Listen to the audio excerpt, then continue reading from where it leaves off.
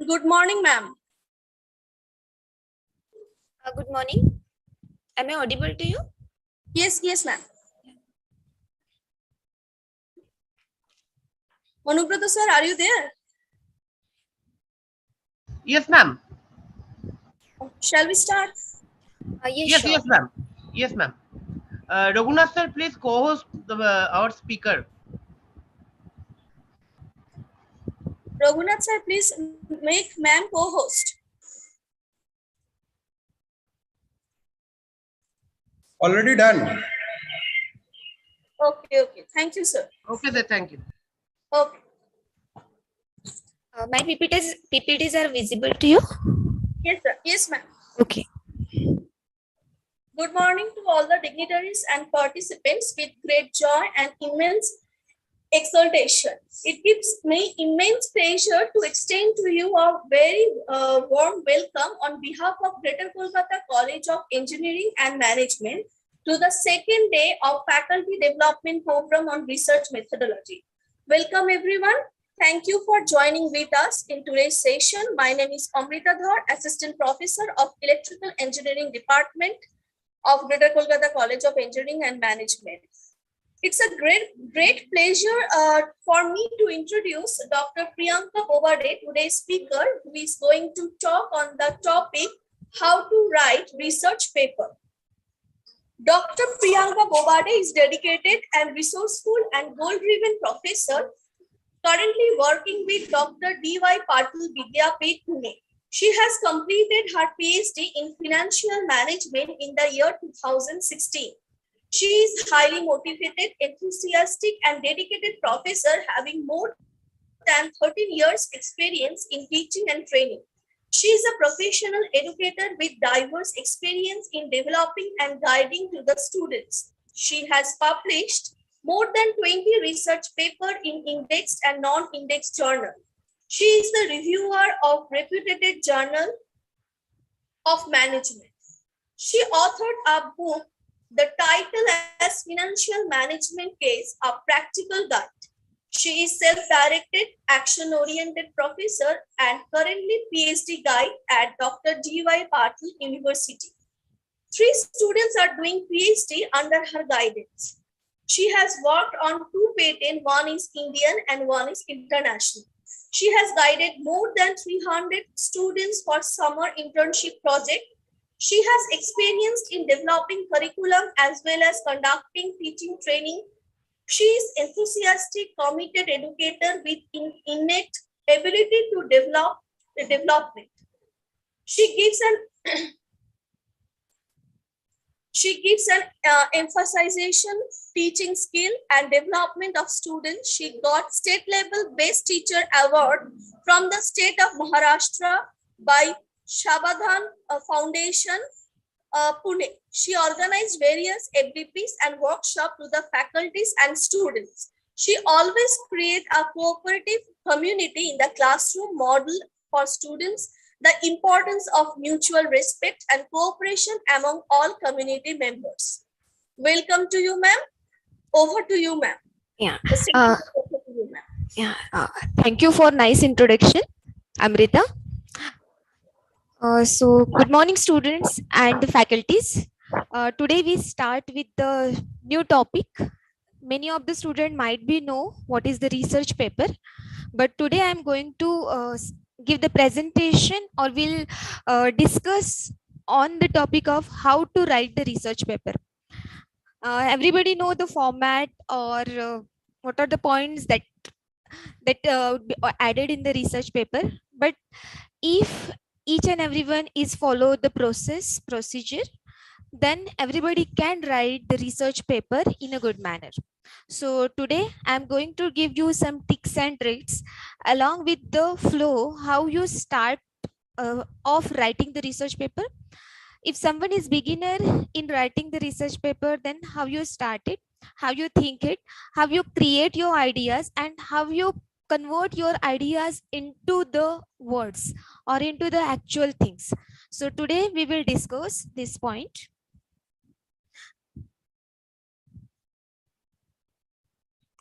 So first we start with the what is the research paper.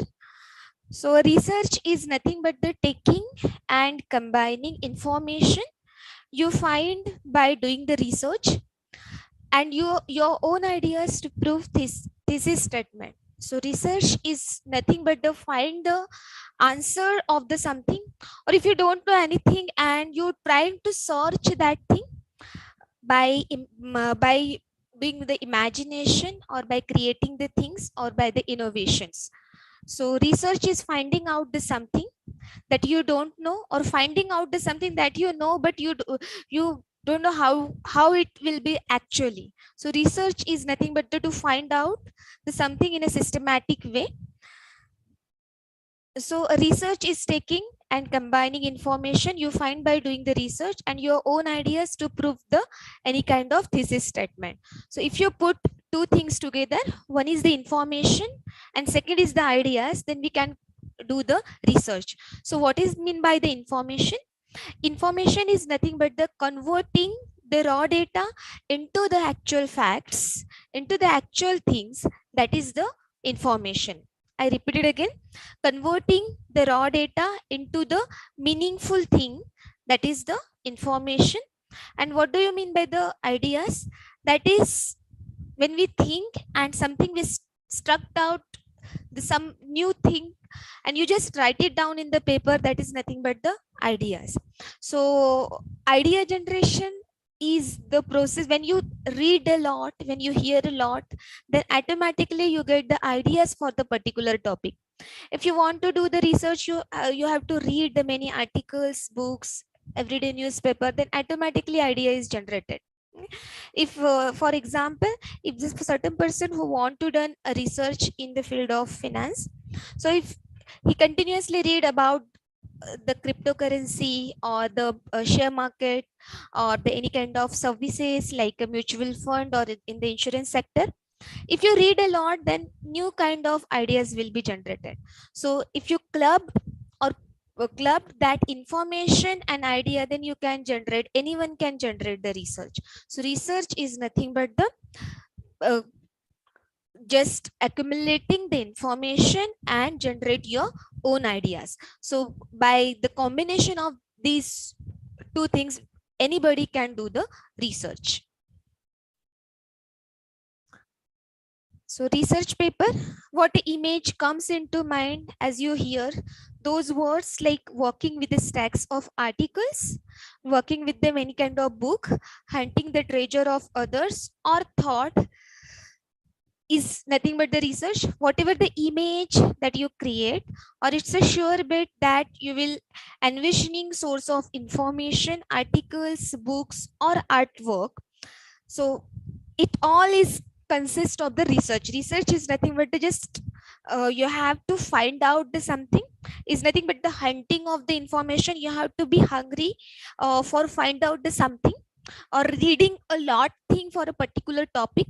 If you are from the specific discipline like HR or the marketing or any kind of, any particular like mechanical or electrical engineering, so you have the knowledge of that and you build that knowledge by reading the things in the same direction through the internet, through the various kind of sources, or through the various kind of articles, newspaper.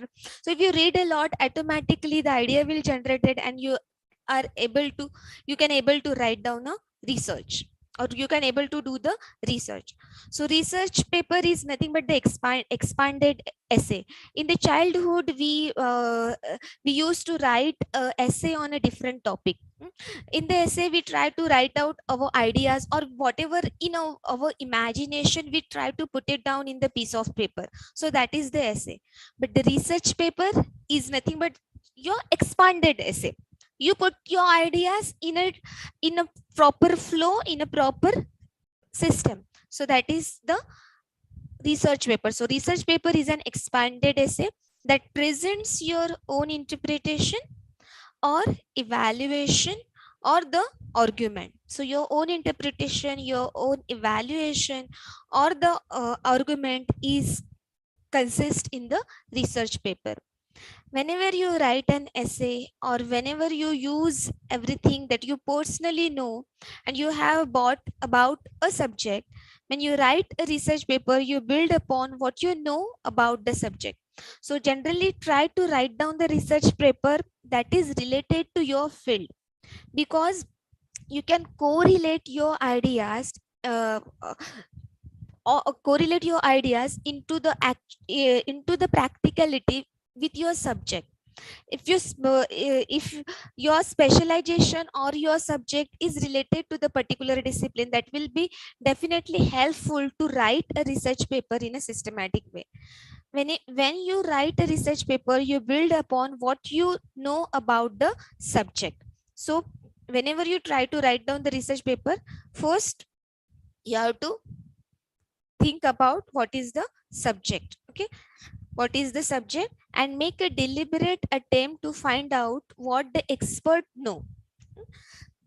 First you need to know about the subject, and second what the expert know. So a research paper involve a surveying a field of knowledge.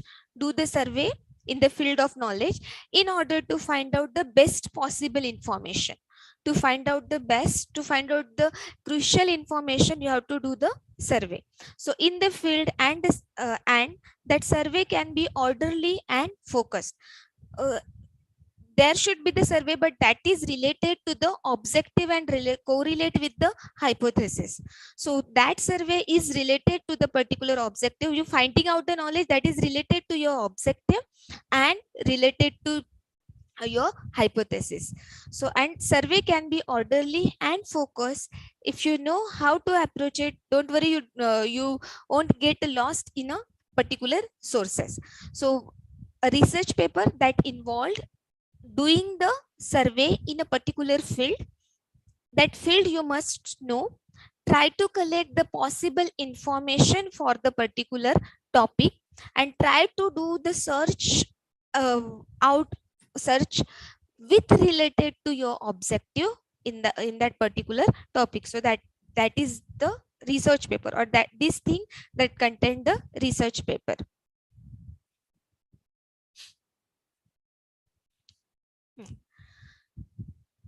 Why do people write a research paper? Yes.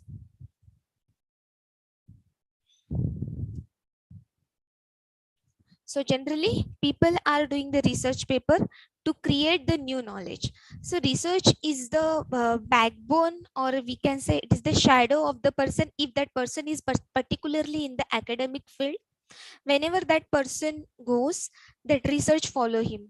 Everybody asks like, how many years of experience do you have, how your teaching and learning process is. But research is such a thing. If you say like, I have the research in a scope, I have published a research paper in a Scopus Index journal, or I have the publication in the Web of Science or the UGC Care, or I have this kind of H index, then automatically the image of that person is changed, because it shows that person is hard worker.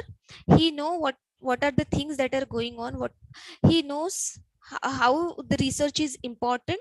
So by the way of research, we can present our personality in front of the interviewer. So research is important for the students also.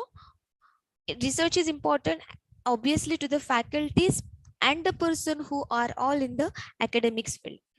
So research paper is showing your personality. It's showing how you are dedicated to your work. So why do the people write the research paper generally? First reason, to create a new knowledge and disseminate it. So learning is the key thing of getting the success. If you want to be successful person, then you have to learn till end of your life. So when you do the research, means you're finding out the something, you are doing the survey, you are putting your efforts to know the something. So by this process, what you are exactly doing, you are creating the knowledge, you are acquiring the new knowledge. So research paper, why the people are writing the research paper? First thing, for getting the new knowledge and spreading that knowledge amongst the society. Generally the research paper, or the people who writes the research paper, that are beneficial to the society. Means they are providing the solution to the people.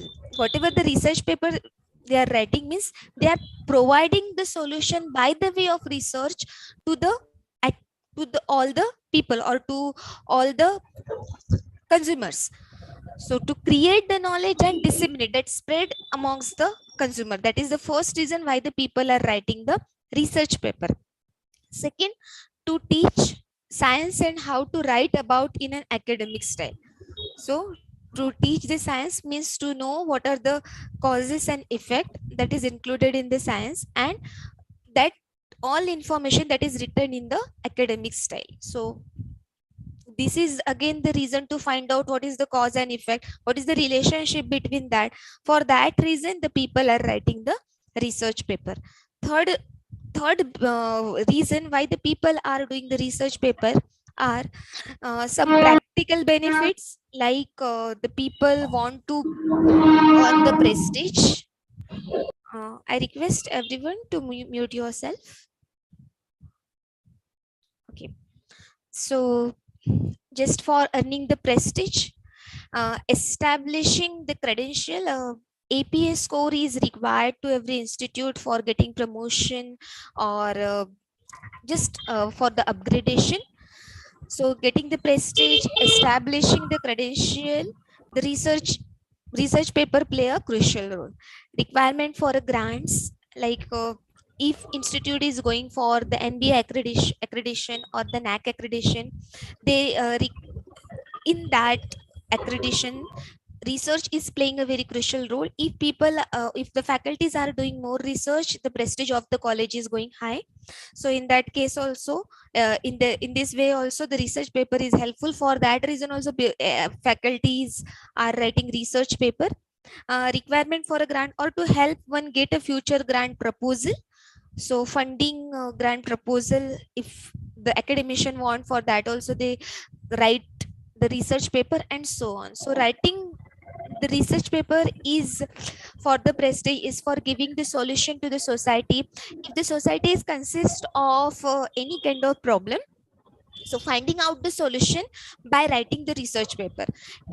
For example here, if in the particular city the people who are not aware about the financial services, so if academician or professor is doing a survey on that community or that particular city, and he find out why the people are not going for the financial services. Financial services, example mutual fund or insurance. So why the people are not going? Is the income is the reason, or people are not aware about the financial services, or they don't have that kind of facility to approach or to getting that financial services? So this could be the reason. And if these are the reason, then what is the solution? So in the research paper, researcher will find out the reason and he will or she will give the solution. So for providing the solution to the community, the research paper is write it down by the professor, by the academician, by the researcher. I request everybody, please mute.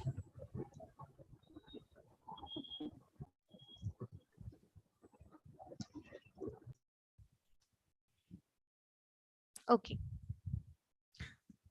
So for creating the knowledge, for just knowing what is the actual reason to know the science.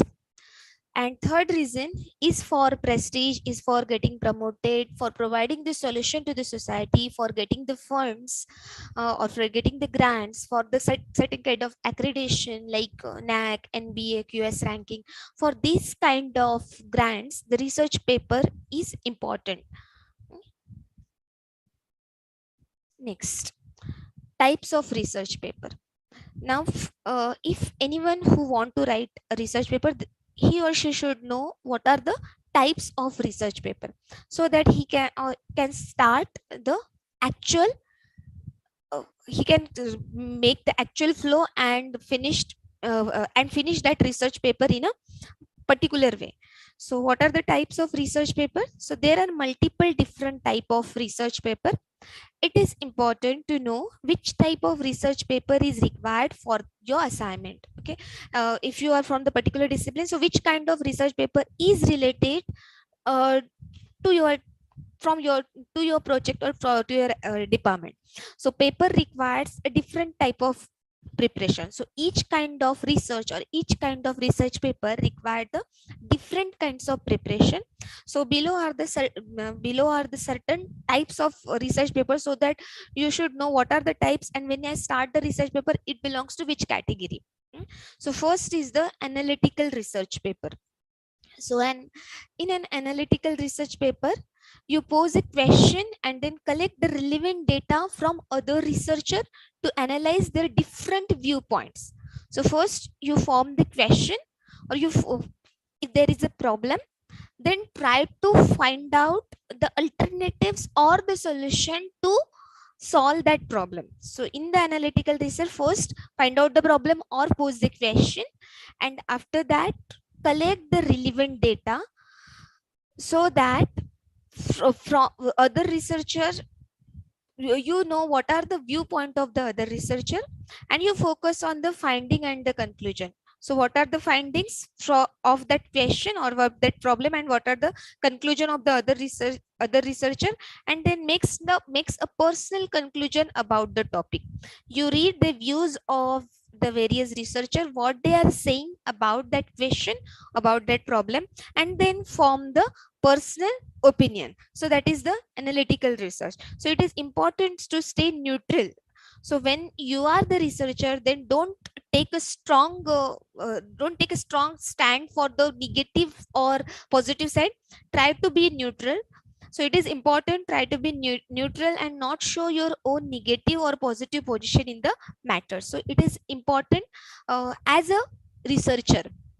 So in the analytical research, for example, the topic is related to the human resource management. Okay, in the organization, the topic is the human resource management. You frame that topic, or you have the question that is related why the people are not joining the education industry.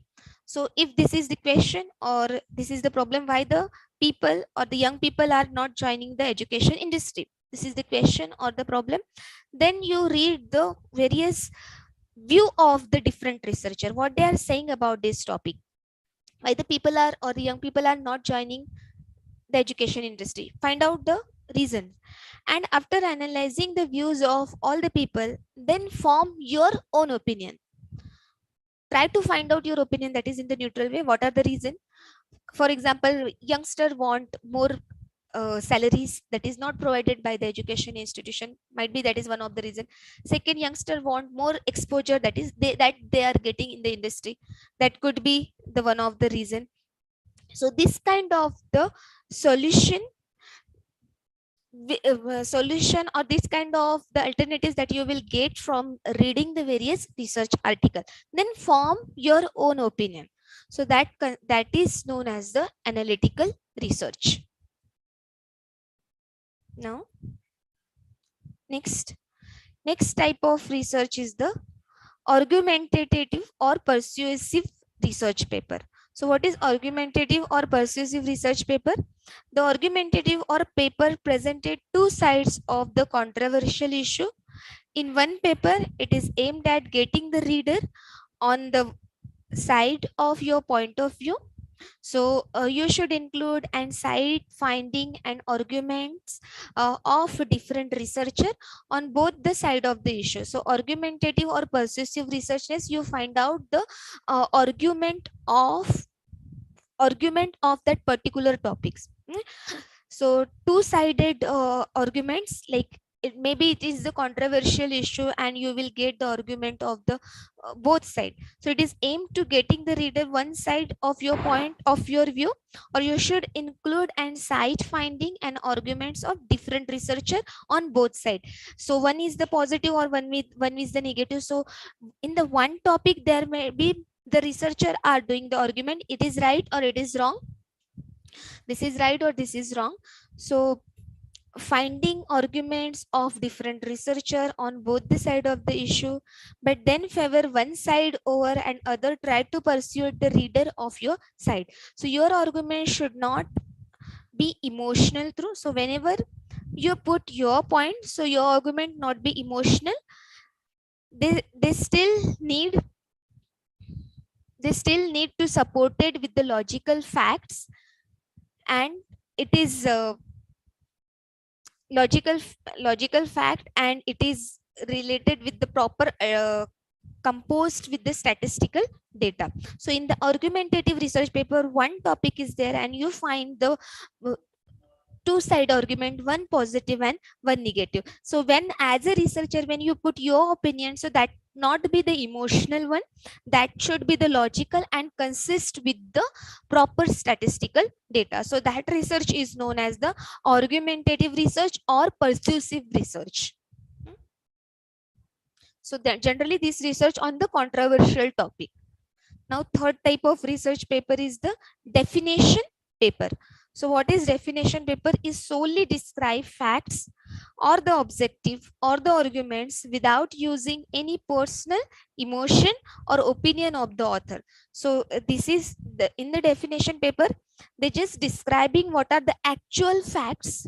They are not asked you or in the definition paper you don't have to write your personal emotion, you don't have to express your opinion. Its only purpose is to provide the information. So the purpose of the definition paper is to provide the qualitative and the relevant information. You should include facts from various of the sources. So you just collect or you find out there are the various e-sources or the actual magazines or the books. Just take the proper sources and put down that facts in a paper, but leave those facts are unanalyzed. Always try to take a fact that are properly in the analyzed from, that have the properly relevant evidences or the relevant thing. Only put that fact, relevant statistical analysis, that thing only you have to add it. So that is the definition paper. Next is the compare and contrast paper. So what is compare and contrast paper? That are used to analyze the difference between two viewpoints, two authors or the subjects or the stories. So that is the compare and contrast paper. So differentiate between two authors, two viewpoints or the two subjects or the two different stories. So make sure to sufficiently describe both sides in the paper and then move on to comparing and contrasting both thesis and supporting one. Okay? So compare and contrast and then you write down your own opinion. So that is the compare and contrast paper.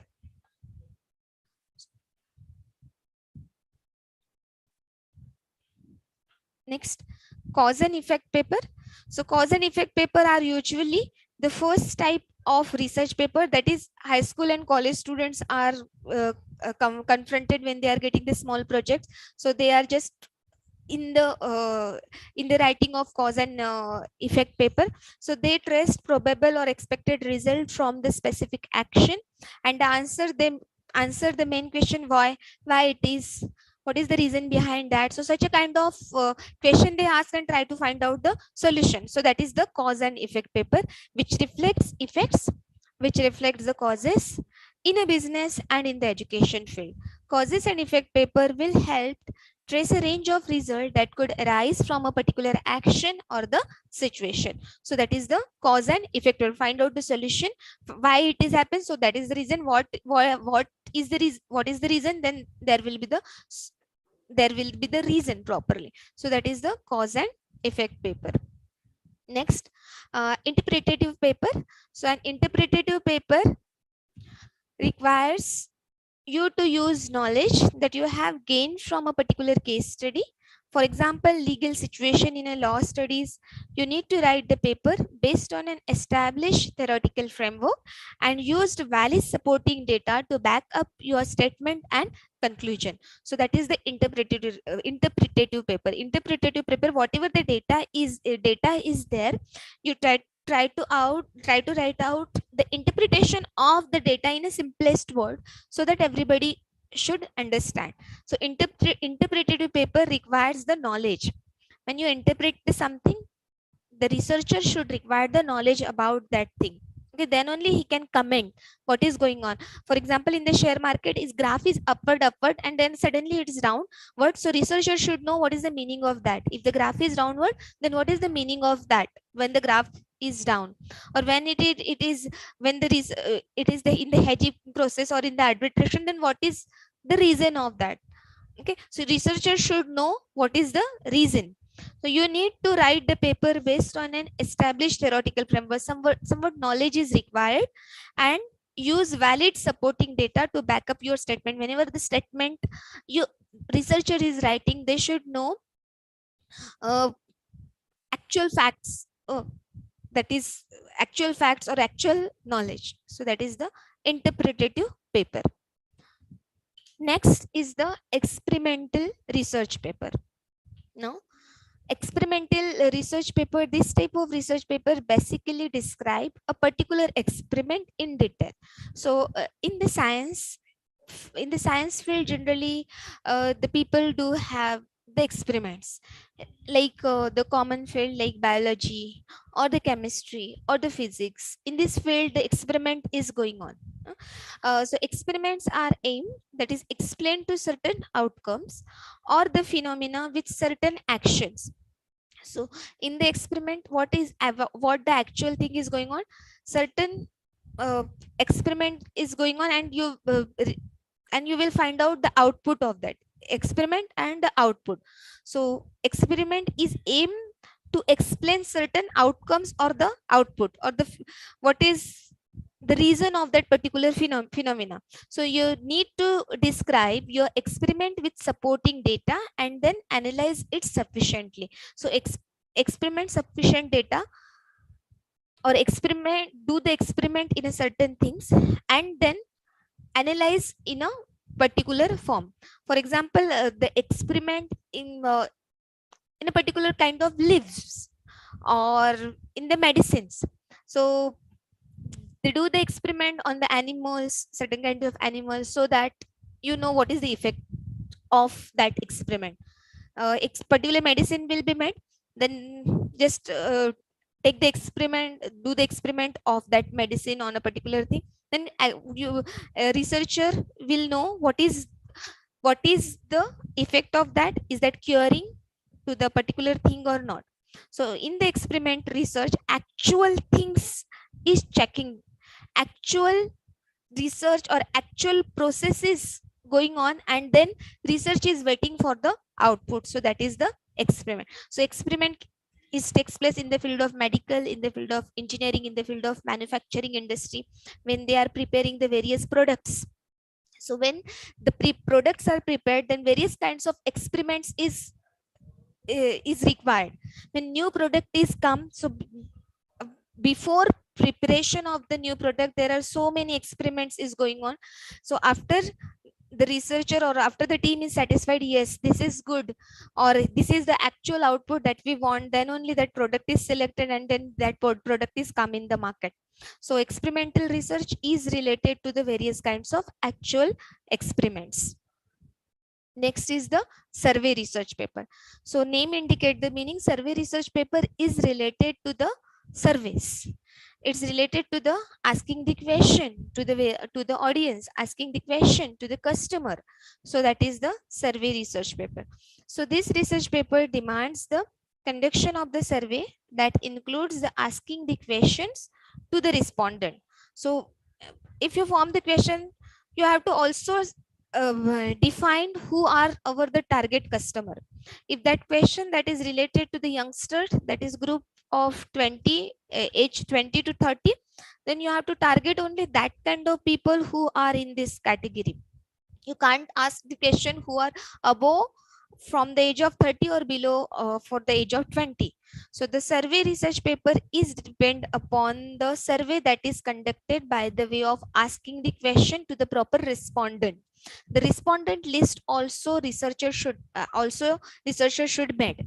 So the conductor of the survey then collects all the information from the survey and to analyze it's to present in the research paper.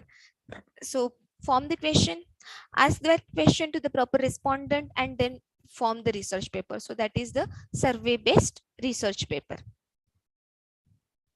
Now, getting your paper published. These all are the type that we discussed. I just revised it so that when you start the research paper, you should know what type of research paper you are writing. So first, we discussed the analytical research paper, that is related to the reading the different viewpoint and putting your viewpoint in a neutral way. Second is the argumentative or persuasive research paper, that is related to the one controversial issues, and you are listening or you are reading the arguments of the two authors, and the argument should not be emotional. Third is the definition research paper, that is related to the actual facts or the objective arguments. Number fourth is the compare and contrast research paper. Here the comparison between the two authors, two subjects and the stories takes place in the compare and contrast research paper. Causes and effect research paper, that is related to the what is the cause and what is the effect of that. So the question that is generally why it is, what it is, the solution of that is getting to the causes and effect research paper. Next is the interpretative paper. For the writing the interpretative paper, you should have the knowledge of that particular thing. I have given the example of the share market. If the graph is goes up, then you should know what is the meaning of that. So in the interpretative research paper, you should have the proper background. You should have the proper knowledge of that particular thing. Then only you can give the interpretation, because your interpretation would be read by the many readers. And if you're writing something, means it gets the you are writing your viewpoint by just studying that thing. So in the interpretative research paper, you should have the knowledge of that particular thing. Experimental research paper takes place generally in the medical or engineering field. So like medical biology, chemistry, physics, you actually do the experiment and you will get the output. So that is the experimental research paper. Then survey research paper. Survey research paper, that is related for first form the question and then decide who are the respondent. So based on your respondent, find out float your questions to the respondent and then do the research. So that is the survey research paper. Now, so these are the types. So when you start writing the research paper, decide in which category your research paper is, and then start the research paper according to that. Okay, if someone asks you what kind of research paper you are writing or you have written, so your answer, I have written the analytical research paper, I have written the experimental research paper. So this, if you give this kind of answer, that person judge you, yes, this is the really researcher, he knows about the research, he knows about how the actual research paper is. So it represents your knowledge. So you should know all these types. Now, next important thing, getting your paper published. Okay, so in this PPT, I have taken the 86 sample size 86. So I go through the 86 people and how your paper get published. So first, I have taken, I told you that is 80, I collected the sample of 86 people. So submission is 100%.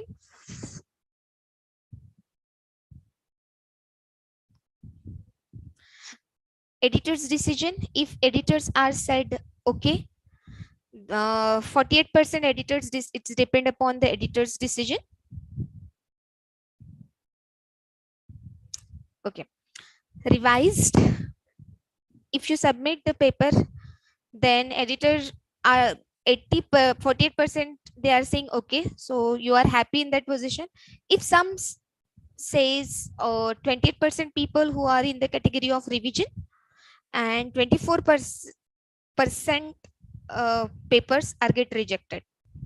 So when you submit it, you get the okay mark from the editor. Then the paper goes for the first review. This is the first review. 66%.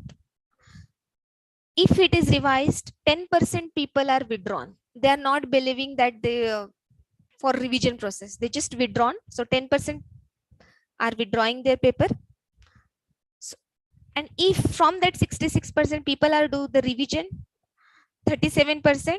So 30 from that 37%, 31% papers are okay. And from that 6% again withdraw their paper. From that 31%, 26% people are say, they get the review okay, and 3% are revised. From that 2% get paper get rejected. From that 29%, 29% research paper get published. Okay, so it is very low. You very less papers are get published in the journals, because this is the process. The people who are self-motivated, the people who are more dedicated, they are continuously in the research work. If they get the remark from the editor like you revised, then they are accepted positively and they work on that. But many of the people are withdrawn their paper if they get the remark as a revised. And the people who are get the remark as a rejected, they just sit at home and do nothing. But this is actually not the thing. If your paper is rejected, so no need to worry. Find out the way, find out the why your paper get rejected. What is the reason behind that? Okay, so find out why the paper is rejected. Rework on your paper. Okay, there are certain things that if you can work, and the paper that are rejected, you just find out why it is rejected. What are the additional thing I have to add it in that? Is data is required, or some logical connection is required in between the paper? So find out the reason and rework on your paper. Target a different venue. If you are giving to ABCD, one of the example ABC journal, then find out another journal. So target a different venue. Don't go again in that journal. Find out the another journal, target a different venue, and resubmit soon. So if you do this thing, then the paper that are rejected, same paper, by the addition or by the improvement from your side, that paper might get selected in another journal. So don't be upset when your paper is rejected. Just work on your paper. Try to find out what are the loopholes, what are the lacunas, and restructure that paper and give it to the another journal. So your time, your efforts, your money, all will be saved. Content generation is not an easy task. It requires a lots of reading. It requires a lots of patience. So whenever you're writing your own ideas, you know what kind of efforts you have taken. So if the paper is rejected, don't get demotivated. Try to improvise the thing and try to target the different journal or different venue. Definitely you will get success for publishing the paper. Now, after submission. So after submission, what you have to do? Just if asked for a revision, yeah, you have to celebrate, because revision means you just have to do the certain things, certain improvement in existing paper. Okay, generally the logical linking or the certain data that they ask that you have to add in, or in the bibliography they said you have to follow the APA style, or the format they are shared. Certain research paper are not in the format that the journal are prescribed, or the certain research paper that are not whatever the topic are there, that are not actually follow the topic or not follow the objective. So if there are certain minor revision are there, then that follow it. Okay? If asked for a revision, celebrate, try to do the revision. Revision means the journal is interested. They are not rejected your paper. Revision is nothing but the journal is interested in your research paper. So address all reviewers. concerns, whatever the points they are giving A, B, C, D, 1, 2, 3, 4, just follow all the comments and try to update that. Don't take it personally, because reviewer don't know who are you. So don't take it personally, take it professionally. Whatever the queries they are raised, try to solve it. Okay?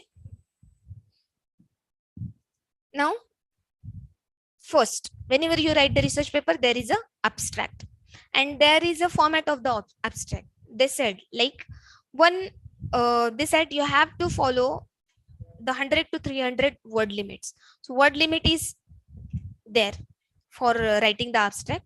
Then they said structure is required, like title should be covered, objective should be covered, your analysis part in the precise way it will be covered, finding should be covered, and conclusion should be covered. So the structure that you have to follow in abstract, it should be precise, it should be clear, it should be interesting, and avoid generic statement in the abstract. Like generic statement, examples of the generic statements are the result we be discussed. This is the generic statement. Don't write it.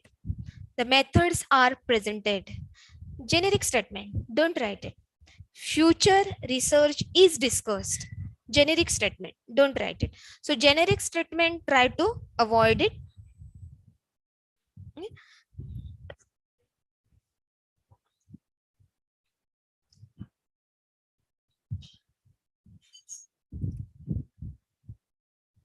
So imagine it's all you will have to say. To start with the conversation with the readers, and you have to think about how we write the abstract. So follow 4 C's in abstract. First is the complete. That is, it covers the major part of the project. Your abstract should be complete. 4 C's you have to follow in writing the abstract. Okay. First, abstract should be complete. Second, it should be concise, like it is focused and provide the clear information on the topic. Third, it is the clear, it is readable, it is well organized, and not too jargon and Latin. Don't write too much jargon in the abstract. And it is cohesive, so it flows smoothly between the parts. So these 4 things you have to follow while writing the abstract. I repeat it again. First, the abstract should be complete. It should be concise. Complete means it covers the major part of your project. It's concise means it is focused and provide the clear information about the topic. It is clear, that is, it is readable. Whoever is the reader, it should be readable. Well organized, it not be don't write too much jargon in the abstract. Cohesive, it flows smoothly between the parts. And avoid generic statement that we discussed, like result will be discussed or the methods are presented future. So don't write such a kind of generic statement. It should be the precise. Okay. Next, when you are the editors, imagine that you are the editor, and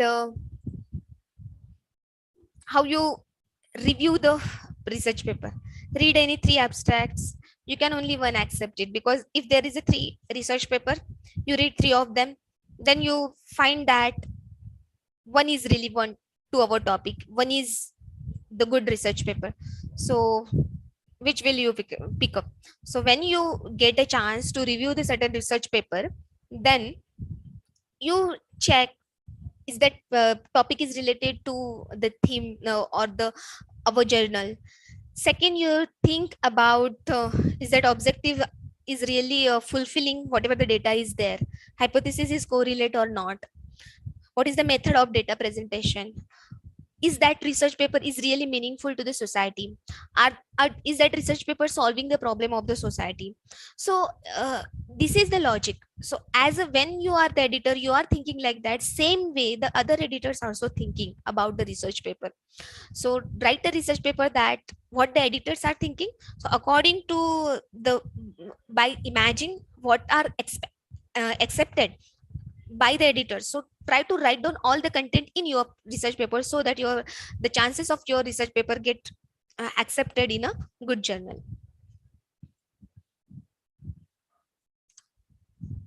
Abstract. So we are discussing about the abstract. We discussed the 4 things about the abstract. What 4 things that should have in the abstract? First thing I repeated again, is the abstract should be completed. It takes the major parts of your project. It's coincide. Means it should be focused. It should be clear, that is readable, and last one is the cohesive. Okay, these 4 things, 4 C's you have to remember while writing the abstract.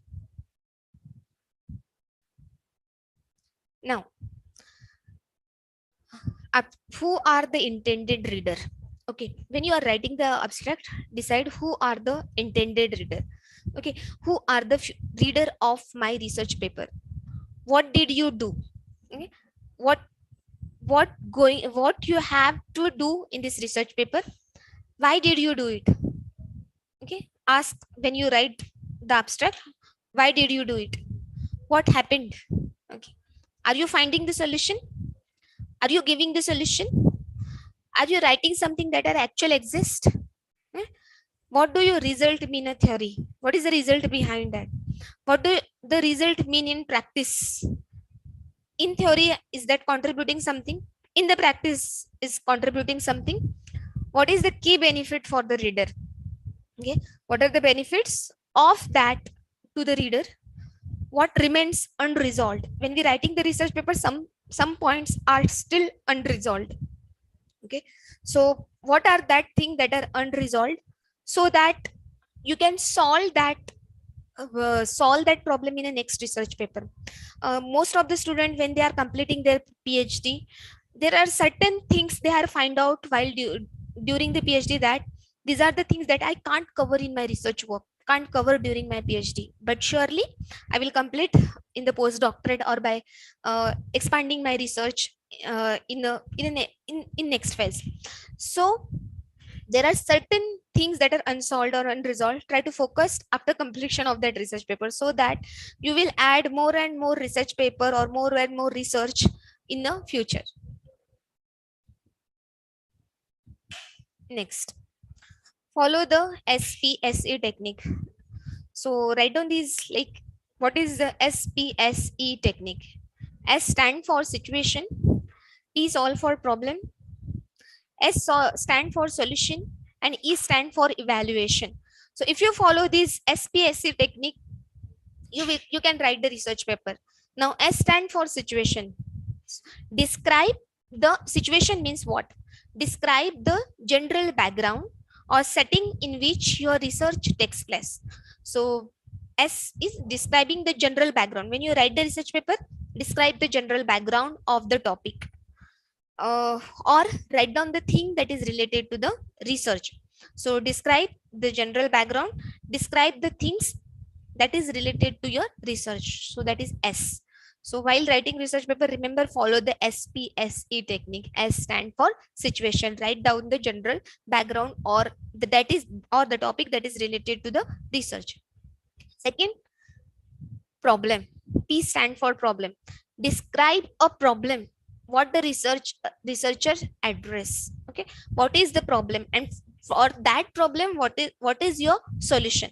So describe the problem. First, describe the situation. Second, describe the problem. Third, solution. Third, S stand for solution. So what did you do or try to address this problem? Okay. What did you do or try to address this problem? Whatever the problem you find out, what action or what alternative you find out to solve that problem. Last one is the evaluation. So how did you evaluate the proposed solution and what were the result? Okay, what is the proposed solution and what is the result of that? If you follow this SPSE technique, then you can able to write down the research paper. Okay, so situation, first write down the general background, then define the problem, try to find out the alternatives, that is the solution, and then evaluate. Okay, what is the result? I tell you, there are the certain unsolved thing. Try to put out that unsolved thing in your next research. Okay, so that will be helpful to increase the more and more research paper in a future. So follow this SPSE technique. Okay, situation, problem, solution, and evaluation.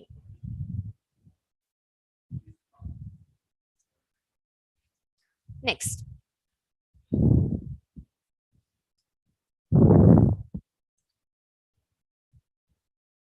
So till that point, I told you what are the types of research paper that you have to remember that represent your knowledge.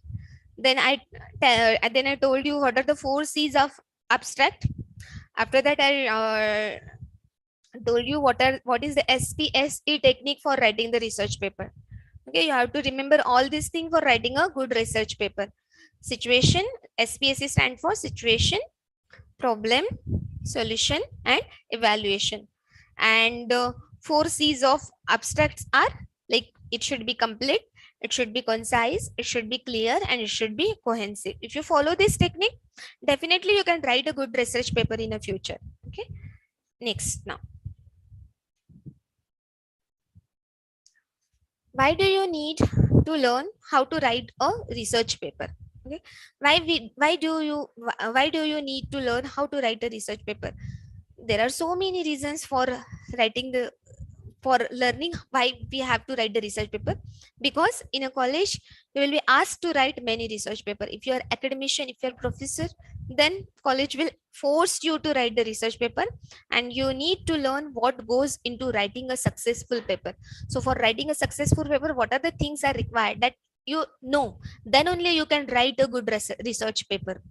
You should know the technique that I told you, like abstract, which things are required, which technique you follow to write a good research paper, decide the category of the paper.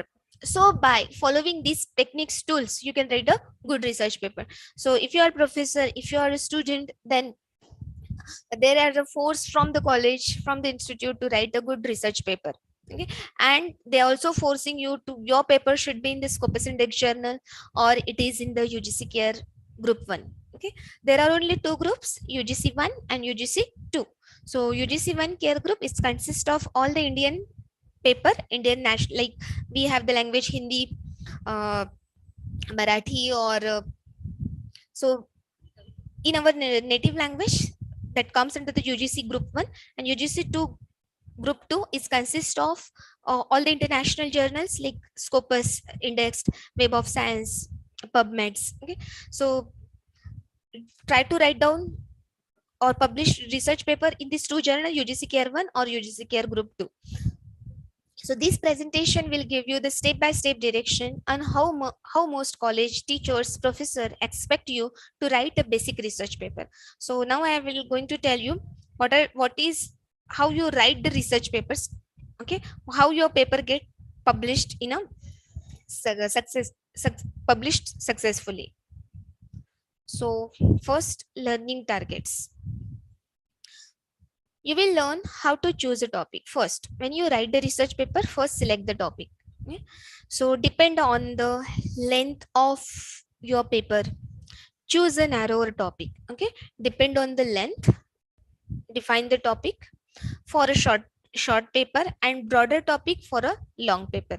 If paper is short, then select narrow topic. If paper is lengthwise you want to bigger, then take a broader topic. Okay? Generally for the when the students are writing the thesis, PhD work, it needs a broader topic because you have to show the longer research in that. When you are writing a research paper, or it has a word limit, then you have to take a shorter topic because there is a word limit, there is a geographical barriers. Okay? There are so many barriers are there. So in that case, you have to take a shorter topic. So how to choose the topic? Depend upon your paper, length of the paper. You want to lengthen your paper, then take a broader topic. If you want to shorten, then take a shorter topic or narrower topic. Okay? You will learn how to write a thesis statement. Okay, if there is a PhD student, then how they write the thesis statement.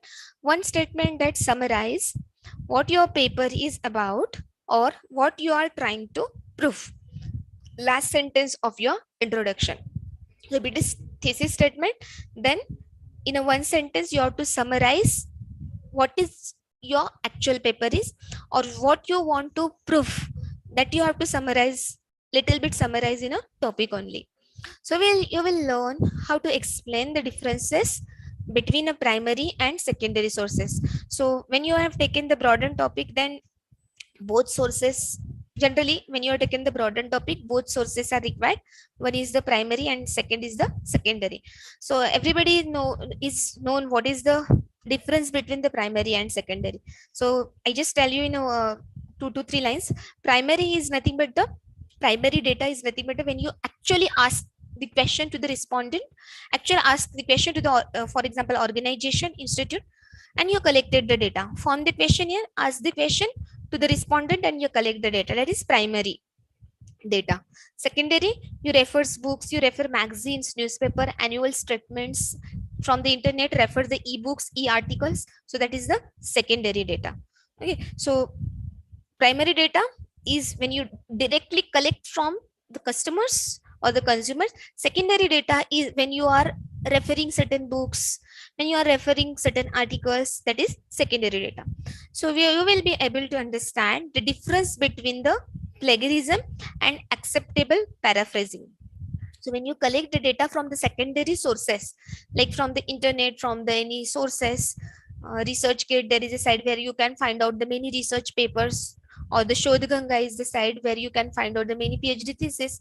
When you collect this the data from this kind of site, then you have to do the paraphrasing of that. You can't take directly copy and paste from that sources. Don't do it that. Okay, so you will be able to learn how to edit your paper and make necessary changes. You have to edit it, you have to paraphrase that sentence, paraphrase whatever the data you have taken in, and write down the proper sources.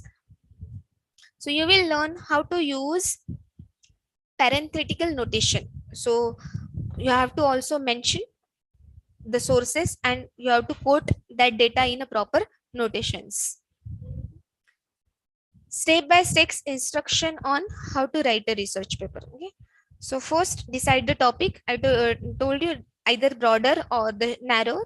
Decide the topic, then form the hypothesis or the introductory statement. Form the hypothesis of your topic or the introductory statement of your topic. The outline research process. Okay, form the outline or from the research process. Then select and analyzing the sources and selecting the website. So from the data that you are going to collect, find out the sources, select the particular website. Compiling information on index card or in a Microsoft Word. Compile that all information in a in your notes. Compile or in your file, compile all that information either in the written format or use the tool like Microsoft Word. That is very much beneficial to store the notes, writing the data. Whenever whatever the ideas that are come in your mind, you can put it down and you can just sort it out. Okay, after that, do the plagiarizing or paraphrasing and direct quoting. You can quote directly, but you have to give the sources. After that, bibliography and proper format.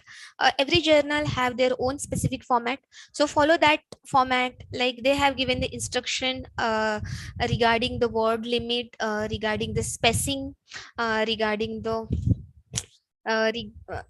regarding the length and formatting. They have given the format, so just follow that. Proofreading the cover page. Proofreading is very much essential. Use the various tools like rubric. Try to use the tool like a rubric. You should also have a note-taking handouts whenever you write the research paper. Try to write down the notes, handouts. As we go through the assignment or the take notes or write down any questions that you have when you are doing the research, write down the questions.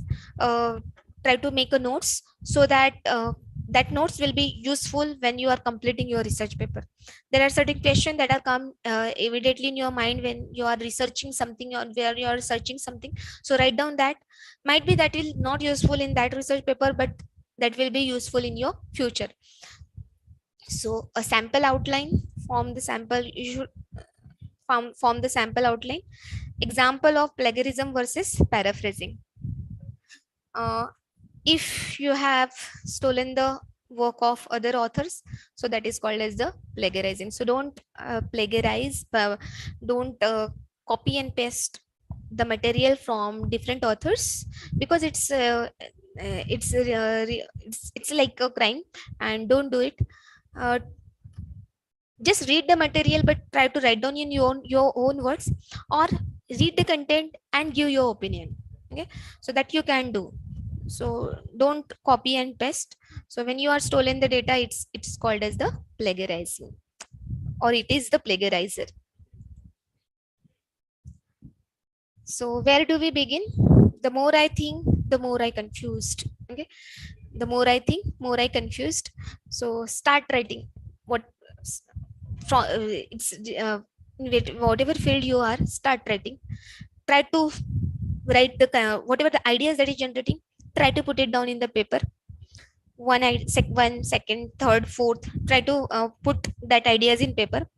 You find number fourth idea is really give me the good output, or it will be I can write, or I can do the certain research on that particular thing, then definitely you can do it. Okay, so just put it down, don't stop. When you whatever the ideas that is come in your mind and you write it down in the paper, then only it will start. If you think, yes, I will write the paper after 8 days, yes, I will write the paper after a month, yes, I will write the paper after a 2 month, or you decide the particular month like June, July, my academic year start in the year of July, then only I write. So it never will happen. Start writing from today. Try to whatever the things in your mind, try to put it down in the paper. So how to start and complete a research paper? How we start and complete that research paper? So you are re-entry student, or and it's been 14 years since you have written a paper.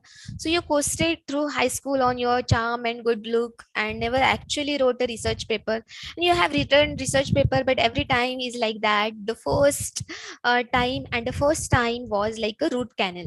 So how do you start?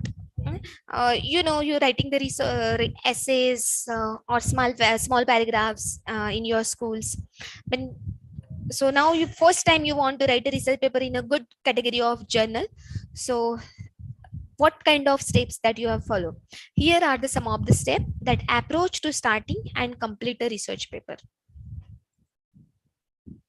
So first, I already told you, but here I am giving you the proper description of each and every point. Okay, so first, choosing a topic, reading a keep record, form a thesis, create a mind map or outline, read it again and again, rethink on your thesis, draft the body, revise the things at the beginning and the end, and proofread and edit. Okay? Proofreading is essential. Now first, choosing a topic. How you choose the topic? Two kinds of, broader or narrower. Okay, depends upon the length of the research paper. Broader or narrower depends upon the length of the research paper. Okay, so how you choose the topic? First, on the basis of your interest. Second, on the availability of the information, and your focused. Okay? So your job will be more pleasant, and you will be more apt to retain the information if you choose a topic that holds your interest. If you are from the engineering department, so choose the topic that is relevant to your interest and relevant to your area. Even if a general topic is assigned, like write about the impact of GMO crops on world food supply, as much as possible find an approach that suits your interest. If you are really interested in such a kind of topic like crops or the world food supply, so if you have interest, then you can start it. Okay, so choose the topic that is correlate with your interest, that for that topic you have the abundant information and you can focus. So your topic should be one on which you can find adequate information. So the topic should be that that is available lots of information on the internet, on the books, in the article, in the magazines. So you might need to go some preliminary research to determine this. So when you choose the topic, then do the certain preliminary research. So go to the reader's guide to periodical literature in the reference section of your library, or to electronic database such as ProQuest or Wilson Web, and search for the topic. Mendeley's, ProQuest, these are the e-resources that are easily available. For that, you can find, is there any research that are carried out on the particular topic. Shodh Ganga, Shodh Sindhu, these are the certain sites where you can get the abundant amount of research in all the fields. But college library reference are more happy to assist you, or stage of your research. Scan the results, see how much information has been published, and what kind of different things that you have to going to do on your research. So find out that. So choose topic according to your interest, availability of the information. There are the certain kind of sources like free sources, Ibisco host, National Library. There are the ProQuest, JGate. These are the e-resources where you get the abundant amount of information on all the fields of research. Okay, so go through that sources. I repeat it again. If you don't know, JGate, ProQuest, Ibisco host, National Library. Okay. So example for the topic decision: too broad. If the length of the paper is long, then too broad topic like childhood disease. Too broad. Again, example, eating disorders. Focused topic, juvenile diabetes. Juvenile means the students or the children's juvenile diabetes. Again, focus. Anorexia nervosa. Okay, so these are the focus topic. Too broad, eating disorders. There are too many disorders of the eating. So you can write down abundant amount, or you can write down lots of information on this topic. If your topic is focused like juvenile diabetes, you have to focus on the only children group. Okay, and children and the diabetes, only this group you are focused, children and the diabetes. So in the focused, the length will become the shorter. In the research paper, in the broader research paper, length is little bit high, and you can do the more amount of research. So the students who are doing PhD, they require the broader kind of topic. Once you have decided on a topic and determine that enough information is available, you are ready to process. Once you determine the topic and information is available, then you process. At this point, however, if you are having the difficulty in finding adequate quality information, stop wasting your time, find another topic. Sometime you started, you find this is a unique idea, I want to do the research on this topic, I want to find out the solution on that, and after a month you find out, oh my god, there is no information on this topic, how can I do it? So don't waste your time, just switch, just find another topic. Okay, because you know now there is no information and still you want to do the research, it's completely waste of time and you will get nothing from that. So switch the topics and start to work on a new topic. Second, okay, so first we do choose the topic, broader, narrower, focused to broad. Okay, use the sources, ProQuest, JGate, National Library, Ibisco host. Second one, preliminary reading and record keeping. So preliminary reading and record keeping. So gather some index card.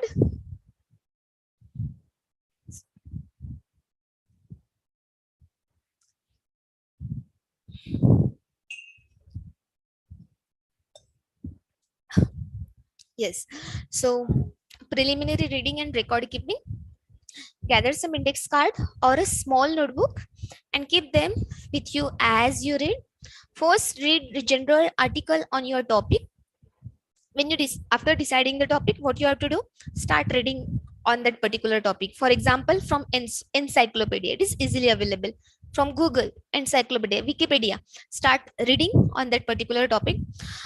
On an index card or in a notebook, record the author, article, or a book title. If you have a notepad in your computer or in a laptop, try to write down the things, whatever you read it. For example, if you read from the encyclopedia, try to jot down the points, write it down, who is the author, from where you have taken that article, what is the book title.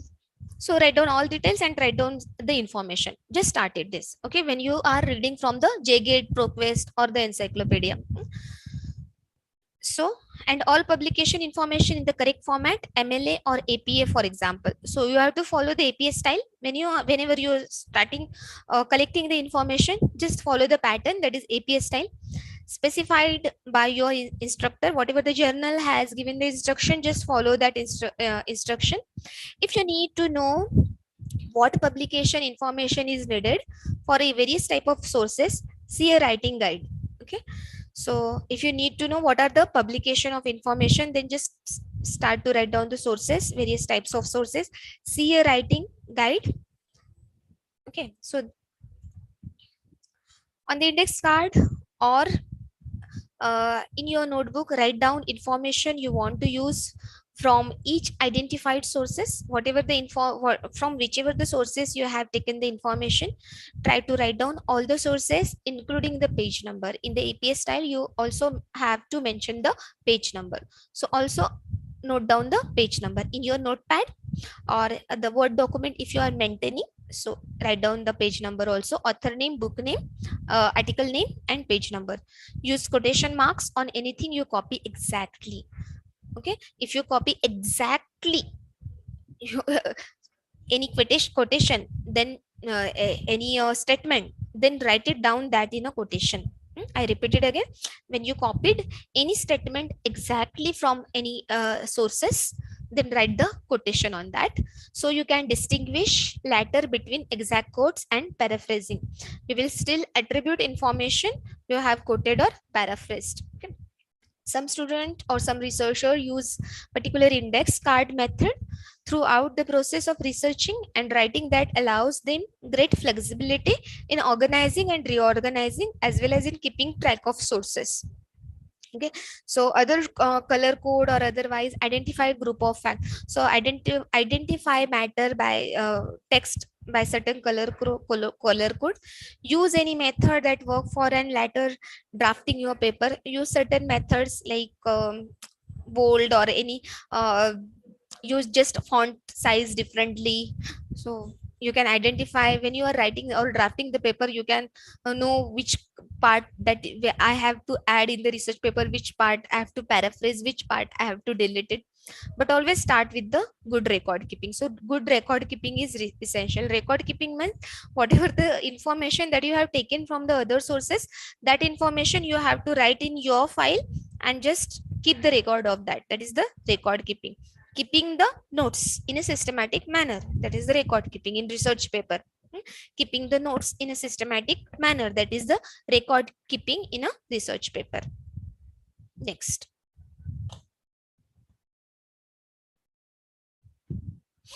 Number third, first choose the topic, second record keeping.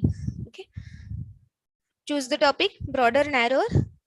Second is your finding the data from the various sites, ProQuest, Ibisco, Hort, JGate. Okay, make the record of all the content that you have taken from the various sources. Now point number third, organizing mind map or outline. So based on your primarily reading, draw a working mind map or outline. Draw the working mind map or outline. Include any important, interesting, or provocating points. So write down important, interesting, or the points that are eye-catch. Include your own ideas about the topic. Definitely, if you are taking the topic from your interest area, then your ideas will be unique, or your ideas, write down your ideas in a different way so that user can find the interest in your research article. A mind map is less linear and may even include the questions you want to find answers to. So mind map is little bit less linear, and it gives you the answer of many questions. Use the method that work best for you. Use the any method that you find it is a good for me. The object is simply to group ideas in a logical related group. So when you are following any method, it's just that it is helpful that you can write a good research paper. So you may revise this mind map or outline in any time. So easy method you follow so that you can take the advantage of that. It is much easier to reorganize a paper by crossing out or adding sections to a mind map or outline than it is laboriously start over the writing itself. Okay, so follow any method that suits to you, that's you can easily recognize, you can easily remember. Follow that method. Number fourth point for writing the research paper: first choose the topic, record keeping second one, and third one is just organize or prepare the mind map. Okay, fourth, formulating a thesis, focused and craftsmanship. So formulating a thesis is nothing but the writing well-defined, focus 3 to 5 thesis statement, but be prepared to revise it later. It doesn't mean that whenever you write one statement and that will be rigid for you. Make it flexible, make it change it later according to the situation or as per the data, as per the information that is available to you. So prepare 3 to 4 statement and give the chance to yourself that you would be able to revise it in the later part if it is needed. So take your time crafting this statement into 1 or 2 sentence. Give the proper time to crafting the sentence or in a proper in a 1 or 2 sentences, for it will control the direction and development of your entire paper. So whenever you are writing the ideas or writing the sentence, craft in a good manner so that it will be helpful to you. For more developing thesis statements, see the tips sheet, developing thesis and supporting argument and how structure an essay. So just follow the tips, just follow how we have to write. You because in writing the research paper, you never start first with the findings. You have to give the proper background of the topic. After that, work on research methodology. In that, work on objective, hypothesis, methods of data collection, and then you have to do the data analysis, then findings, then conclusion if you want to write, then limitation, and then the bibliography. So this is the general format of writing the research paper. So we can't change the format like first we write the bibliography, then we write the findings. No. So you always follow the sequence, proper sequence, while writing the research paper. Number 5, researching facts and example. So now begin your heavy duty research. Try the internet, use the electronic database, use the various reference book, use the newspaper articles and books for a balance of sources.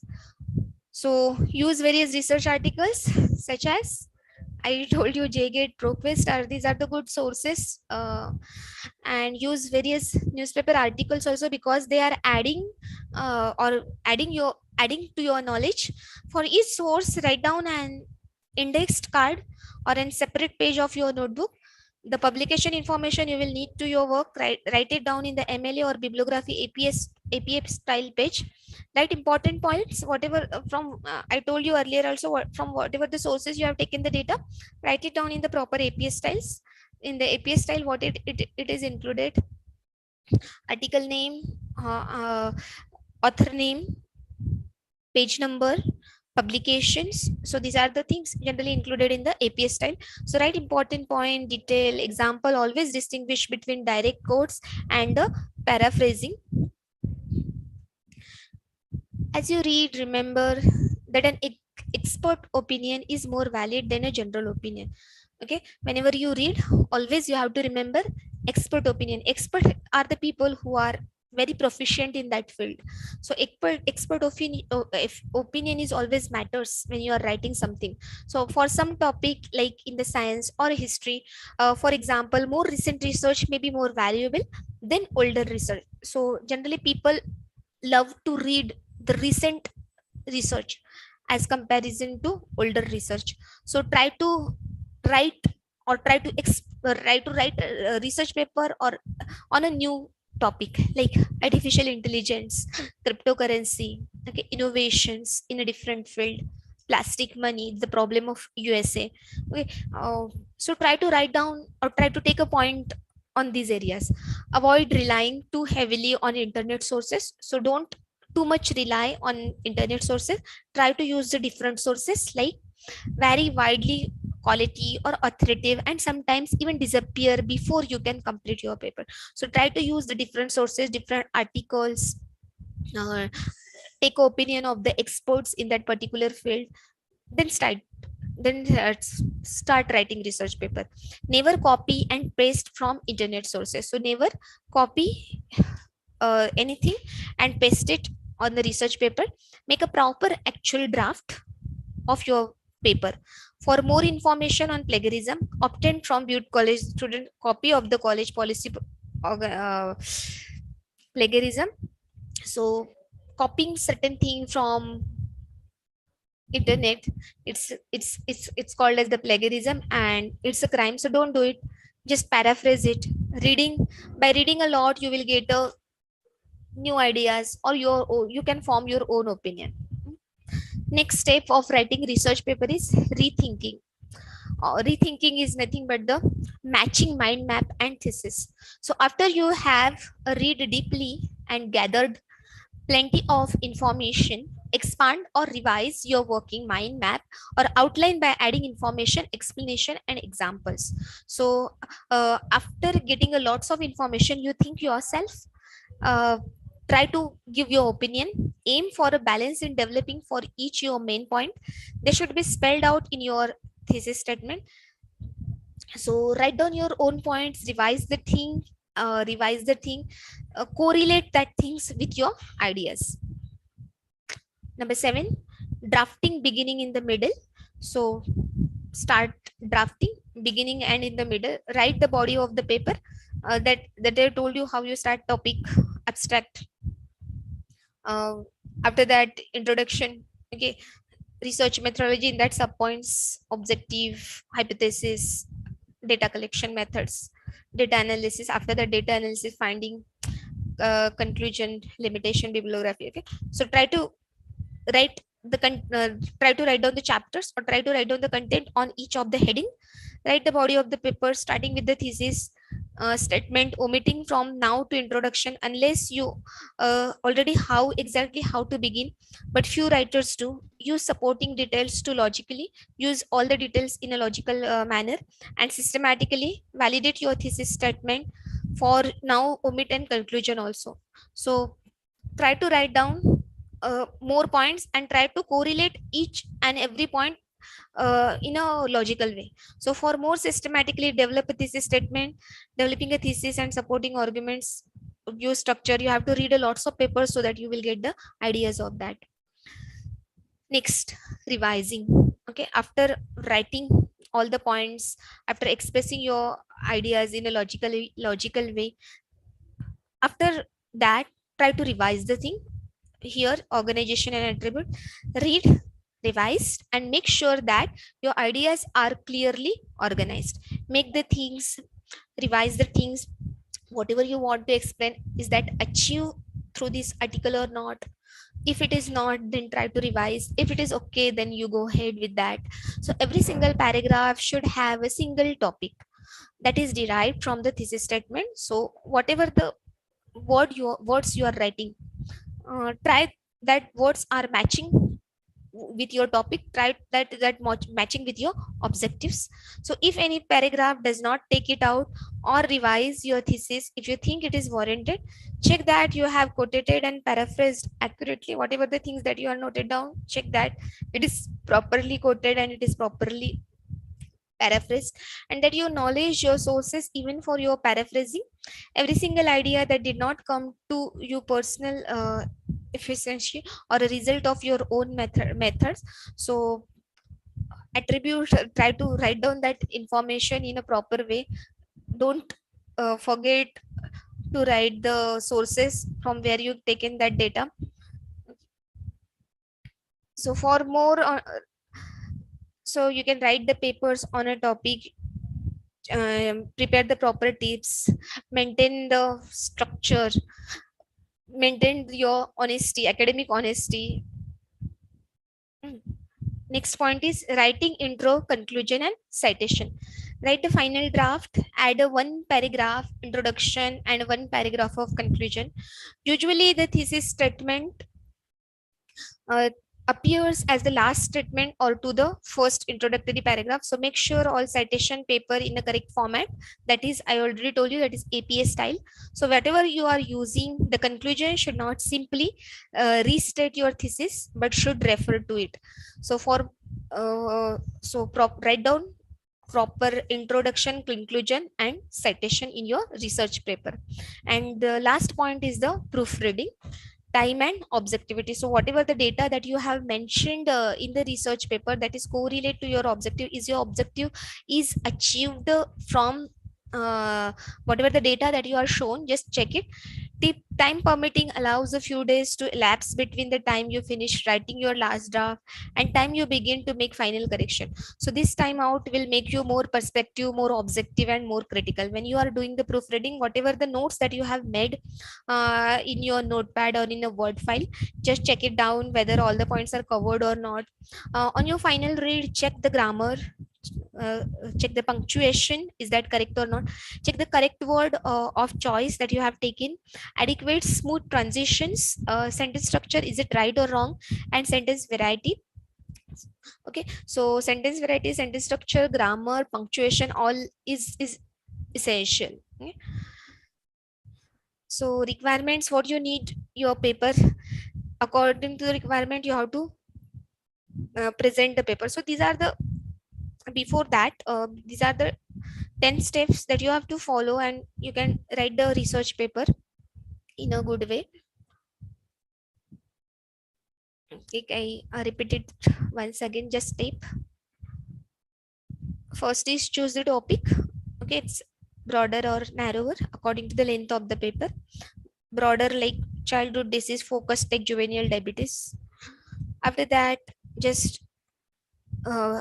read a lot and take a notes, make the proper record keeping of that. Third step is organizing a mind map or outline, formulate the statements, researching facts and example, and write it down in the proper APA or ML style.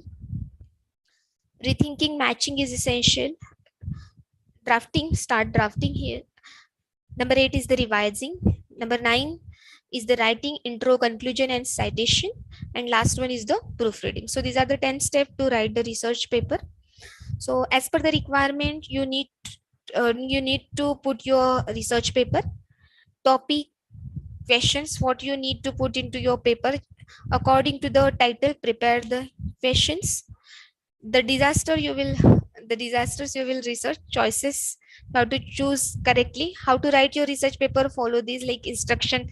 Your outline should be written before you start your paper. Organize your thoughts, creates a plan so that you have you know how the paper will look. Okay, this is a summary. Outline your ideas, write your thoughts, how you want to see your paper, so that you have to mention. Your hypothesis or thesis statement tells the audience that you will explain in your paper what is your hypothesis and what is your title, that tells you what do you want to do, or what is your actually research paper. So it will let the audience know what to expect from the reading your paper. You are required to use a minimum of three sources. You must have at least one book. So in the bibliography section, you have to mention the at least three resources, at least one book, one website, and one encyclopedia online or book format. So this is essential in your bibliography part. So never write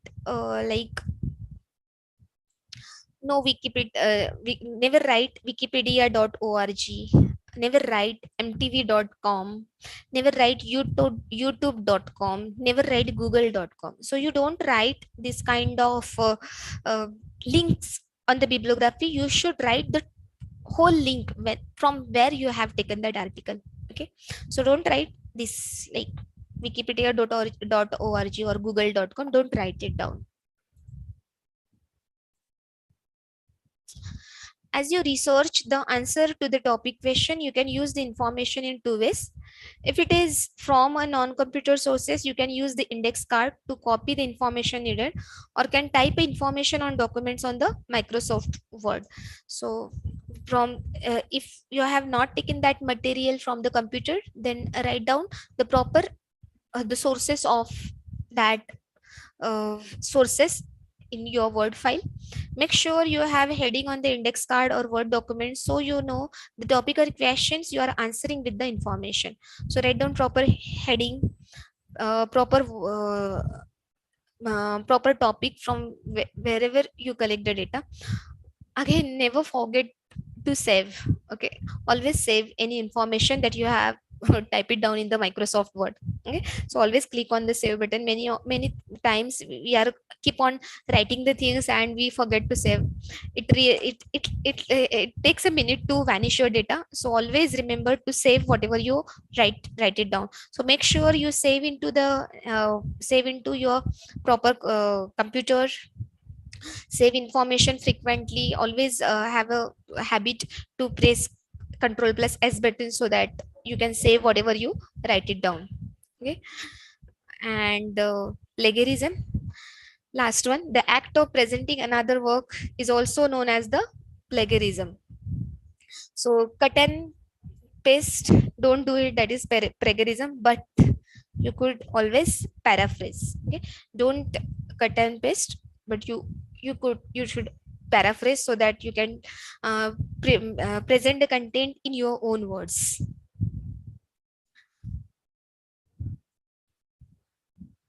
Plagiarism versus paraphrasing samples I have write it down so that you can understand the meaning of what is the difference between plagiarism and paraphrasing.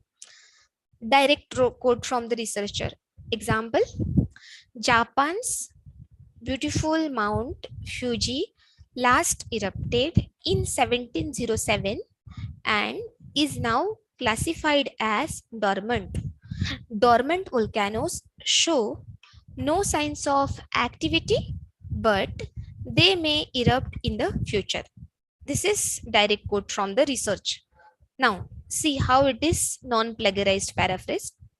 Mount Fuji, the highest mountain in Japan, is actually dormant volcano. Dormant means that is not active.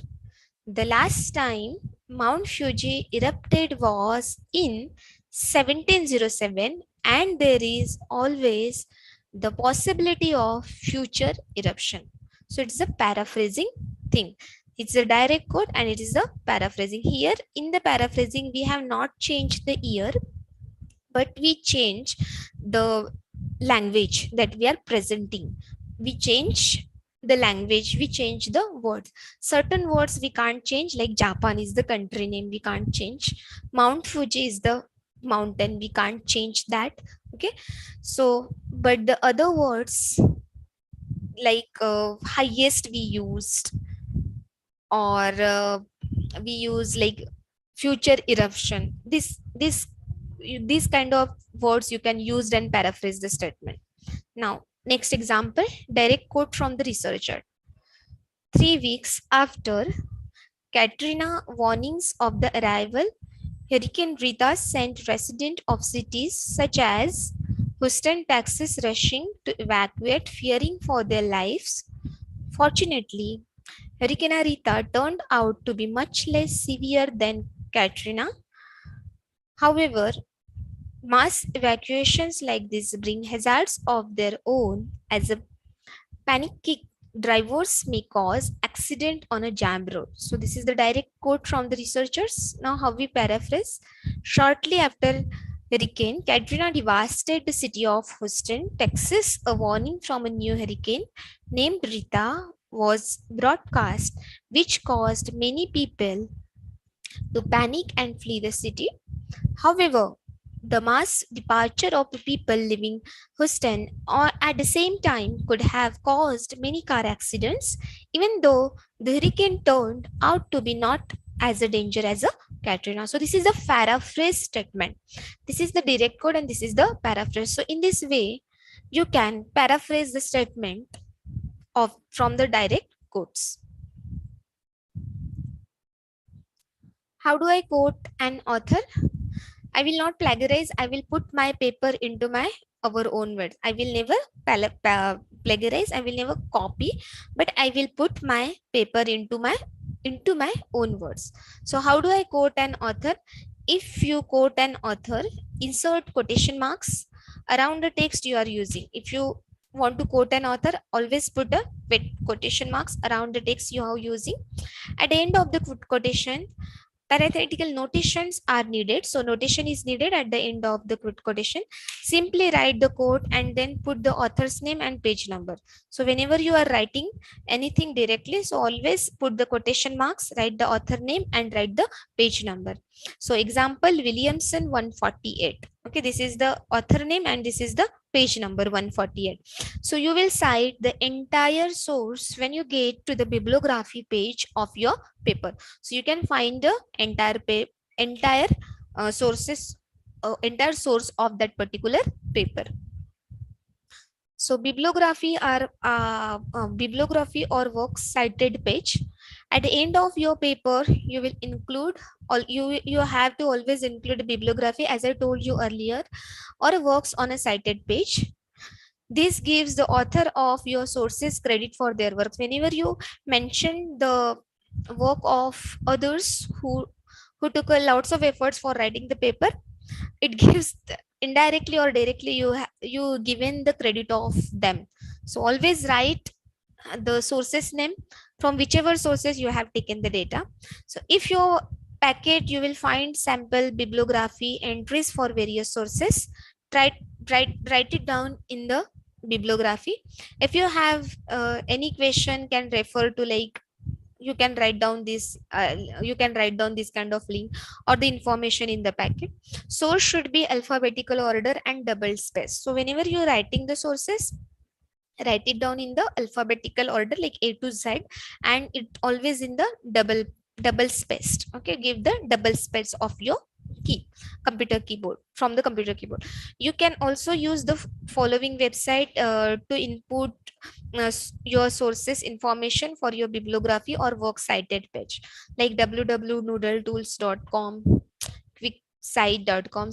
Such a kind of website you can mention.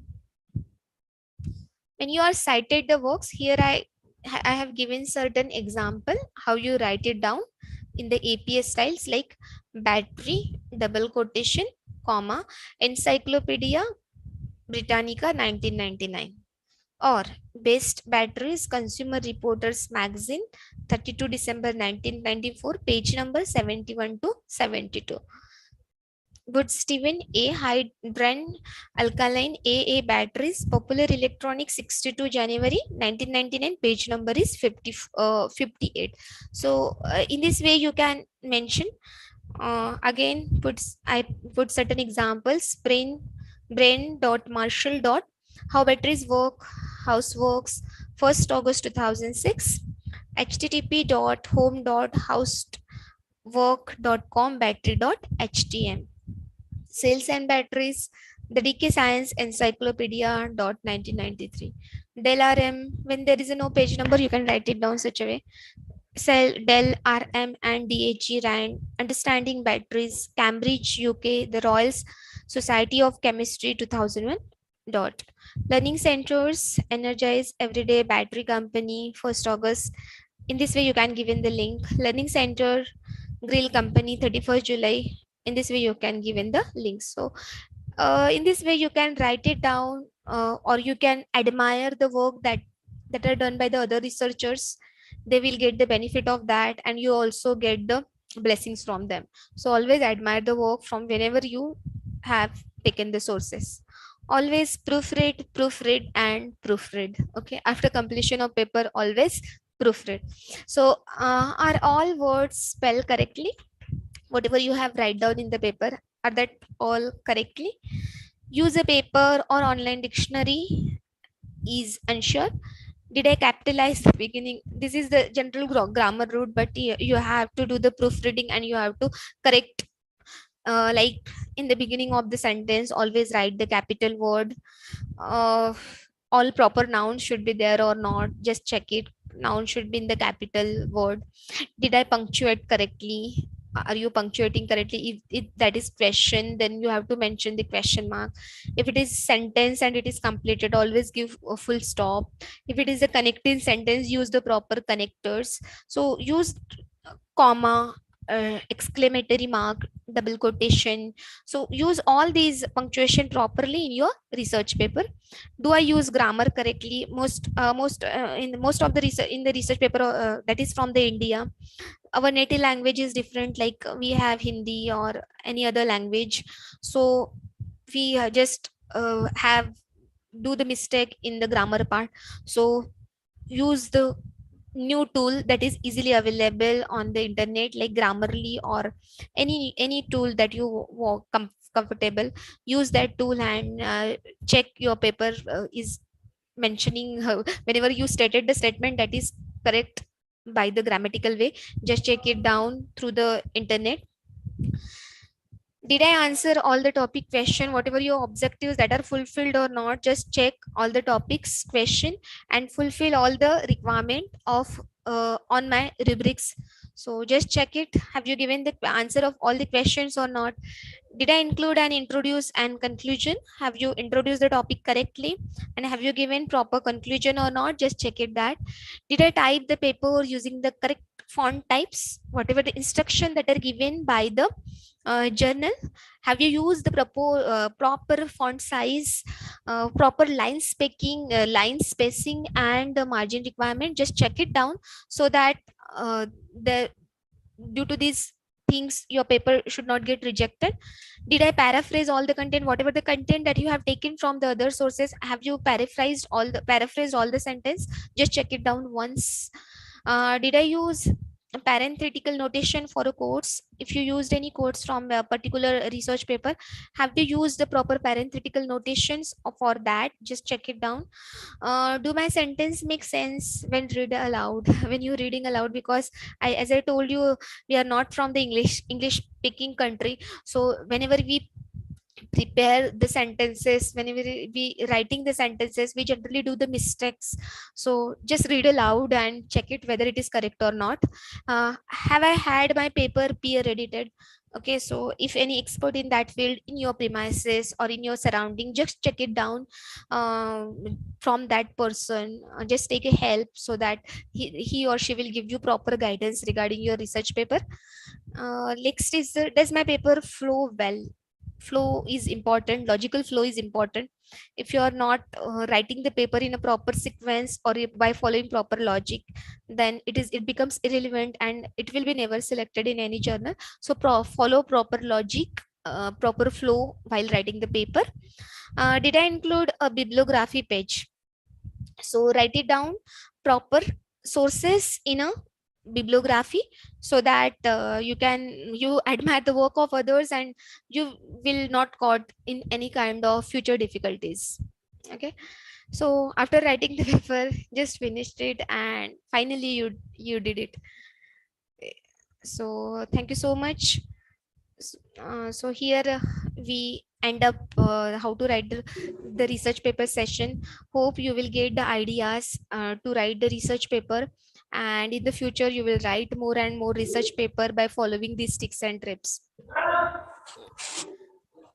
Thank you, Any ma'am. Thank you for questions? your informative session. I request audience, if you have any query, please ask ma'am.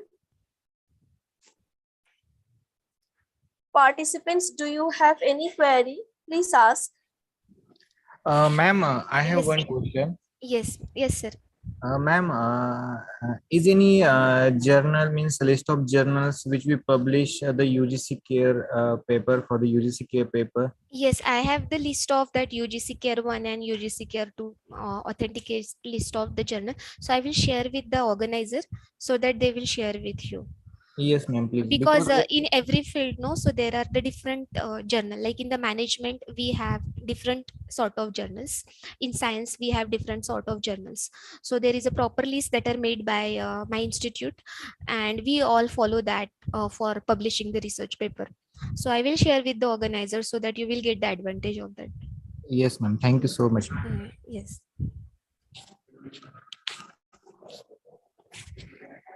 Thank you, ma'am. Anyone have any question?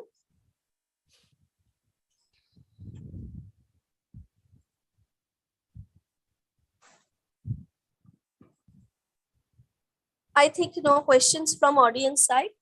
Thank Okay, you, ma'am. ma'am. I request host to please share the digital memento. And ma'am, it's a Okay. token of appreciation from our side. Thank you, Amrita. Yeah.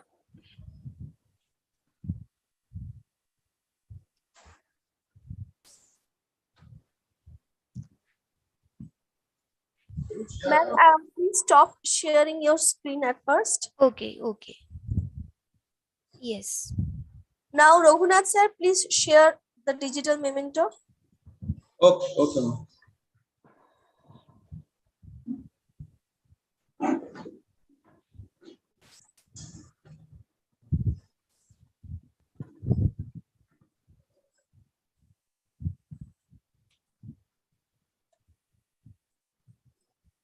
Yeah. Thank you so Ma'am, much. Yeah, thank you so much. It's the second time that I have connected with you, and I feel very blissful and very thankful to Greater Kolkata College of Engineering and Management. I'm very much thank you, and I would like to work on a similar platform with you for conducting various sessions. Thank you so much. thank you, ma'am. Now, this session is over, and please join before 12:30. Our next session will start from 12:30 p.m. Okay. This session is over. Thank you, ma'am. Okay. Thank you so much.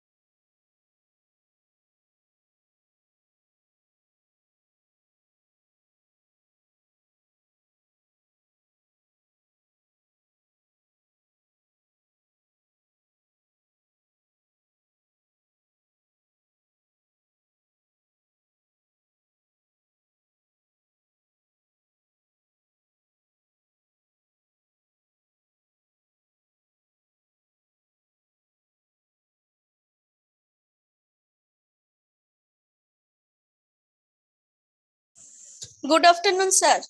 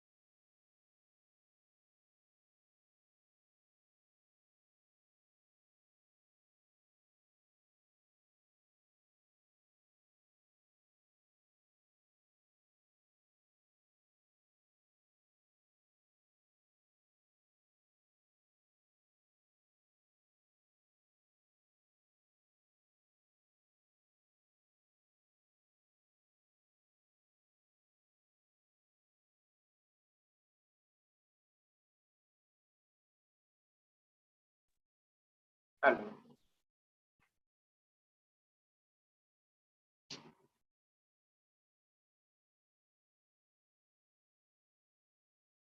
Hello. Yes, sir. Hello, good afternoon. Good Professor afternoon, Randall. sir. Professor Ratan Mandal.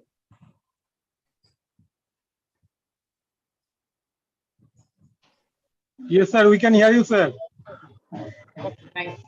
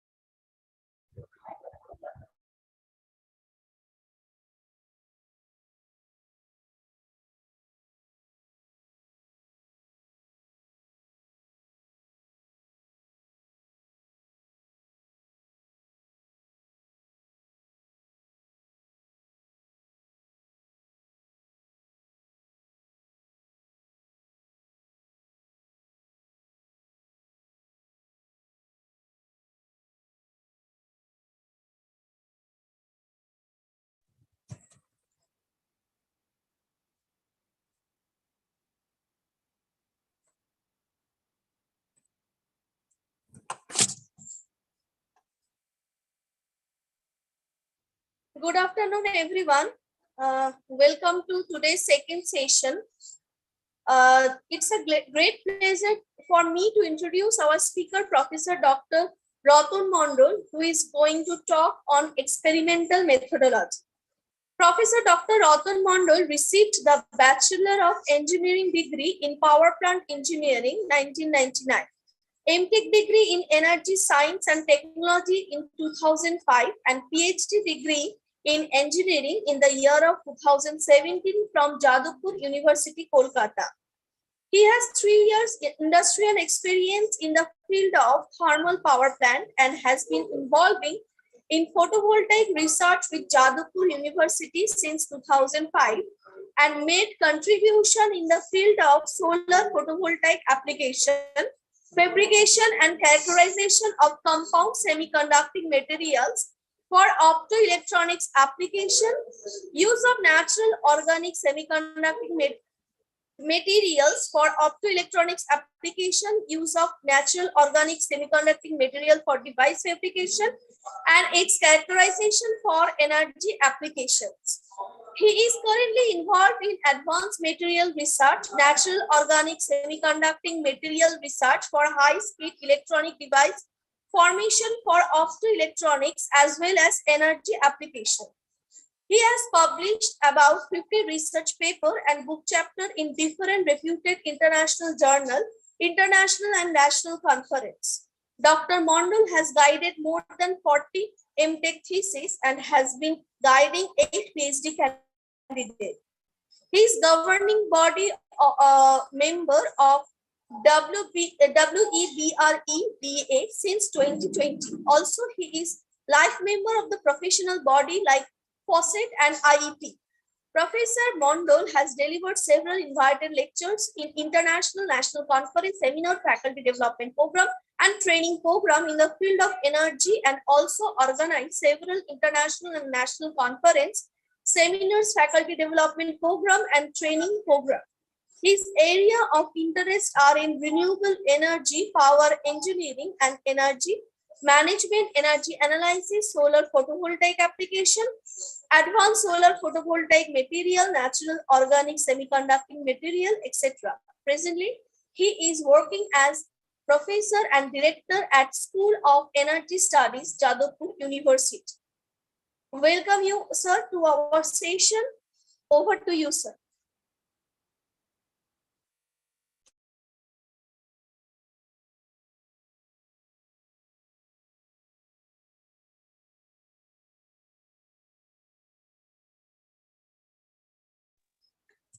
Hello, Dr. Mondal, sir. Hello. Hello. Good afternoon, everybody. Hello. Yes, sir, you are audible. Okay. I am sharing my screen. You just let me know whether it is visible or not.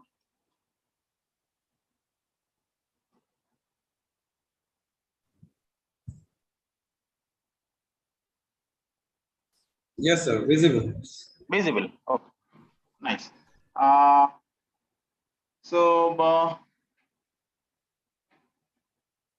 Dear participants, very good afternoon to all of you. It's a program of research methodology. Okay, so research methodology is a paper, and that needs to be studied before someone going to involve in research programs like a PhD or other higher degrees. Even in master degree, we know there is a little bit research is required, because there is a 1 year program is scheduled for the thesis paper only, and that is also the research work that needs to be carried out in master degree level. So master degree levels, PhD levels, and in a higher degree like postdoc or everywhere, and after that throughout the life, someone can have to carry out their research works. So but in the for the case of the the students or the researchers who are going to involve research in first times. So they needs to understand how the research program can be carried out, what are the different ways and what are the methods. So from that point of view, I want to thank the organizer because it's a very much fruitful and this is very much required for the students or the newcomers and new researchers to understand the research methodology. So thank you again to everybody, and thanks to the organizers further for inviting me to deliberate lectures in these programs. So it is my privilege. So I have chosen the topics like experimental methodology and some case studies. Actually, the methods is there is some common theory, common things are there that you will study, and I also discuss little bit, and I will try to elaborate my experience, what I feel and how we have carried out our research in our field. Okay, actually I am working in energy sectors, you know, in renewable energy sector, better to say in renewable energy sectors. And mostly I am working on the photovoltaic systems, photovoltaic application, photovoltaic cell materials, etc. So I will try to elaborate that part little bits, the experimental part mostly. So that's why I mentioned the term some case studies. So I will discuss the case studies that will be helpful for the newcomers. I think so. So this is the content, introduction, objective of the research, motivation in research, types of the research, research methods versus methodology, significance of the research, criteria of good research, importance of research, research process, and some experimental methods, some case studies, and application of research methodology in thesis also. Those who are willing to continue their PhD works, they have to submit their thesis, and how this is for example how they will carry it out, and how they will go forward through different steps of that research methodology that will be described with some example here. So now coming to the introduction part, you see what is research. Research is the scientific and systematic search for pertinent information on specific topics. The search for knowledge through objective and systematic methods of finding solution to problem is a research. So it is a scientific and systematic search, research. মানে পুনরায় আমরা খুঁজে বার করব. So everything is available, everything is defined, and but it is under some shadows. So that's to be find out, that's to be evacuated from that shadow region to for our betterment, for our knowledge gain, for our betterments, for the improvements of our society, our livelihoods, etc. So that is the part of the research. So here is mentions the research refers to a systematic methods consisting of enunciating the problems, formulating the hypothesis, collecting the facts or data, analyzing the facts, and reaching certain conclusions. Obviously, so you have to consider some problems, and you have to have some hypothesis, and based on that hypothesis, you have to collect the data. So hypothesis will be obviously based on some data, based on some facts that's to be taken care of, that's to be collected in the form of data, and that data and the facts that's to be analyzed to reach some conclusions.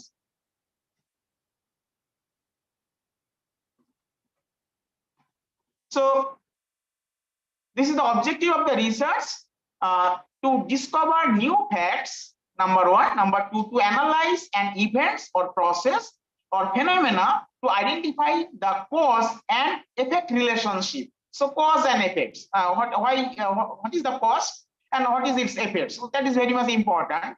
To find solution to scientific, non-scientific and social problems, to portray accurately the characteristics of particular individual, situations, or a group, to overcome or solve problems occurring in our everyday life.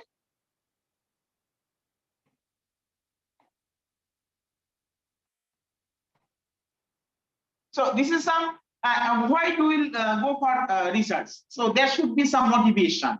Why we will going to carry out some of the works. Without motivations, you cannot be successful. You cannot be succeed. Okay. So this is the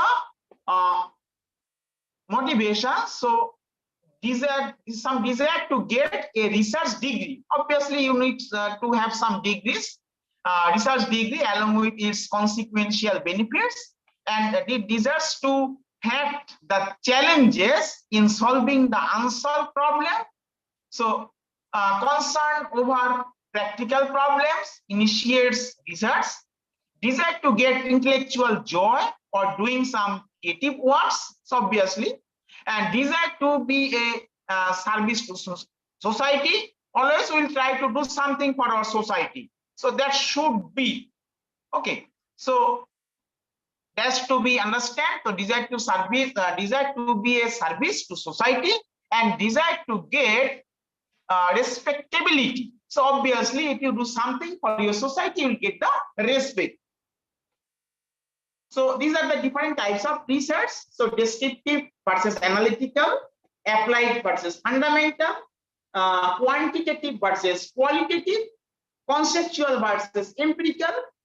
So one-time research or long-time longitudinal research, and clinical or diagnostic research. So to find out some problems, so that is the clinical or diagnostic research. So research methods versus methodologies. So this is the research methods are those methods that are used for conduction of research, whereas research methodology is a way to systematically solve the research problem. Research methods thus refer to the methods the researchers uses the performing research operations, but research methodology may be understood as a science of studying how research is done scientifically. Research methods are used by the researchers during the course of studying the research problem. The various steps followed by a researcher in studying his research problem along with the logic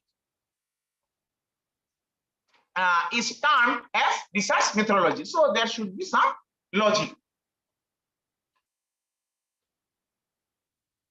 Now coming to significance of research. So what is the significance? The different groups have different kinds of significance. You see, to those students who are to write a PhD thesis, research may mean careerism or a way to attain a high position in the social structure. So this is the significance to the towards the students or the PhD students. And some if there is some professionals, so the professionals, the research methodology means the research may means a source of livelihoods. They will try to provide some good facility for the livelihoods. For that, they will try to go for some research. And for philosophers and thinkers, research may mean the outlet for new ideas and insights. To literary men and women, research may mean the development of new styles and creative works. And to analysts and intellectual, research may mean the generalization of new theories. So they will try to develop some new theories so that the society can get benefited in future. So these are some criteria of good research. The students should be careful about that to have a good research. The purpose of the research should be clearly defined. The research procedure used should be described in sufficient detail to understand another researcher. To procedural design should be carefully planned to yield result that are a objective as possible. To analyze of data should be sufficiently and adequate to reveal its significance, and the methods of analysis used should be appropriate, and conclusion should be confined to those justified by the data of the research. So you have to collect the data properly and accurately and sufficiently. That's to be summarized by using some techniques, and after summarizations that to be represented in some way so that you get some outcomes, and that's to be defined properly, and that's to be incorporated with the data you have collected. Based on that, you have to draw some conclusions. So that is the criteria of the good research. So now coming to importance of research. So research problem refers to a difficulty which a researcher or a scientific community or a industry or a government organization or a society experiences. Research on existing theories and concepts help us identify the range and application of them. It is the fountain of knowledge and provides guidelines for solving problems. It is important in industry and businesses for higher gain and productivity and to improve the quality of product. So now coming to the research process. So research process consists of series of actions or steps necessary to effectively carry out research and the desired sequencing of some steps. So these are the steps mentioned here. So formulating the research problem. So first you have to formulate the research problem. How do you formulate the research problems?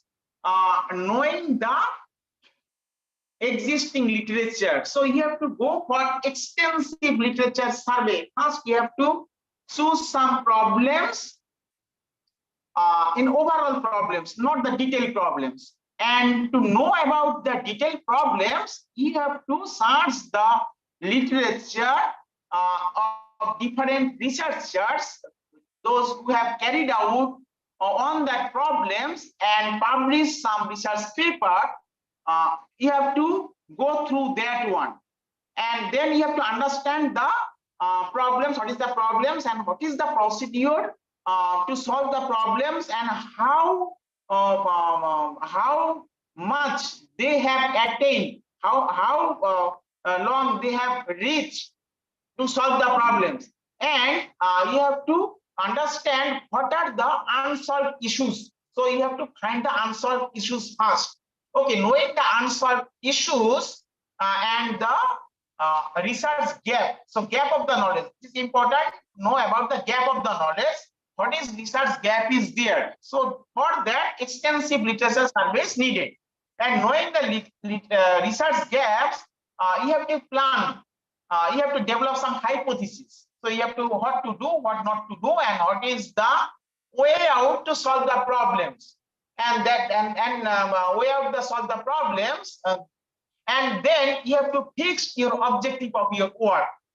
So that is the preparing the research design and determining. And based on that, you have to collect the data. You have to collect the sample. You have to go through the sample design. You have to understand the different techniques also, how we can solve that kinds of problems. Okay, so then determining sample design.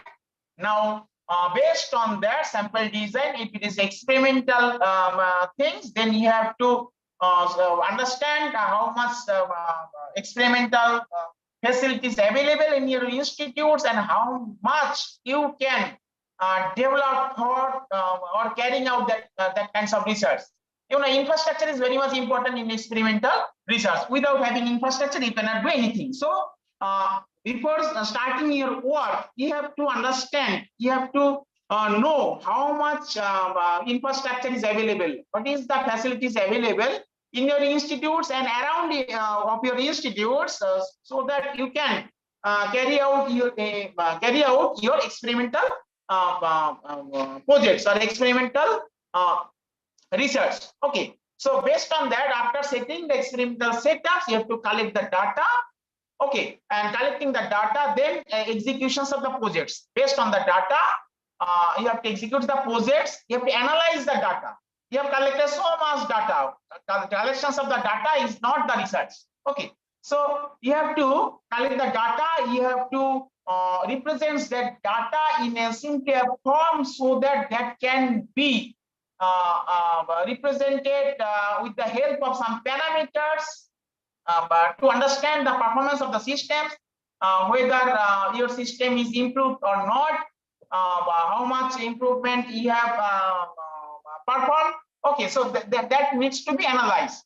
So analyze of the data, and if it is a hypothesis, then obviously that hypothesis may be tested, and there are so many statistical tools available for testing the hypothesis. So if it is data is collected or data is collected based on the hypothesis, that hypothesis will be tested using that statistical tools.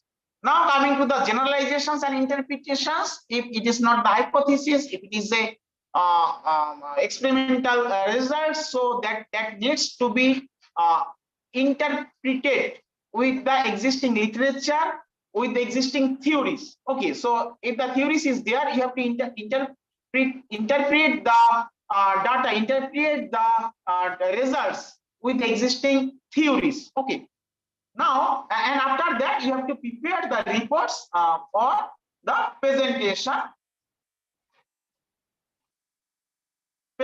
of your results. So that is the these are the different steps. So it is mentioned here in a block diagram. I am not going through that. The same thing is there. So now coming to the formulating the research problems. How do you formulate the research? So already I have discussed the researchers must single out the problems he wants to study. Extensive literature survey already mentioned. Once the problem is formulated, the brief summary of it should be written down. Developing the hypothesis, that also I have told to you. Researchers should state in clear terms the working hypothesis or hypothesis. Working hypothesis is tentative assumption made in order to draw out and test its logical or empirical consequences. So am I audible clearly? Hello? Hello? Yes, sir. Sir, audible, sir. Okay, thank you. So now preparing the research design. So how do you prepare the research design? You say researchers will have to state the conceptual structure within which research would be conducted. So formulating the research problem. So that's to be mentioned in the synopsis equal one. Synopsis. So that is the synopsis that will contain some literature review. That will contain some literature review along with the objective of your work and the way out, how you carry out your research works and what is the problems. So that's to be formulated. So that is the that is also termed as the synopsis of your work. Synopsis of your work. So the researchers must single out the problems he wants to study. Extensive literature survey already mentioned. Developing the hypothesis already I mentioned. That preparing the research design. So researchers will have to state the conceptual structure within which research would be conducted.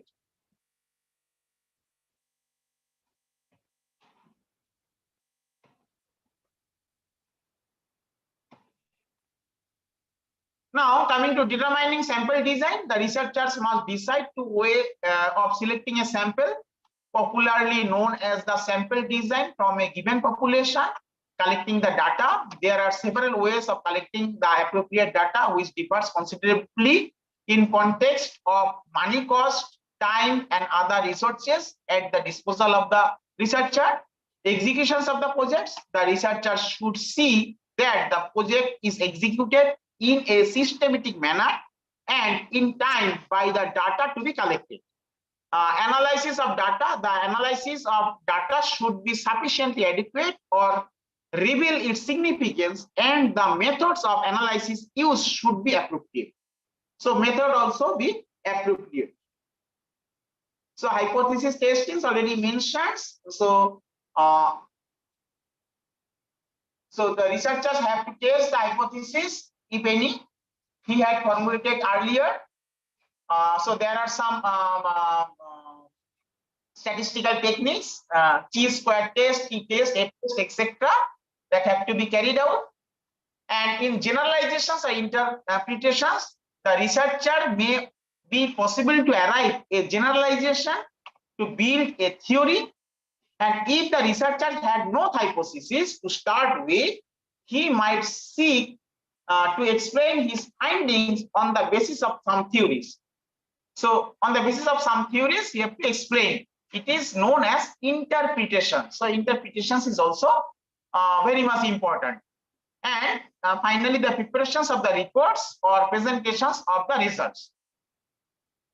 So now coming to some of our case studies, you see this is the circuit diagram of one of the experimental setup we have at our institutes. You see, it is a 1 kilowatt peak grid connected solar system. So it is a grid connected solar system, but very small capacity. It is a 1 kilowatt peak. So first, what we have done, we have designed the systems. So 1 kilowatt peak, accordingly we have to design, consider the size of the inverter. Accordingly, we have choose the load, local loads, and accordingly we have used different meters. Needs to be collect the data or the measures the energy that is generated from the systems, along with that energy, how much is consumed in the local loads. So this is the local loads using some valves, and you see this is the solar panels, 1 kilowatt peak solar panels, and it is coming to the inverter, and after the inverter that goes to the common loads. And you see this is the grid, 230 volt AC grid supply is there, and it is grid connected, and the local load can take the power from the grids. So our objective was to study the feasibility of the systems. Nowadays it is proved, but when we have studied this was, it is around 6-7 years back. We have set up this. We had set this experimental setups is around 7-8 years back. Then our objective was to study the feasibility of the systems, as it's being so small, but it is a grid connected systems, and how much unit of energy we can get from the systems, and what is the problems that may occur in the systems, and what is the performance parameters in Kolkata. Performance parameters means what is the efficiency, what is the outputs throughout the day, throughout the month, throughout the year, along with what is the quality of the power that is coming from the systems. So the quality of the power, obviously in AC systems, the quality, whenever we are talking about the quality, so comes as harmonics, power factor, etc., voltage regulation. So that's to be analyzed, and that is analyzed.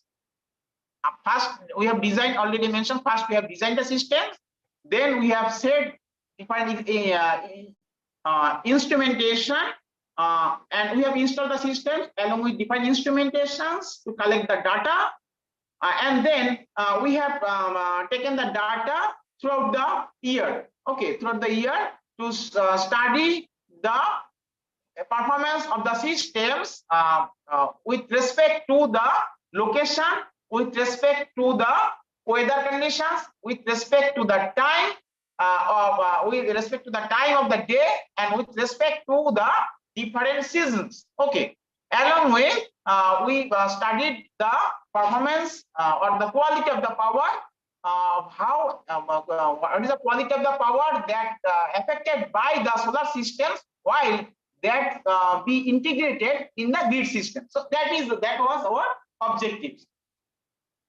So you see, this is the snapshots of that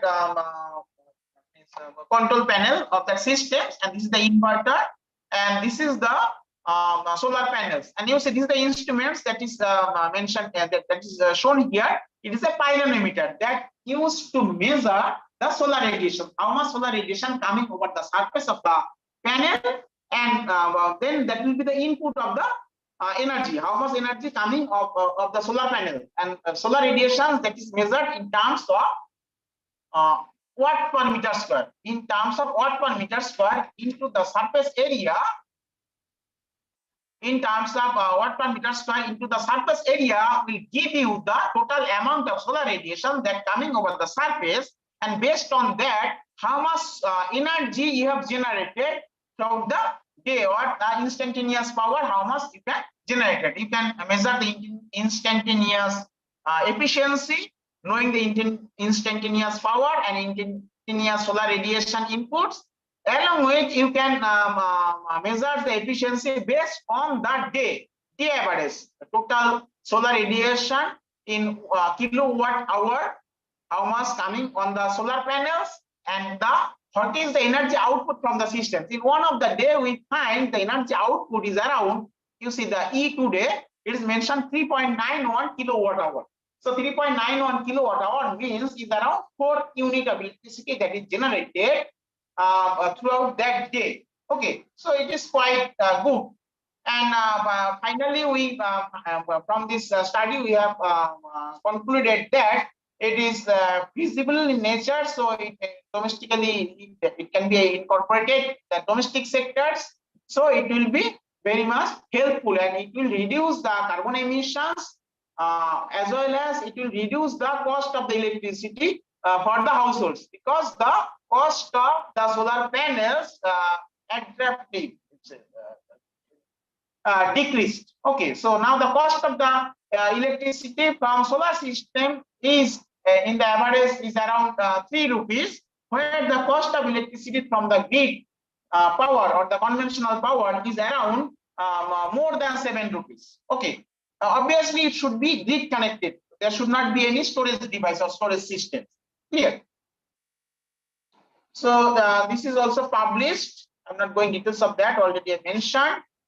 So there are some other experimental works we have carried out. So there are several experimental work we used to carry out, and also we are continuing. So these are one of some significant works we have carried out. So it is a comparative performance analysis of direct with battery supercapacitor and battery supercapacitor enabled photovoltaic water pumping system using centrifugal pumps. So what do we do? You know, there is a wide use of solar energy in terms of pumping the water. So for irrigation purpose as well as drinking purpose. Okay. So, but the problem is we have identified the problems through some literature reviews. You know, the solar radiation is fluctuating in nature. Solar radiation is fluctuating in nature. So what happens? Sometimes solar radiation is available, solar radiation is not available. And obviously, with the pump system, there is some controller along with the solar photovoltaic system. Controller must be there to have voltage stability of the system. But you see, if the solar radiation is reduced, obviously the voltage we can maintain constant with the help of the controller. But you can have the same power. So power also will be reduced in terms of reductions with the reductions of the current. So while solar radiation is reduced, current also will get reduced. And while current will get reduced, then what happens? That solar system powered the pumping systems. So pumping systems will get less power, and while they get less powers, the RPM of the pumping systems also get reduced. RPM.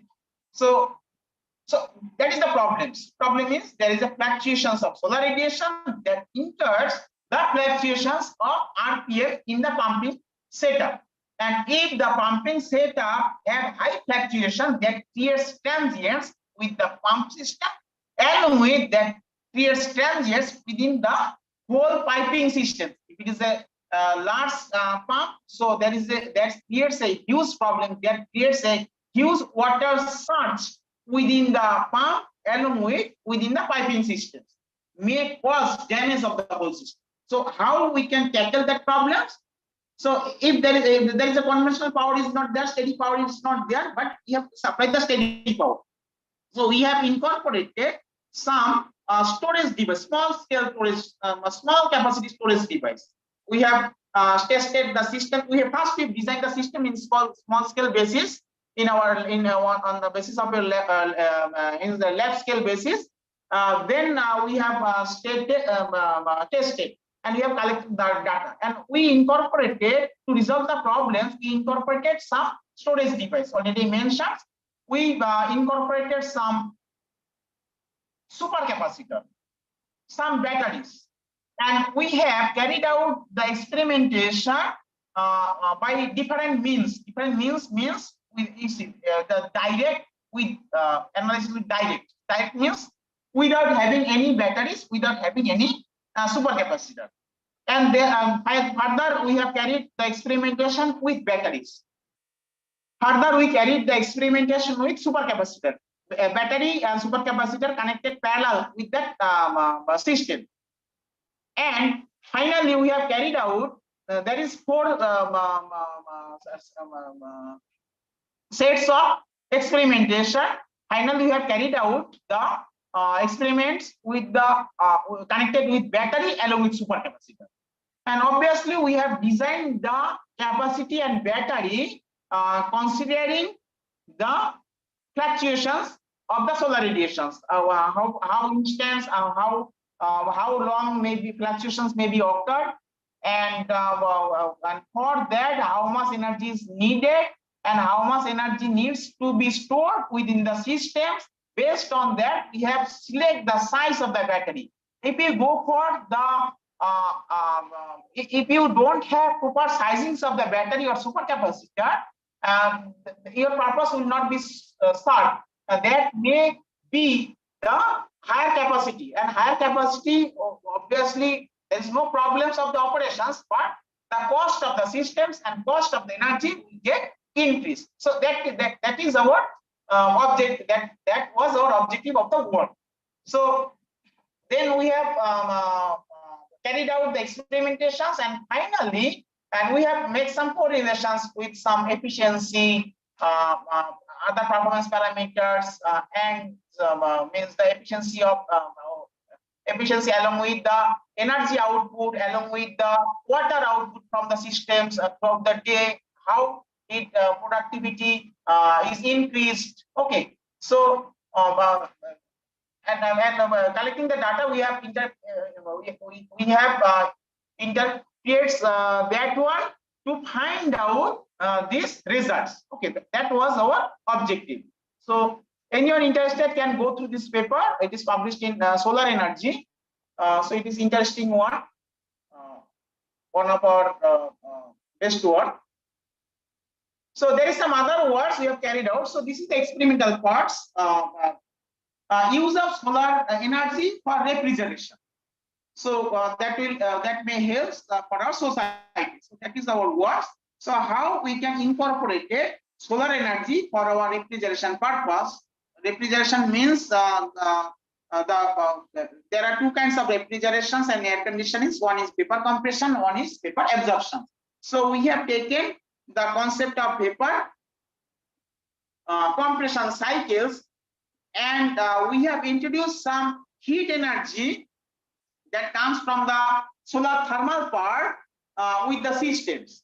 And also we have used the photovoltaic systems to get the direct power, and also we introduce some DC compressor. So mostly in the domestic sites, whatever the air conditioning and refrigeration is used, that's are operated by AC power. But as solar power is the DC power, and then for that we have introduced the DC power, DC compressor, so that we can, so that there should not be no needs of have any any inverter. There should not have any inverter. So it needs not to be converted DC to AC. Now coming to some words on the solar cell materials. So these are the different types of materials. I am not going through that in details. So these are the photovoltaic techniques and these are the solar cell technologies. These are some compound semiconducting materials. So now, okay, so we have carried out some of the works for synthesis and characterization of copper-based semiconducting materials and device fabrications. So why copper-based semiconducting materials? Sorry, sir, for the interruption. Hello. Hello. Sorry, sir, for the interruption. Your screen is not visible. Okay.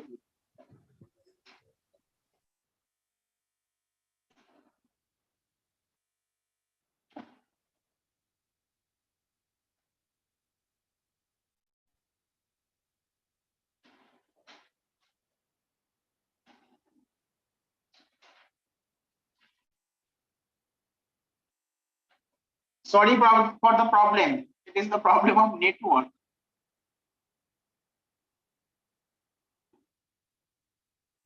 Yes, sir. Please share your screen again. Okay.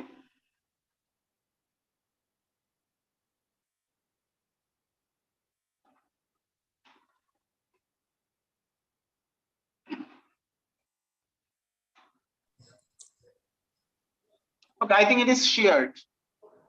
Hello. Okay, Yes, sir. sir. Now visible. It is visible.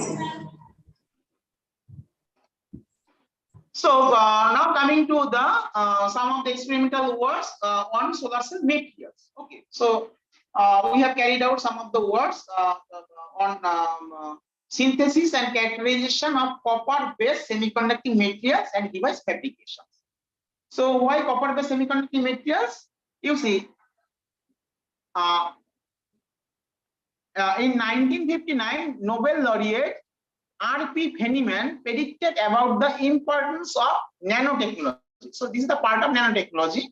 Semiconducting conductor chalcogenide nanocrystals become fundamentally interesting due to their captive size properties and their subsequent applications.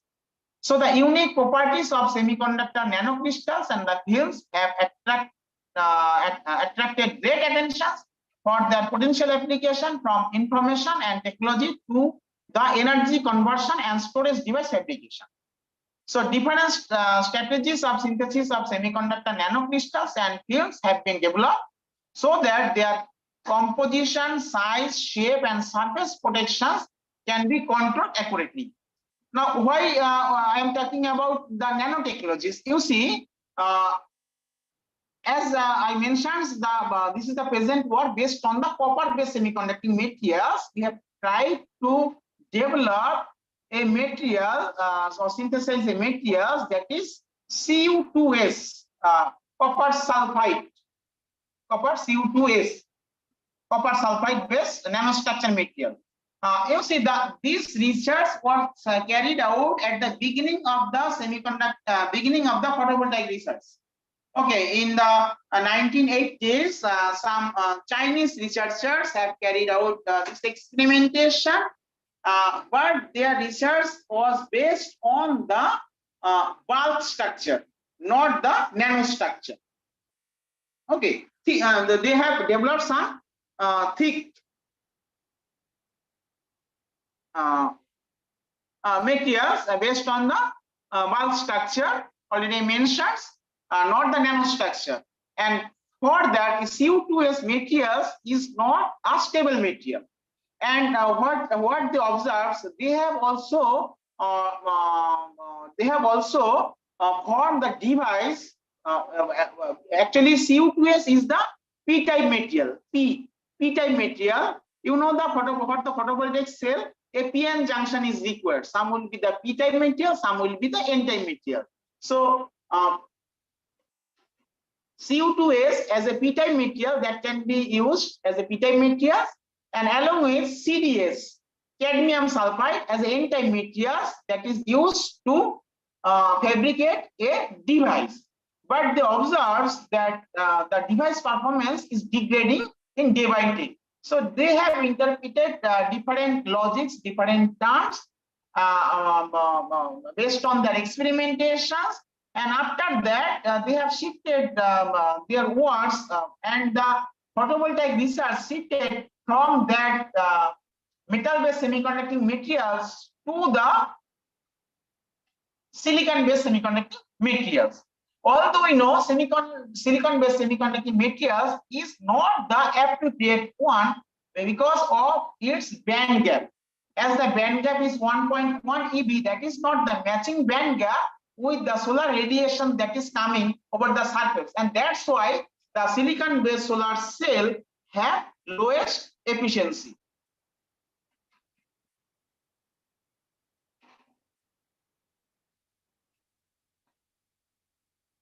And the efficiency is around 14 to 16% in the commercially available silicon-based solar cell. As in the monocrystalline, you will get is around 18%. So that is because of the mismatching of the energy band gap of silicon materials with the solar energy in the solar radiation. But the band gap of the CO2s material is matching with the solar radiation. Okay. But it is not the steady materials and the performances get degraded day by day, so they have shifted their research from this metal-based semiconducting material to the silicon-based semiconducting materials.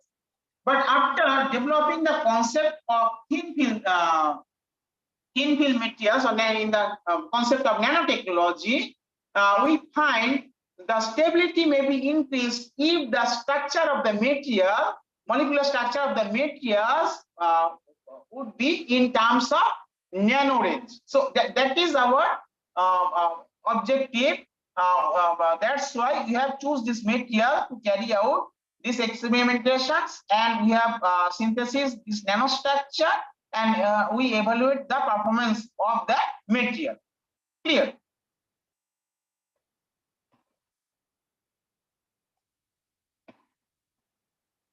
So these are the many demerits of the CO2-based materials already mentioned. I'm not going details of that. And these are the studies on the lifetime of the copper-based semiconducting materials. Why there is a degradation already mentioned. You see, at the initial stage of device fabrication, the copper sulfide thin films emerge as a potential semiconducting materials. At the early stage of the solar photovoltaic effects in CDS, CO2s junction. From that time, number of research works took initiatives to study these materials in general, and from optoelectronic standpoint in particular. These works on CDS, CO2s gets ceased due to the stability problem of the CDS CO2s junction, and many opinions emerged out. And these words, so questions of CO2s, inner diffusion of copper into the bulk of CDS with the creations of deficiency of copper contents and the top of the absorbing layers. The reductions in the copper content ultimately reduce the absorptions of incoming solar radiation. Why I am describing this? Because the new researchers, while they will want to carry out their new works, so they have to justify the works, why they have carried out that kinds of works, and what's the problems behind that, and what's the possible solutions. That's to be understand. Okay. Now coming to the technology. So technology so you have to go for the technology for different techniques. Technology for fabrications of nanostructure CO2s films. So this is the nanostructure CO2s films were prepared using physical dry processing techniques. So we have a laboratory setup of physical dry processing techniques or vacuum deposition techniques. We have a vacuum coating units for that. So the three processes were adopted for this purpose, and these are so co-evaporations of the elemental copper and sulfur. So as it is a vacuum evaporation process, so there is a vacuum chamber that needs to be vacuated, and there is a substrate of glass over that glass. So there will be vapor of copper, and there has to be deposited over that clean glass surface in the vacuum chambers, and subsequently there will be a deposition. There is a vaporizations of sulfur that will further deposits over the copper surface. So this is, and if it is a co-evaporations, mean the in the same times copper and sulfur both is evaporated and that is mixed in the vapor phases and get deposited over the surface of the substrate, and that substrate further needs to be annealing process or heat treatment process to initiate the reactions copper and sulfur to form the CO2s. And there is another method, depositions of stacked elemental layer of copper and sulfur. So it is another process, means there is a elemental depositions of copper and the sulfur. So first we'll deposit the copper, then sulfur, then copper, then sulfur, subsequent depositions of copper and sulfur, and finally we'll deposit the copper in the thickness range is around nanometers. Okay, and then we'll get the solid films, and that films further needs to be involves heat treatment. That is the annealing process to initiate the reactions and to get the uniformity of the material. Okay, and there is another process is the vacuum evaporations for prefabricated CO2X granules. Okay, so copper dust and sulfur dust is mixed. That is mixed, considering the stoichiometry of the material, and also in the stacked elemental layer process, the stoichiometry of the material is also considered. Stoichiometry is considered based on the thickness of copper and the thickness of sulfur. As per the stoichiometry, that is maintained during the depositions over the glass substrate. Okay, because if the stoichiometry is different, so obviously you'll not get the mixed phase. You may get the CO2s. You'll not get the CO2s, and as will not get the accurate form of CO2s because there are different phases of the materials already mentioned. Okay, and the CO2s is not available in nature, so it is available nature, that is a mixed phase. But our target or objective is to get CO2s materials. Therefore, proper stoichiometry, maintaining of proper stoichiometry is very much essential. Okay, so how we carried out these experimentations? You see that this is the fabrication process composed of three main steps. One is cleaning of substrate. Substrate means the glass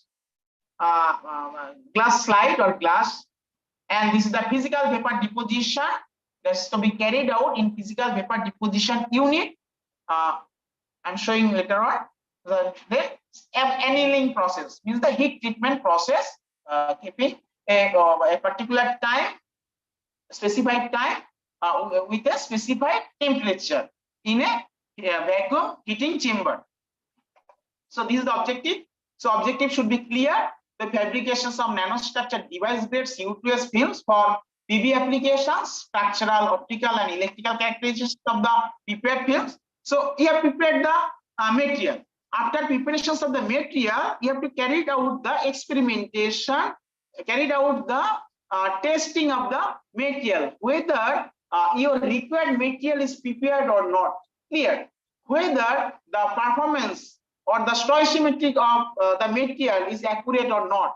Whether that material is showing the photovoltaic characteristics or not. Whether that material have band gap with the required material or not. So band gap is essential. And what are the other composition presents within the materials? Because 100% will not get the 100% CO2s material. So there will be some mixed phase, or some materials also be present within that. Fabrications of Schottky diode with we have prepared some device fabrication of Schottky diode with silver as a counter metal partner. So it is a picture material and CO2s Along with that, silver is used.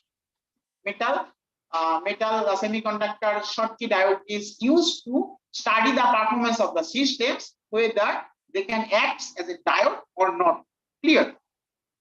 So this is the schematic diagram of that. Copper, sulfur, so Cu2s. Then these are the different methods I have explained. Co-evaporation method, stacked elemental layer deposition method, evaporations of Cu2XS granules, and this is the nanostructure Cu2 minus XS thin films. Then for characterization is structural characterization. There are different techniques like XRD, X-ray diffraction method, same scanning electron microscopy methods, XRD to understand the crystallinity of the materials, what materials is present within that, along with whether that materials is have crystal structure or not. In the same, you have to understand whether there is a nanostructure or not. Along with, you have to understand the morphology of the system. EDX is the methods to understand the stoichiometry of the material. What the elements are present within the composite, within the films, and what is the ratio of the material. And from that, you can find the stoichiometry of the material. And the optical measurements is also there. Optical means photospectroscopy and photoluminescence test have been carried out. Photospectroscopy to measure the transmittivity and reflectivity of the material. And knowing the transmittivity and reflectivity of the material, you can find the absorptivity of the material. What radiation is passed through the material and how much of the radiation for different spectrum of solar radiation. That's why photospectroscopy is needed. Different spectrum of radiation.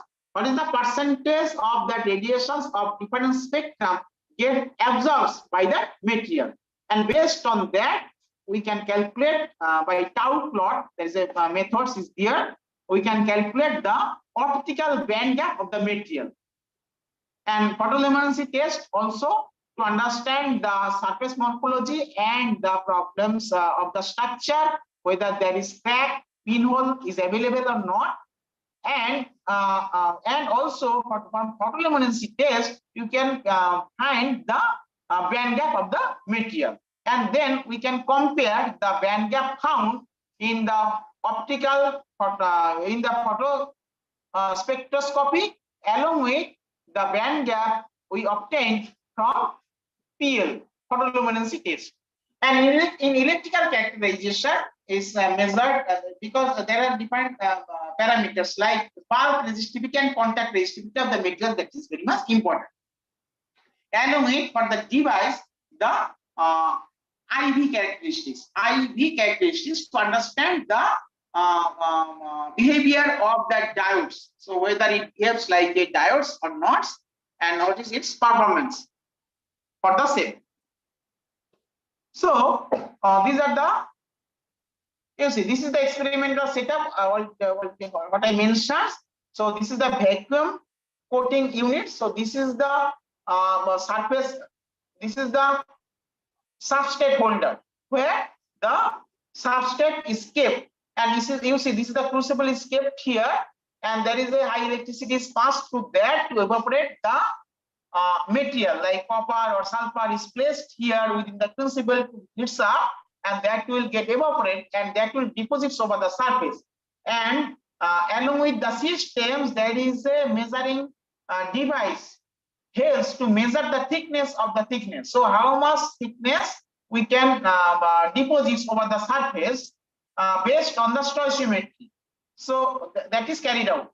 And you see, this is the chamber is kept in vacuum by using some in high range of vacuum in the range of 10 to the power minus 4 millibar, 10 to the power minus 4 millibar in the range of in that range. That system is kept vacuum. Otherwise, what happens if the evaporation is take place in the presence of air? Then that will be oxidized. so there is a problems of the films. The films will not be properly formed. That's why vacuum is needed. Sometimes you can use the liquid nitrogen traps is also there, so that there should not be any ingress of the air within the system. There is some continuous pumping operation. One is rotary pump, another one is so it is called diffusion pump. So it is a diffusion pump. So special kinds of pump is used to reach the high vacuum. So that is here. So these are the diagrams of experimental systems or the vacuum coating units. And this is the another part. If you want to get very high temperature for that, so there is a provision, because there are some materials needs for melting the or the vaporization temperature is needed is around more than 3000 degrees centigrade. For that, electron beam gun is used. Okay. So this is the other methods. So this is the diagram of the tube furnace. Is carried out for is the co-evaporations of elemental copper, depositions of tag elemental layer already mentioned, vacuum evaporations of the prefabricated granules. The prefabricated granules that is also evaporated over the glass surface. So along with that, we find the best results for that depositions of the stacked elemental layers, copper and sulfurs, because we have a white source to maintain the stoichiometry of the materials. It is very much easier to maintain the stoichiometry of the materials, and also we can control the thickness of the material. Now going for the characterizations techniques for fabricated films already mentioned. So these are the different techniques: the bulk resistivity, contact resistivity, IV characterization. So determinations of the bulk resistivity, there are different techniques. That's the researchers needs to be understand from the literature review. So transfer of the length model. So this is all are DC methods. So these are the glass slides, and over glass slides over there is some materials deposited over here, and this is the metal contact. So these are the grids or metal contacts, and we have measured the we have put some voltage across these metal contacts. From first to second, first to third, first to fourth, first to fifth, like that way. So and then we get different resistance for that, and graphically we represent the resistance. Means the along with length resistance versus x-axis is the length of the or the distance between these metal contacts, and from that, and there is a mathematical representation, mathematical model for that. What is the total resistance can be represented by this way. So this is the L, rho B is the bulk resistivity, T is the thickness of the material, D is the width of the material, width of the films, and 2, these are both side contact is there, contact from metal to semiconductor. So rho C is the contact resistivity, D and W is the width of the metal contact. Okay, so this is the theory, and based on that, after graphical plots of this data, you can calculate the values of rho B and rho C. That is very much important. Rho B is the bulk resistivity of the material. Bulk resistivity means bulk resistivity high means there is obstruction of charge transport mechanism. So there is a charge presence within the material that needs to be transferred to the metal contact while it is a device.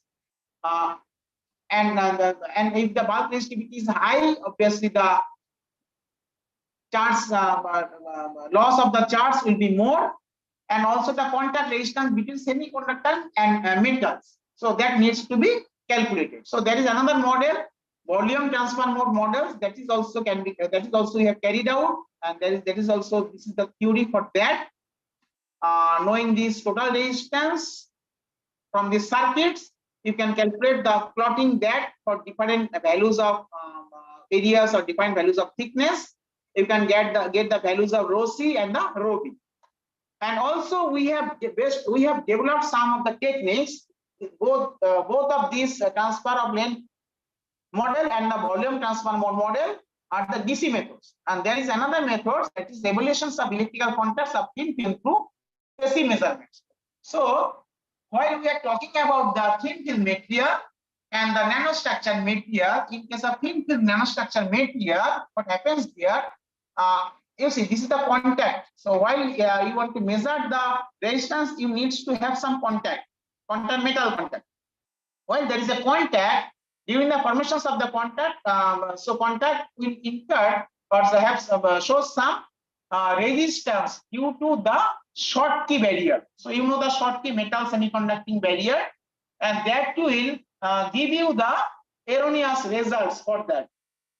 In the same time, during the diffusions or during the depositions of the metal contact over the semiconducting material, there may be diffusion, some diffusions of the semiconducting material at the positions of the contact, may cause some trap, may cause some voids within that. So if you apply the DC power to measure the resistance, bulk resistance and the contact resistance for that, you may get the erroneous results. So for that, we propose some AC measurement techniques. So with a very low voltage range, AC power is supplied, and we have developed some mathematical model for that to establish or to find out the bulk resistance and the contact resistance. So this is the concept for that. You see, this is the metal contact, A, B, C, D, and from the A to B, you see that can be represented by this way. This is the series resistance, this is the capacitance, and this is the RL is the resistance of the semiconducting material. Further, there is capacitance, and there will be some shunt resistance, and there will be some series resistance. So in between A and B can be represented by this way, and that can be calculated, that have an equivalent circuit like this. If we measure the resistance between A and B, or not the resistance, is the impedance. Impedance between A and B will get in terms of C and R in between A. And from that, you can calculate. There are different techniques. I am not going through that. Anyone interested can go through this paper. It's available. So you can measure the values of rho C and rho B. And we have tried these works using different kinds of materials. And we have compared the results with the other methods like TLM and VTM. So that was our work, and it is also published some of the reputed journal, Journal of Electron Device Society. Anyone interested can go through these also. This is a totally experimental work. So now coming to the results, already I mentioned what we have carried out. So this is the results like this. So this is the elemental layer deposition methods. So we have reached get the better results for S3 like that way, and we have carried out this TLM, VTM, and also we have formulated some device. So this is the glass, Ag is the silver, then the Cu2S material, then the copper contact, grid contacts. Then we have carried out the IV characteristics, so we get the characteristics like this. So it shows it is a purely semiconducting materials. So from this, and also the bulk resistance and the contact resistance lies within the range of semiconducting materials.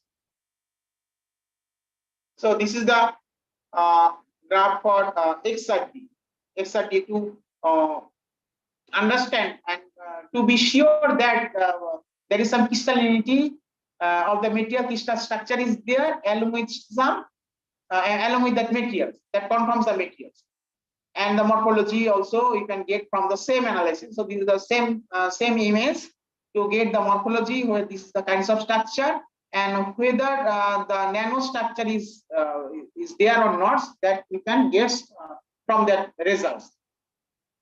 So it ensures the nanostructure, and this is the results of EDX. EDX, these are for different samples, you'll get different stoichiometry. So we'll get the stoichiometry S3 is 2.06, ensures the formations of CO2 materials. And these are band gap. Already I mentioned for tau plots, you can get the band gap for different materials in the range of emission peak positions. The band gap for PL methods is quite high, maybe some erroneous results, and for band gap from the spectrophotometry is within the range, around 1.65, 1.7, with a range of in the range of CO2S material. So these are some possible words. I'm not going through that. So there are some other works we have carried out. So fabrications of copper-based semiconducting materials for optoelectronics applications. So this is also for CO2O material, cupric oxide, CO2O, and the copper oxide, CuO also we have found by same kinds of by the same way or same kinds of words. So anyone interested can go through these words also. So this is also totally experimental. And there is some we are working on some organic semiconducting materials also. And organic, you see.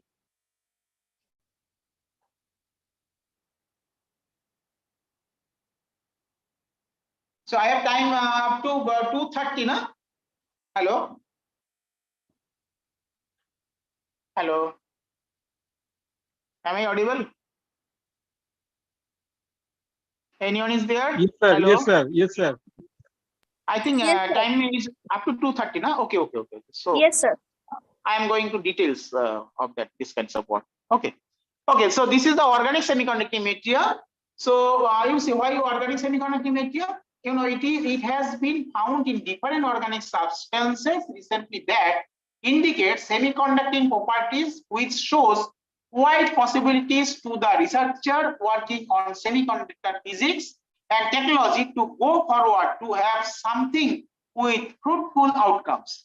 A few of renowned organic semiconductors are rose bengal, methyl red, melanchite green, crystal violet, phenolphthalein, and methyl violet. So these are the white some renowned organic semiconducting materials.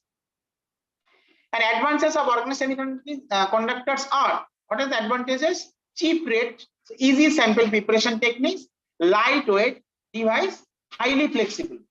And what is the disadvantages of these organic semiconductors? So since organic materials are amorphous and disordered in nature, hence it faces problems due to, so it is amorphous structure. So it is not crystalline structure is available. So amorphous, so it is disordered. So there is some continuous structure is there. So there is some discrete molecular structure and it is disordered. So therefore, what is the problem? Problem of the high trap energy. So there may be some voids where energy may be trapped, and so significant trap distributions. So trap distributions is also there, and trap induced impact of high series resistance. Obviously, series resistance also be high. And those who are working on the semiconductor materials or the diode like that, you know, one of the properties is that diode saturation curves I0 and the ideality factors. A is ideality factors of the diode. So ideality factors of that organic semiconductor materials is too high. So, but the researchers are working on that so that in futures that can be molded or that can be transformed in the usable forms. So, because of the easy available, easy sample preparations, and obviously the eco-friendly. There will not be any harmful effects to the environments. And finally, a major problem is lack of ingredients availability. So this is for the organic semiconductors, means which are not natural. But in case of there are some organic semiconducting materials that are naturally available. So there are so many materials are available around us naturally from plants or from animal methods, etc., that can be used as a semiconducting materials. obviously after processing. So this is the natural organic semiconductors, a light hope. We are working on natural organic semiconducting materials. Recently, semiconducting properties has been found in some of common natural organic ingredients, which is named as natural organic semiconductors. This raises the hope to resolve the problem of lack of ingredient availability, besides providing the advantages of other organic semiconductors. Natural organic semiconductors is expected to be used as replacement of organic semiconductors in near futures. However, in turn, natural organic semiconductors is very recent in physics. Hence, it requires to be under the care of intensive research, and hopefully it may have the answer to so many vexed questions related to energy sector and semiconductor-based nanotechnology. Gradually, physics of charge transport mechanism, characterization of its electrical parameters, surface morphology need to be realized theoretically and hence with proper practical experimentations. So this is the concept. The major problem is the stability of the material. You know the stability, because as is naturally available, it will degrade in presence of oxygens.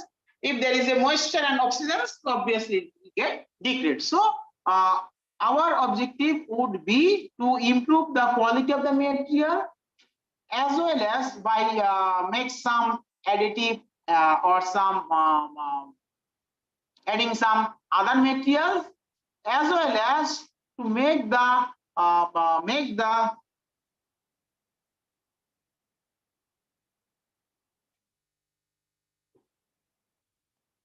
material in such a way, or make the device in such a way, there should not be any contacts of the oxygens and the moisture, so we can increase the stability of the device or stability of the material. So these are some of the materials we have worked on. You see some useful natural dyes in energy applications. Is in our laboratory we have started some works on two such relevant natural ingredients having semiconducting properties to characterize them for detailed structure on charge transport mechanism and characterizations of other electrical parameters. So this is the dyes. You know the turmeric in every household, in every kitchen is available. The turmeric is there, indigo is there. That is also used as a dye of hair dyeing material, So in so this is the turmeric, and the indigo is also there. What we have carried out, what is the methods? You see, this is the methods. Our objective is to form a device.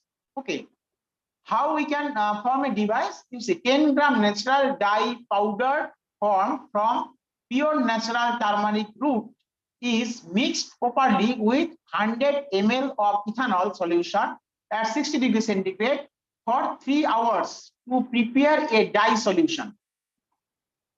The mixture is then left to start with a magnetic stirrer for next half an hour to have the homogeneity of the solution. So that needs to be mixed. The aluminum and copper substrate. So aluminum foil or aluminum sheet is needed. Copper sheet is needed. Aluminum and copper substrate are then cleaned well for 15 minutes in distilled water by ultrasonic cleaner and hence left to dry. So this is the, you see, this is the aluminum foil and this is the copper foil, and within that you see this is the turmeric layer is there. The substrate are then east. The aluminum and copper substrate are then cleaned well for 15 minutes in distilled water.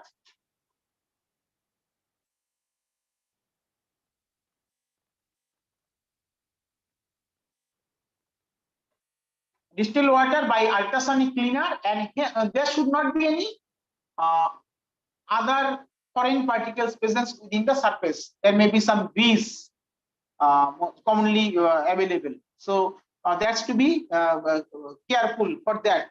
You know, in semiconducting materials, if a very teeny particles is present within that, will show the different results, because that acts as a doping of the materials that will further change the characteristics of the materials. So cleaning is very much essential.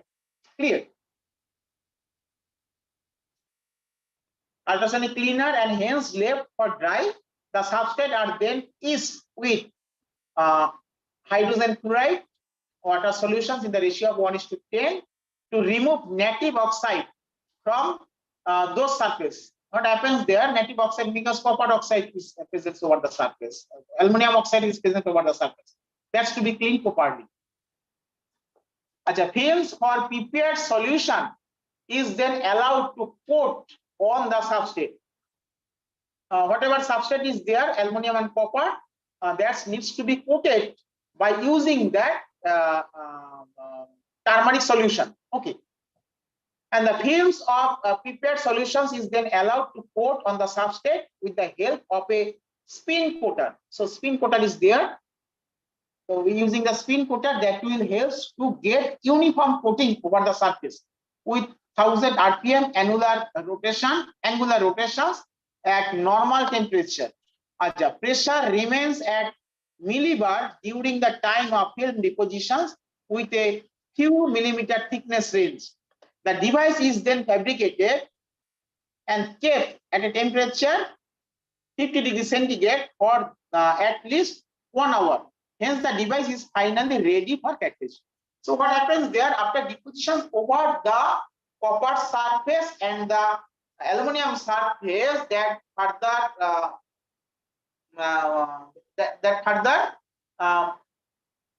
dried, and then finally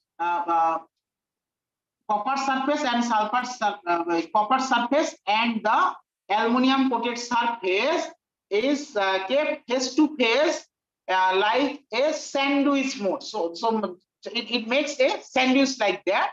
So there is a, you see, this is the material, aluminum material is there, copper material is there, and in between there is a thin layer of the turmeric. So after drying of this is the device, after drying of this device, and that is used for catalysis. So this is a very simple technique to get the device. Okay, characterizations means the electrical characterizations. You see, as this is the dissimilar material, so what functions of this material also be changed. Okay, so copper, so one is used as an anode, another used as a cathode, and there is a power is supplied to measure the characteristics or the behavior of the current and voltage flowing through the device. And also the device is tested in presence of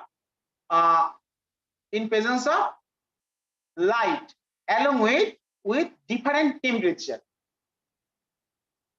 So this is the experimental arrangements. You see, this is the theory. You have to understand the theory behind that. So you see, this is the electrode, back electrode is the copper electrode, and this is the front electrode is the aluminum electrodes. Obviously, you see, this is the charges transfer from this side to this side is a more positive than that of copper. Aluminum is more positive than that of copper. This is the front electrodes. Okay, what happens? You see charges passing through, and you see electron is coming like this way. You see the electrons that is passing from the back electrodes to the materials. Materials means HOMO means the highest occupied molecular orbits. So highest the electron presence in highest occupied molecular orbits will get released after applying the charge, and that will reach to a highest levels, and will try to reach at the positions of the molecules, the orbit of the molecules, that is termed as lowest unoccupied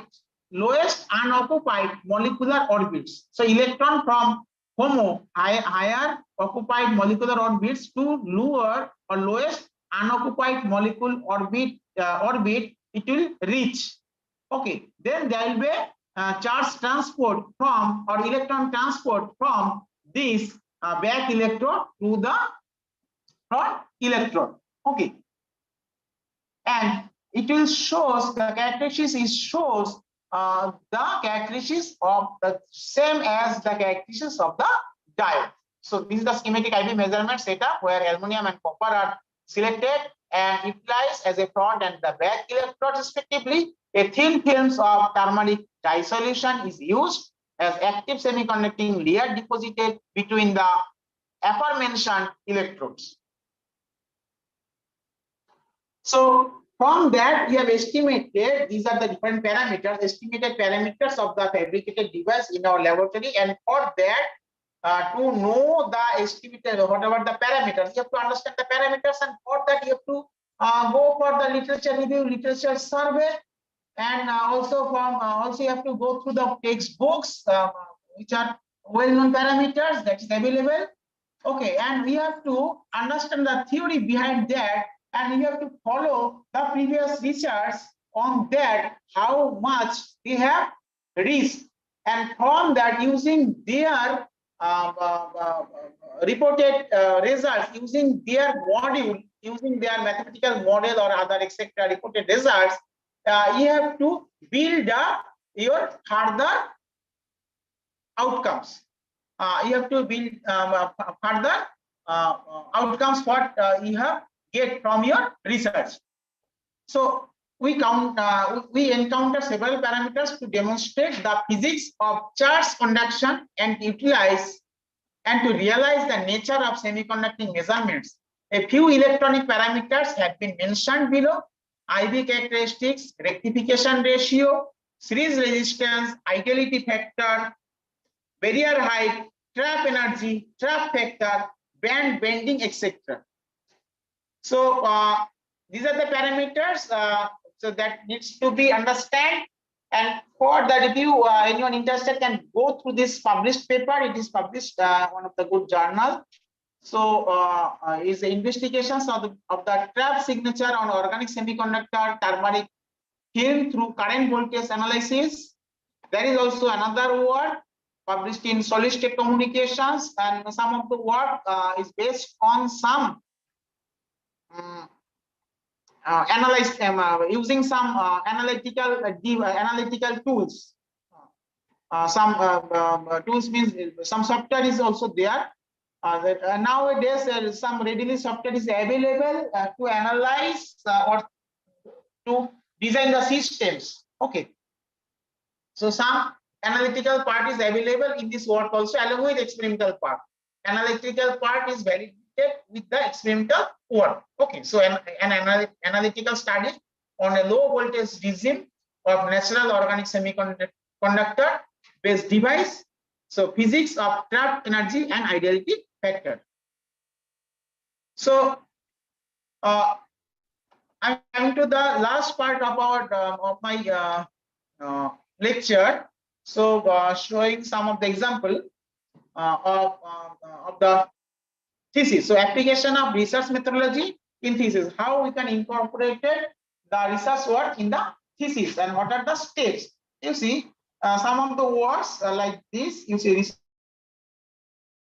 thesis topics. So already I mentioned these are the different research steps. Formulating the research problem. So one of the research problems is energy security and the food security in the agro irrigation based society. So some of the words of my students already it is submitted. It is submitted, not awarded. So I've taken that example. So formulating the research problem. So energy security and food security in a agro irrigation based society. So this is the research problem. Extensive literature survey for that. So study of solar water pumping system. You know the for irrigation purpose solar water.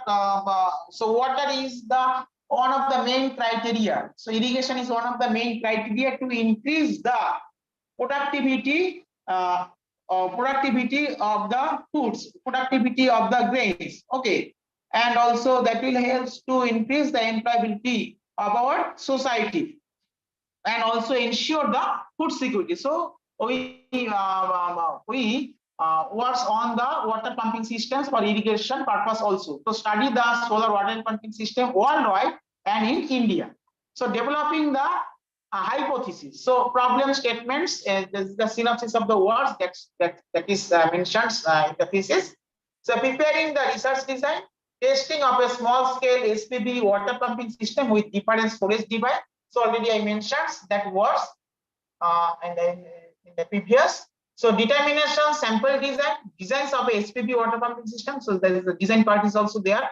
Collecting the data, collecting different data related to instantaneous water pumping system using energy storage devices. Executions of the projects. So performance analysis using graphs. Analysis of the data, compare the outputs of different systems configurations. Already I mentioned. Hypothesis testings of performance of the systems, experimental testings we have carried out. Next, generalizations and interpretations to design and test SPB water pumping systems with battery and supercapacitor as the energy storage device. And finally, go for preparations of the reports or presentations of the thesis. So that is the presentation part or the thesis as a book format. So this is the steps involved to complete a PhD thesis course. So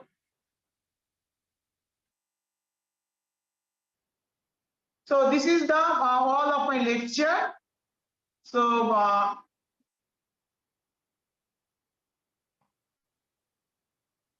so these are some references. So now thank you. So anyone have any interest on these topics or anyone have any questions regarding this? So may I ask? It's welcome to you. So thank you very much. Thank you again. Hello.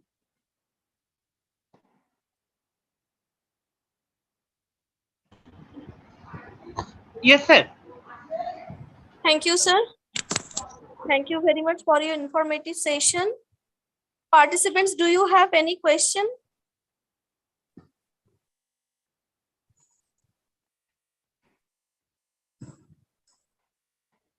Hello. Otherwise, you are most welcome to our departments at School of Energy Studies. You can come to here and see the experimental setup. Although some of the setups got damaged during the last 2 years of COVID, as well as the Amphan and Jaws. These are the storms have been gone through, and some of the setup had got damaged. So, but there are several experimental setups are available in our departments. Anyone interested can visit here and may get interact to us. Hello.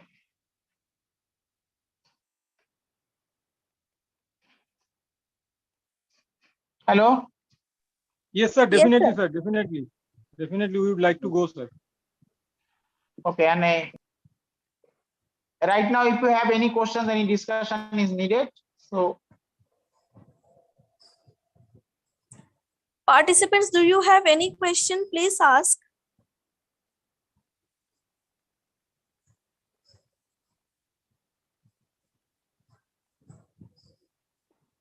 Thank you, sir. I think there is no question from audience. Thank you, sir, for your informative session. Now, I would like to request Raghunath, sir, please share the digital memento. Sir, this is a token from our side, token of appreciation from our side. Please accept it, sir. thank you very much. That's it. Now, that's over from this session. I request all the participants to join at 3 p.m. Our next session will start from 3 p.m. So this is the end of this session. Okay, thank you. Have a good day, Thank you, sir. everybody. Thank you.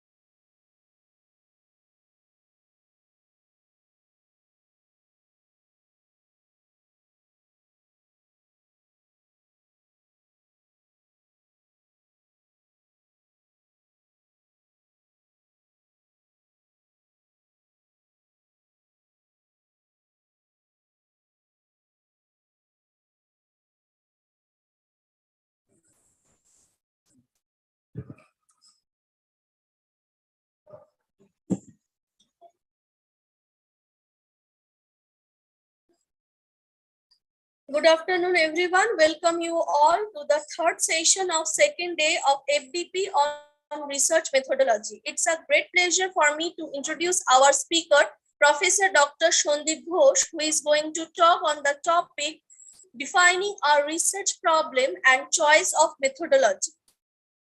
Professor Dr. Sandip Ghosh is an academician with more than 15 years of teaching experience in mechanical engineering.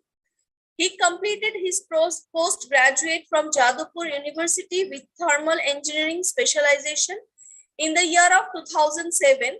He also completed his doctoral from Jadavpur University in 2015. His primary field of research is nuclear safety, and he was associated with BARC Mumbai in several research projects from JU related to two-phase flow analysis and leak before break methodology for the safety of nuclear power plant primary loop.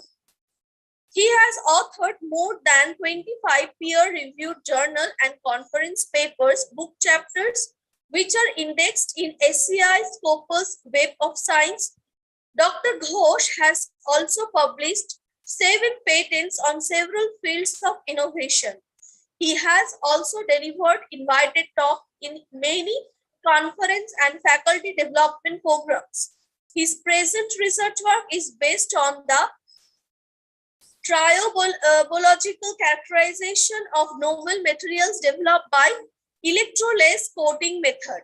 His other field of interest includes the cooling of microchip heat sink using nanofluids, renewability study of power generating units, non-conventional refrigeration process, high temperature analysis of coated gas turbine, blade, etc. Welcome you, sir. Thank you very much for giving me the introduction, and I'm really delighted to be here. Am I audible? Yes, sir. Yeah. So thanks a lot for inviting me. First of all, I would like to thank Principal Madam and HOD Electrical, who actually provided me the opportunity to join this program and share whatever experience I have gathered so far in my research career. So without wasting my time, so I should share my screen. I think I can share. Is it visible? Yes, sir. Okay. Is it coming full screen? Yes, sir. Thank you. So myself, Dr. Sandip Ghosh, Professor and Head of Department of Mechanical Engineering from GS College of Engineering, Kalyani. And today's topic for me is defining a research problem and choice of methodology. But before starting the program, I would like to just know from the people who are there, I mean, the participants who have been already attending the program for last 2 days, including today, and that already probably you have gone through various parts, I mean, various aspects of research, and you have already seen what is research from in various aspects on various angles that various people have already shared with you. But as my topic reads, it's defining a research problem. So I have to start from the beginning. That is the definition of research problem. Any time or anywhere you think that you know already that thing, or you want to share anything about a particular slide, so there is no problem in telling in the middle of the presentation. Absolutely share without any hesitation whatever you have a question or anything that you want to say about on a topic. So during presentation, you are welcome to say anything. Okay. So I'd like to start. This is the defining a research problem and the choice of methodology. Well, first of all, if we start from the definition of research on a broad category, actually, then we can say that research is basically an organized and systematic way of finding answers to questions. It means that basically, if you have a question, then definitely the answer has to be found. Now the question, whenever we talk about a question and finding answer to a question, then definitely the question must be understood perfectly. And if we don't understand the question, definitely the answer is far away from us, right? So defining research, the first part of defining research is, that's why defining the research question or the research problem. And only if we can define the research problem or research question, we can really organize ourselves and we can really find out the way which is systematic to really find the answer of that question, that also in a proper way to really report that to the opus audience, or opus, I mean to public, basically. That is a publication that we call. So this organization, this systematic way and finding answer to the question definitely starts from the research problem. Although there are different ways of defining research, there are various types of research, basically, that you can say, like applied research, explanatory research, descriptive research, action research, correlational research, explanatory research.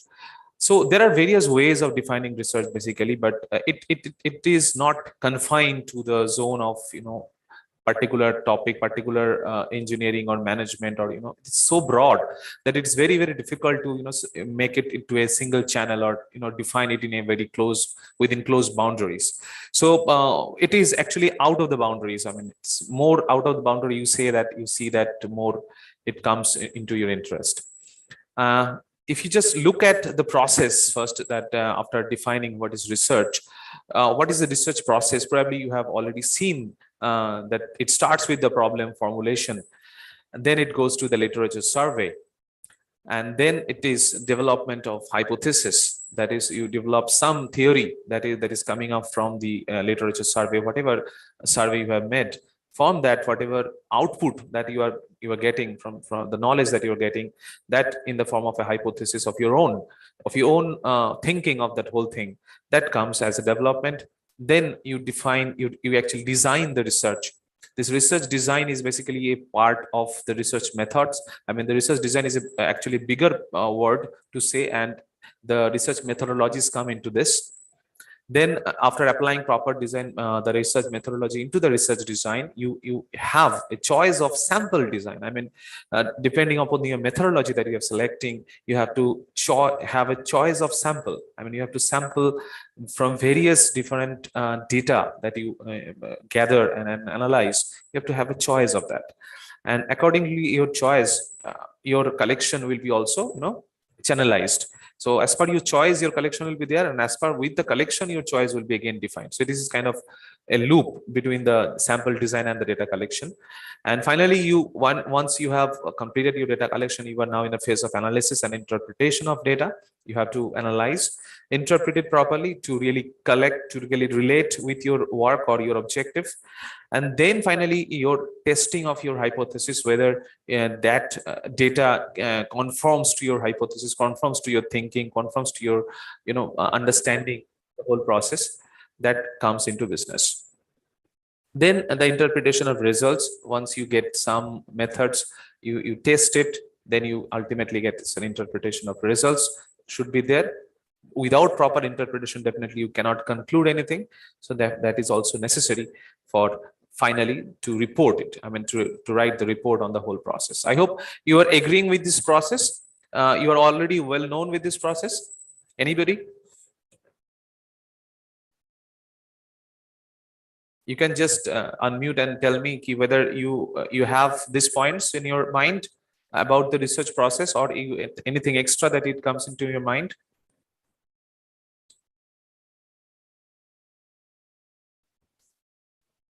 These are the very generic words, very generic points that has been provided over here, which is generally a kind of flow chart of a research process, actually. So we need to define the meaning of a research problem, right? As you see that, I can see a lot of admit and ending list things are coming up. Well, the meaning of a research problem first should be understood. What do you think, actually, the meaning of a research problem? Before I start, anyone, if you just tell me, what do you think about this meaning of a research process? Anybody?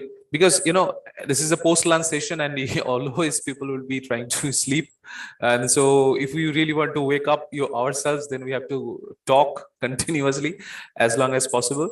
And that's how I'm asking anyone who would like to say about what is the meaning of a research problem. Please, anybody who just can share your opinion about a research problem. What do you think? Or whatever knowledge you have already gathered from this workshop. Anybody? Am I audible? I don't know. Yes, sir. Okay, so anyone with the research problem, meaning of research problem, anybody knowing? Already know. All of you know actually, so don't hesitate. You already know this. It's nothing new. Basically, you know, the only thing which is necessary to be remembered throughout our life is the word lifelong learning. So every day we learn, and again every day we share. By sharing we learn. If you share with me, then I will be also able to learn, and that's why that's the process of us. I mean, the learning process of for the whole life. So meaning of a research problem, if I want to start with my aspect, I mean my angle, a research problem is basically a specific issue, a difficulty, a contradiction, or a gap of knowledge that you will aim to address in your research. So whenever you actually go through a literature survey, sometimes what happens that you are registered in an early stage of your research. You are registered, or even before registering, you are given with a lot of literature from your guide, and or even before registering or before choosing a guide, you are starting on a specific topic, as you generally call it, as a specific topic. So in the topic, what exactly you are going to search with, I mean, where exactly you want to start. So you need to find out a specific issue. It's not like a broad topic that you can, you know, generally point out. You have to point it to a specific issue within a broad problem. You have to narrow down. So we'll come into that, but we have to find out a specific issue. We have to find out a difficulty. If there is any difficulty to understand something, or if there is a contradiction, probably somebody has demonstrated a research experimental result in some way, and somebody else is actually contradicting with them, that they're saying now this effect actually increases in spite of, I mean, instead of decreasing, that is been said by somebody else. So that kind of contradiction you need to find out. If there is a contradiction, it means that there is a gap of knowledge. If there is a difficulty, it means that there is a gap of knowledge. So this knowledge gap, generally we call it as a research gap. That research gap comes into mind. This research gap is very, very much necessary to really define your work, define your research problem. And you have to aim that address to in your research. Through your research, you have to have the aim of solving it. I mean, to fill up the gap. Until and unless you really find out a gap, you cannot define a research problem, or you cannot define a research question. And until and unless you really define a research question, you see that years will go pass and you will not be able to do anything. Even if I talk about my own study, I was already focused on some particular experiment. I was doing some research with BRC Mumbai from Jadavpur University, and it was really defined in proper way, and there was no problem. Already defined, but still, when you are registered, but still you again and again really have to find it out, that where is the difficulty. Although you have done something, or you are doing something, but still it should not be a routine job. It should be like there is a problem, there is a gap, there is some portion of difficulty which you want to solve by generating more data, by digging up more research work, by really trying to find out the thing which is not explained by people, already published research works. So those things, if you really want to find out, you have to read a lot. Until unless you read a lot, you cannot really find out those contradictions, those difficulties, or those specific issues. That is the gap. So you might look for practical problems aimed at contributing to change, or theoretical problems which is aimed to expanding knowledge. Generally, we have these two types. We will come into types, but these are the general two types. There is theoretical types of problems generally for expanding knowledge, and practical type of problems for contributing a change which is already there. Some research will do both of these things, but usually the research problem focuses on one or other. Generally, when you are focused, then only the things progress. Otherwise, it doesn't progress. If you have a continuity, if you really want to have a continuity on your work, then you have to focus. The type of research problem you choose depends on your broad topic of interest and the type of research you want to do. So it is also what you want to do, but if you are unable to connect with the research gap, with what you want to do, with what exactly you wanted to do, definitely your problem is not still defined, and still you are unable to do anything. Even if you do some regular routine job, routine experiment which is there happening in your lab, but still you don't know what exactly you want.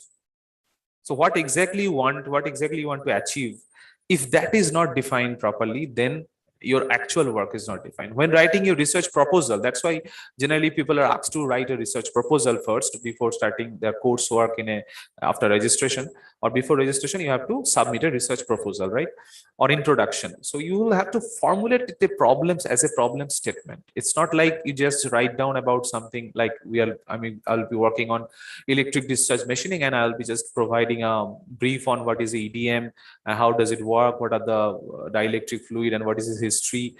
No, basically you need to have an idea of what exactly you want to know. What exactly you want to do with this EDM, and what you want to cut, how you want to cut, in what process, where EDM or normal ADM, or what you are doing. And if you're using certain wire, then what is its material? If using that material, if you're changing the material, then what is going to happen with the surface finish? So by slowly, you have to basically go inside. You have to narrow down from a bigger topic to a very, very specific one, to finally reach a research question. So how many of you already there there are maybe a lot of researchers who have already finished their PhDs over here? Do you already know what is a research question? But those who are at the earlier stages, what do you think, that you have really found your problem statement? Anybody want to share that you have found your problem statement or research question in your case? Anybody? See, this is the way to have a workshop, because this is meant as a workshop. Unless until you share your story, this whole discussion is not going to include anything. So anybody who have a problem statement in your mind, or you have started work with a research question in your mind, please feel free to share. There is no problem on doing a mistake or anything. Just whatever is coming into your mind, you can share. No problem. Anybody? Anyone?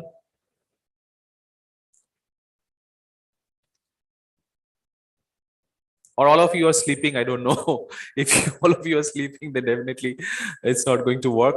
But still, if anybody is awake, then you please, you can unmute and you share your research problem that you can. You raised MBK Srinivas Rao, Dr. Yeah. I'm Dr. Srinivas Rao, Namibia. Very nice session, which is interactive live session. But I don't know how many of the delegates are sleeping after this lunch. But my point of view is, recently I published one paper in a scope of journal.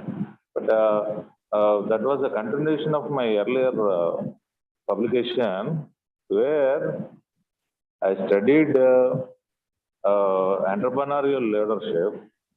Okay. In which I concluded the research problem that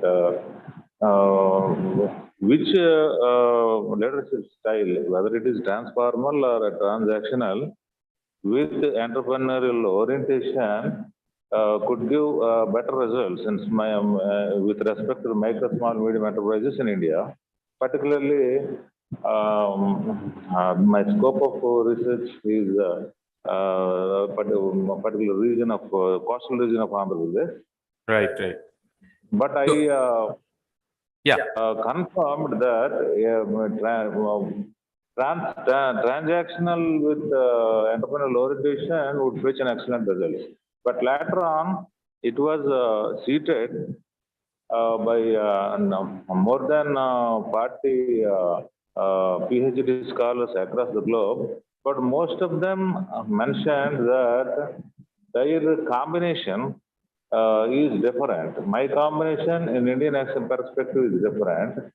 Because of our conditions, the problem, our conditions, the finding of a research problem maybe some different. After 12 years, again I felt, and due to dynamic and changing circumstances, whether the same thing which I concluded holds good for the present circumstances or not, and again I researched it. And now I found totally different results with a certain kind of uniqueness. Right. So in the one minute. In the micro and small segment, transactional with entrepreneurial orientation would fetch an excellent result.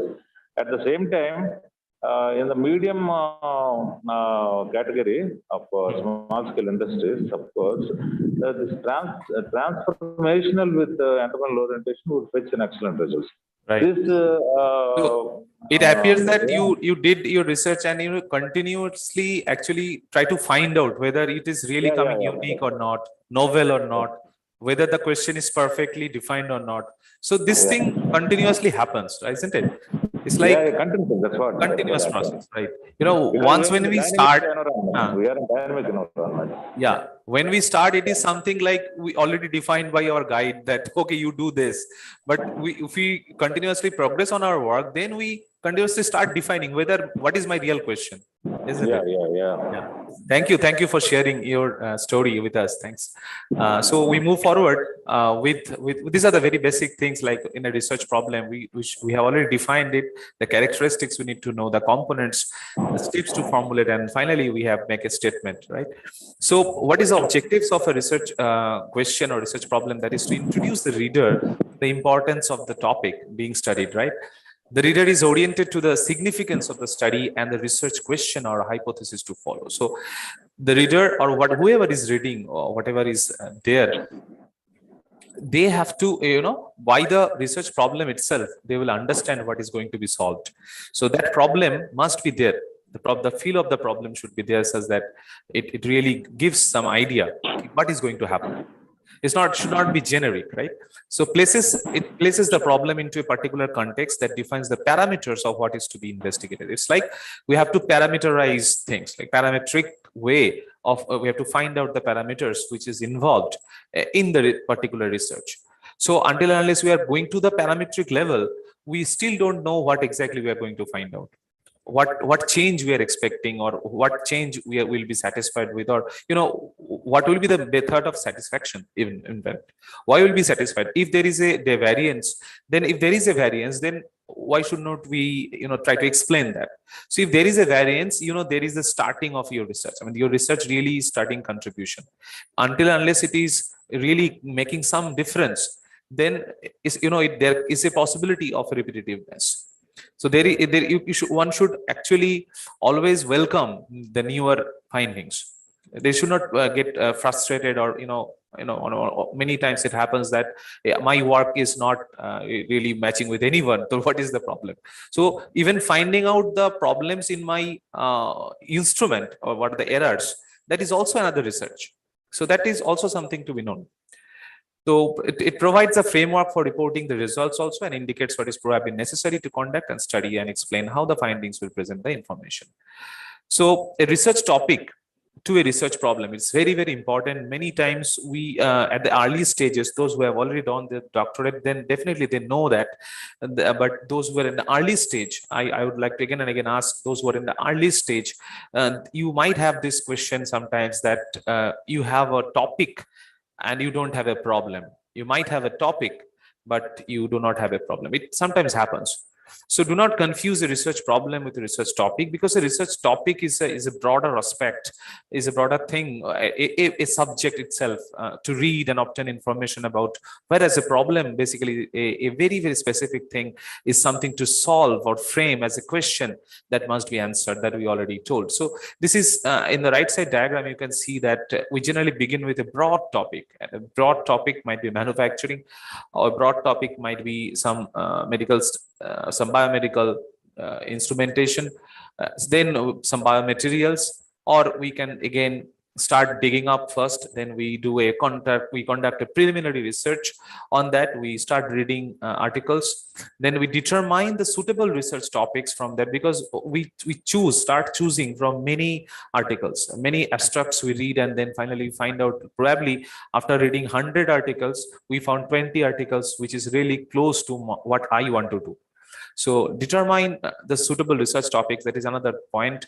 After that, at the phase 4, we have examined the validity of the research question. Once we have just in ourselves, we have defined what is my question, then we try to examine whether this question is valid or not. As Sarah was also saying, there are stages, and finally you create your research question, and that's when your proposal writing is complete. So this is a process of writing a proposal. Actually, to define the research problem is the main part of writing a research proposal. That's the first thing. Actually, a good research question always helps to guide the research process. If you have a research question properly defined, many big scientists have said this, that if you understand the question, half of the answer is there within the question. And there are very great people probably have tried to understand the question for the most of the time and solve within very few seconds or even minutes. So a good research question is that thing. So you understand your work, what exactly you want to do, and helps to guide the research process. Construct a logical argument, write a literature review, plan thesis chapters, what will be your planning, and as per that, you devise the efficient research strategies. So searching strategy, the way of searching, this is another art. I hope all of you will agree that searching is basically an art. And again, it is another lifelong learning issue. You cannot just learn the method of search by one day. By continuously searching on a certain topic and trying to find out your own job, own work, then only this habit of searching grows up, and ultimately you become a very good searcher and a researcher finally. If you are a good searcher, there is a good possibility you become a good researcher, right? So a researcher has to be a searcher first. Now, scope of a research problem, basically, as I say, that topic, if you narrow down, if you focus, then it becomes a research question. And in order to demonstrate your problem, which should be researchable, it's not like you just define something which is out of context of anything and it's kind of vague something. Sometimes we come to some vague issues which cannot be solved or cannot be researched or cannot be, assessed. So whether it can be assessed or not, that also has to be judged. So the statement of research problem should perform the following functions. Number 8, the context of research, then the focus of research, the significance of research, and also the framework for results and conclusion. So that the whole thing is basically, as they call, research design. So all these things must be there in your research problem, such that the research design automatically comes into business. Now, if we call to the components of research problem, basically it should be having some relevance of the study. So the first thing to be said in a research problem. Second is the title. So the definition of title basically coming from the relevance of the study. Why a study is important. That is the primary introduction that you have to give.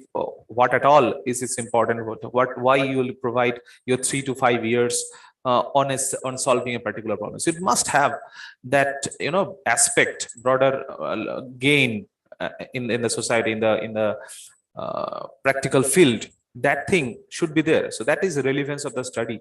You should not just select a study just because you are bound to do, or your friends are doing, or your guide has told you to do. It's not like that. Your relevance has to be within your heart. The relevance, if it is not in your heart, if your heart doesn't agree with the relevance of your study, with the final outcome of your study, you will not be able to really give your 100% to this study.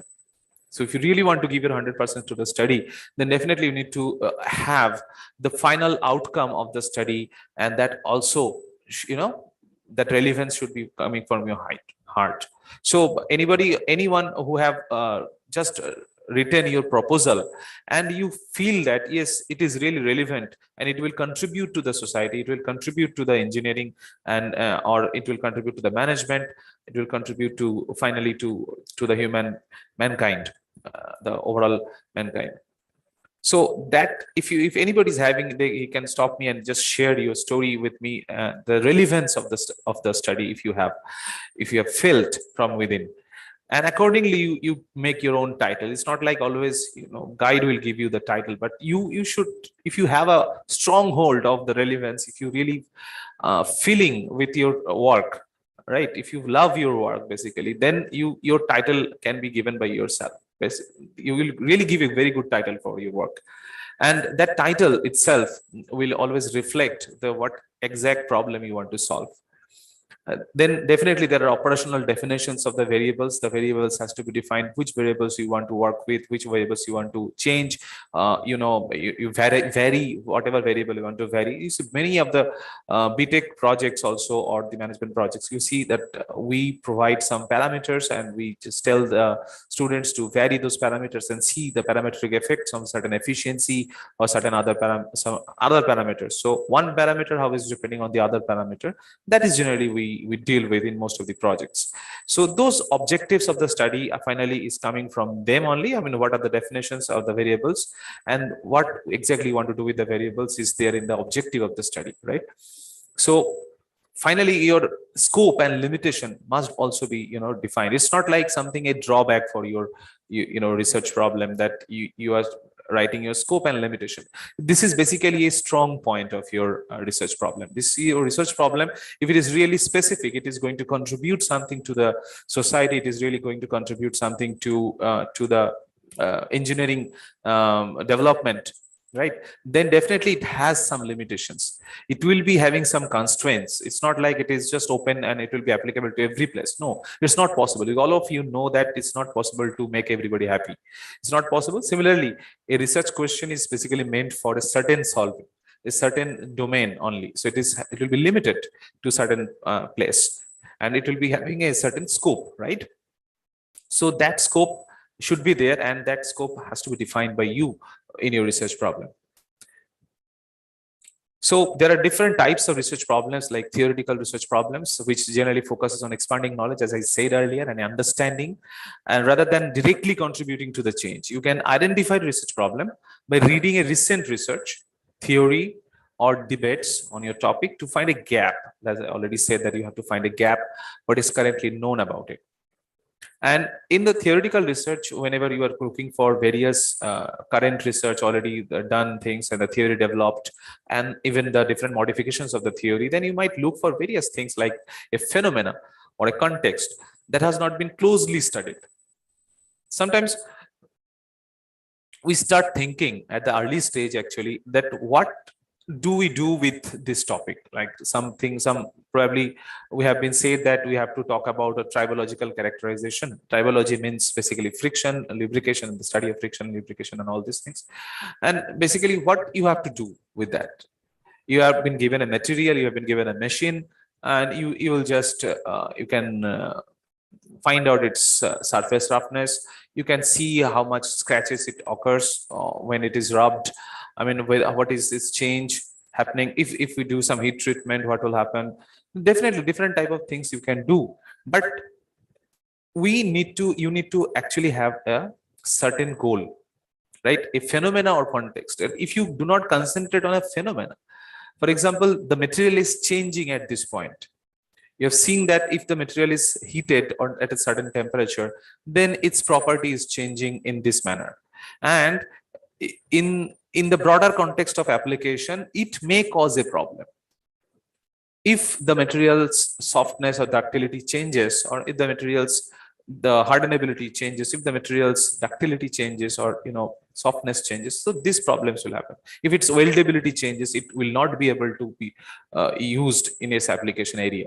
So this phenomena of the change has to be studied, or some rare phenomena also. Sometimes maybe some chemical phenomena, as you are a researcher from a chemical background, and you're finding a phenomena which is not generally happening in a common lab process. But once you found that phenomena, you really want to have the explanation of that, and you study it closely. So a contradiction between two or more perspectives. Many times it happens that the same experiment is done by many researchers. And, many times what happens that a contradiction happens between these two of them, and ultimately two or more perspectives come. And because of this, sometimes, what happens,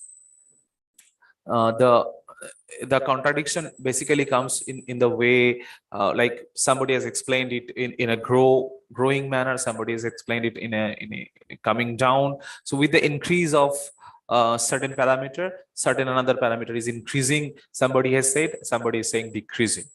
So this contradiction, if you can really find out, then that can be very easily taken as a research problem, because it is not being studied properly, it's not being explained properly, and it is having variance. So that can be your topic. Even you can think about range, which is not studied, which probably somebody is working on a high pressure domain, and they is trying to get some flow, leak flow from certain domain, and you are trying to know that if the pressure is little less, or maybe within my range of operation of what we see generally, then what will happen, whether it will last for a long time or it will not be lasting for a long time. So that variation of different parameters you can think about. A situation or relationship that is not well understood. Many times we see that there are different theories which are there, some problems are there which are solved by empirical relationships. So empirical relationships are basically coming from experiments that is been done by many researchers, and once it is continuously seen to be happening, then it becomes like a rule by many experiments. Then you provide it as a hypothesis, and then hypothesis becomes a law someday if it is proven again and again and again. So that is something when you find out a relationship, and if you see that the relationship is not holding in your case, but it is supposed to hold, then it really can become a research problem for you. So these are the points where you should look for when you are doing your literature survey, whether these things are there. A troubling question that is yet to be resolved. Probably you have read 5 literature from on a certain topic, on certain problem, which is being tried to be solved by many researchers, and they all have got 1 point less, and all of them are failing to explain a certain thing which is happening every time, certain behavior of a graph that is not explained by anybody. So you again start digging up that, make it as your problem, and you try to solve it. So a theoretical problem is basically which often have practical consequences, and they should be focused on solving an immediate issue in a specific place. You can think about a case study also in such situations. If we talk about a practical research problem, then you are having a practical research. You can identify a problem by reading reports. You can follow up by previous research and talking to people who work in the relevant field. Because whenever we talk about the practical research problems, then we need to rely a lot on the opinions, a lot on the experiences of people who are really doing that same thing. And in such situations, you have to read a lot of reports, right? Right. People have given data. I hope all of you agree that nowadays, if you really want to publish an SCI index journal, then you have to provide a lot of data. Why we provide a lot of data, and why do they ask for data? This is something that you need to know. Why do they ask for data? Because your research is something which has to be again researched. It will be searched by somebody. It will be utilized by somebody. If it is not utilized by somebody, there is no effect there is no contribution ultimately given to that from your end. So basically, in your case, in your practical research problem, whenever we really want to define our problem, we have to read reports, the research reports, or the short reports which is there published as a journal. Even from the journal, if you go for the references of a journal, and if you go for the references of the writer himself, then you might find sometimes that you have a situation where you have got plenty of data as a big report, which is actually there in front of your paper, which is summarized actually, and the bigger report is somewhere else that is there and in the reference. And if you just dig it out, you'll find out that there are a lot of things which have been provided. It's not like that only very small amount of data that is available in the paper that you can utilize. Rather, you have a big data book of that experiment which was done in a big long time. So those reports sometimes can be very interesting, and if you dig up all those reports, you can really start your own research field. I mean, you can really define your problem from those reports also. So you might look for in such situations like issues with performance or efficiency of an engine, a machine, a device, or even an organization. So it's not like, when you talk about research, we are not constrained to engineering or management. We are actually, it's so big, we have to think about the society also. So it's not, restrained within engine, machine, or device, that it can go to organization also. So issues with performance or efficiency, processes that could be improved in a device or process, or even an institution, the processes that could be improved, you can do a research on that. Then you can have an areas of concern among users, the stakeholders, the researchers, practitioners in the field. Probably you have seen that sometimes we use a lot of feedback we take from people to know really what they are thinking. Even if I'm doing a research on something, and why do I care about what people have reported? That's because if we don't understand what people think, or how people have analyzed their data, we cannot compare, we cannot judge whether our data is resourceful. I mean, our other data can contribute something more or less to the existing published ones. So that's why we have to have an idea of good indexed journals. We have to read indexed journals or indexed conferences which are peer reviewed, only because of its contribution, because it can really contribute something, and your time will be saved if you really go through a proper indexed journals or indexed conference papers. Then your time is saved and your effort is not going to win, because most of these index cases you will find some contribution they have tried to do. So those even whatever they think, their conclusions are something really important to see how they have concluded. And similarly, their own the stakeholders' response in that manner comes into the business, and difficulties faced by a specific group of people at certain place or in society. Sometimes your research may start from a completely new domain. It's not like always given domain your research will start. Rather, probably you are thinking of people living in deserted areas. I mean, on the deserts itself, maybe African desert, people are, there are a lot of countries in Africa, that which are completely deserted, and it is very difficult to have water in those places. So if we think about the desert atmosphere, and if we think about how exactly they can really produce some water, or they can save some water, we can really give some technologies or technological development for them. Or maybe we first try to dig up what are the existing technologies and how exactly we can make it user friendly, or we can make it useful for them such that they can afford to use.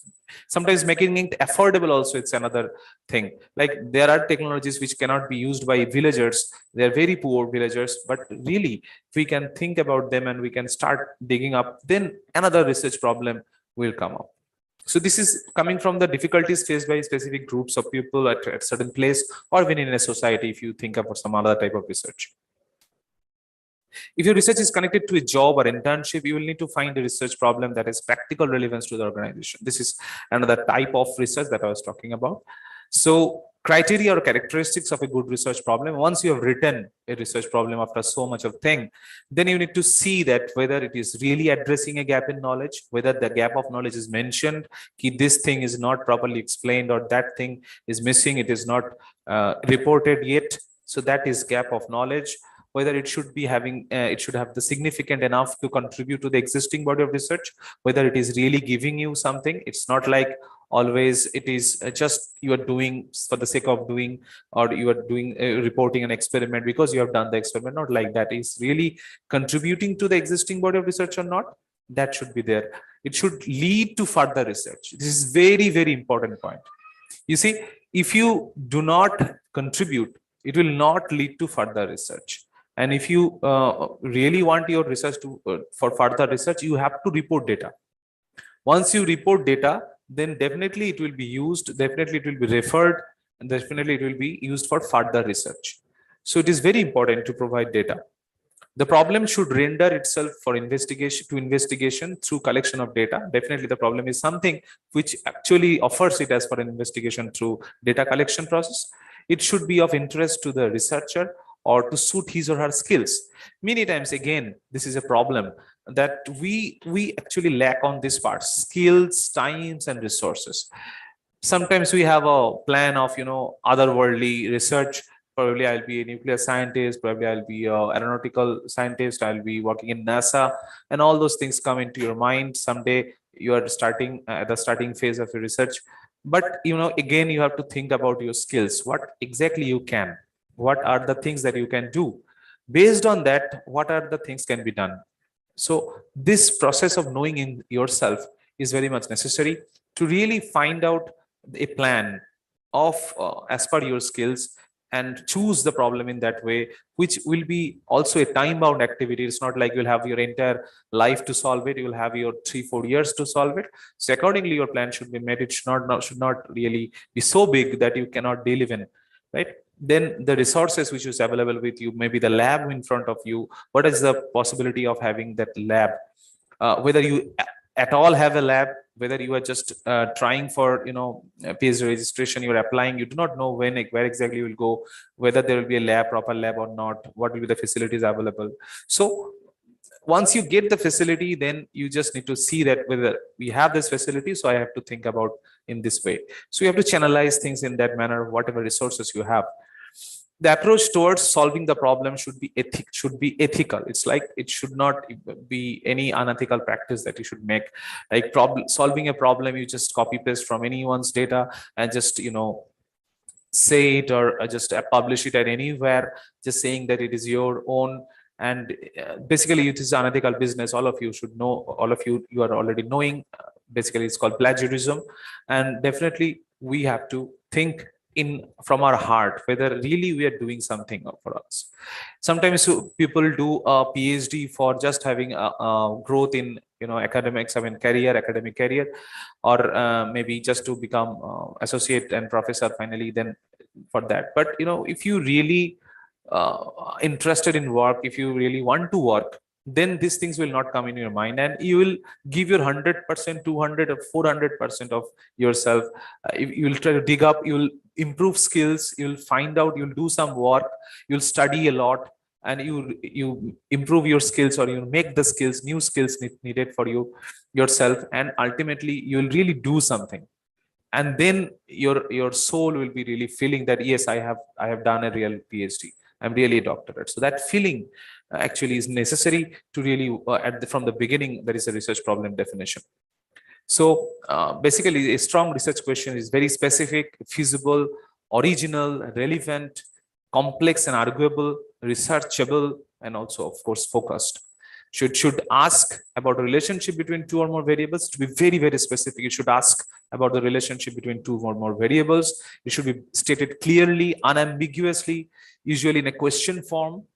So you need to just see as a checklist in your research problem whether these things are there or not. If these things are there, definitely you have really defined a research question or research problem. So be possible to collect data or answer the question which has been asked, whether these things are happening or not, whether it is representing a moral or ethical position. So if it is breaking some moral or ethical aspect, then it should not be taken in that way. It has to be avoided, any moral or ethical position which may come up from your proposed research. That also has to be kept in mind. So there are like few errors which we see, or I have seen that it happens in a research problem while selecting a research problem, is naming a broad field. This is a very, very common thing. People generally start with the naming of broad field, like efficiency of a Pelton wheel. So this is a broad field.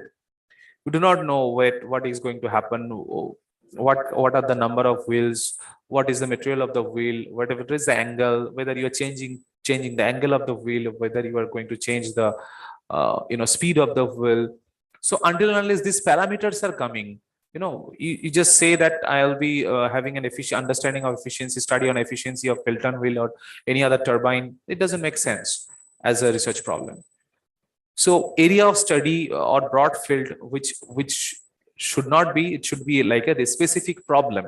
That the problem has to be found out, whether by changing an angle, its efficiency, enhancement of efficiency is happening, or decrease of efficiency is happening, or what is happening.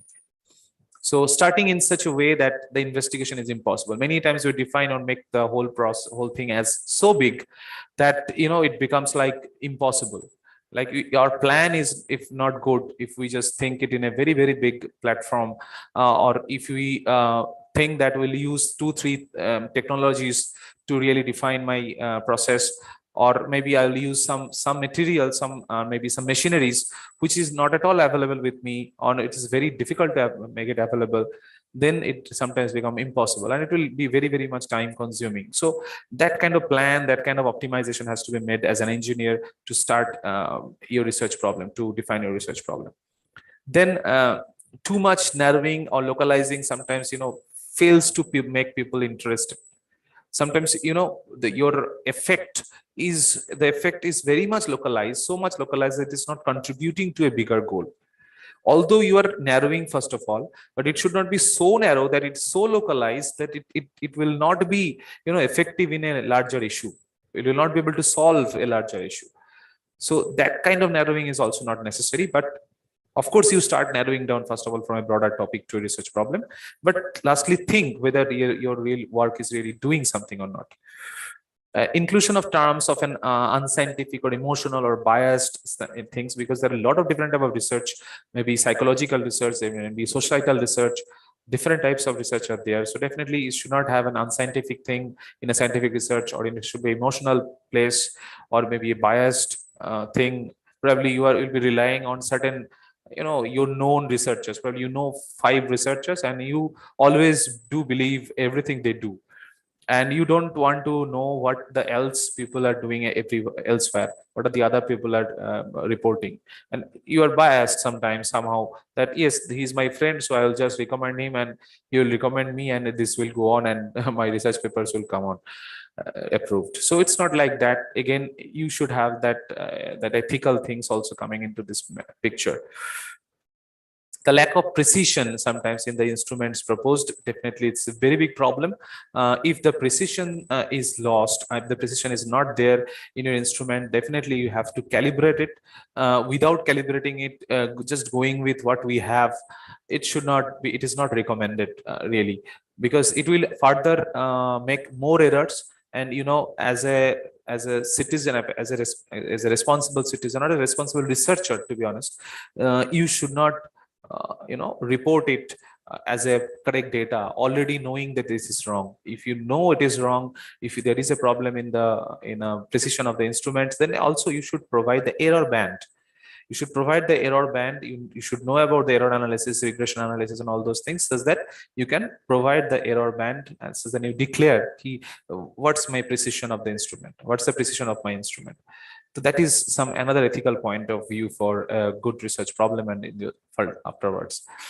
Now, let us find out about some approaches that is towards the research methodology. The second part that is coming as a research approach. Basically, one is called deductive approach, where you start from a theory and you ultimately come with a hypothesis by having some changes in theory, some proposition, some correction in the theory as a hypothesis. Then you do some testing.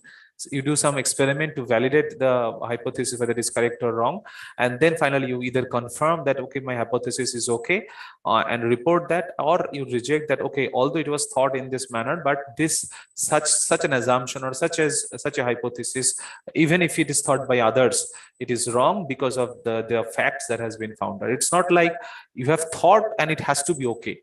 It's not like always that you whatever you have thought, whatever you have planned, or a hypothesis you have made, it has to be always right. It's not always necessary. Even if it is wrong, but you have investigated and found it that this thing is not possible, that also contributes. It's not like that doesn't contribute because it is rejected. No, that also is a contribution, such that the other people who are trying on the same thing or thinking about this same problem, they will also get some idea from some contribution from your research, from your report. Right? Inductive research approach is like the reverse kind of thing, where you start from the observation or test. You actually do a lot of tests, a lot of experiments, and you do a huge amount of data collection from observations and tests. Then you make a pattern that, well, this is a pattern in which all the results are working. I mean, all the results are coming up. So that pattern you can consider as a theory. Generally we call it as a empirical formulations. So empirical formulations are just like this. So there's a lot of empirical formulas we read in various places of science and engineering. The empirical relationships coming from huge amount of tests, results, which is continuously showing you the same thing. So it again becomes a theory, as I already said earlier. An abductive research process is little different, where we talk about sometimes, what is this? Okay, we talk.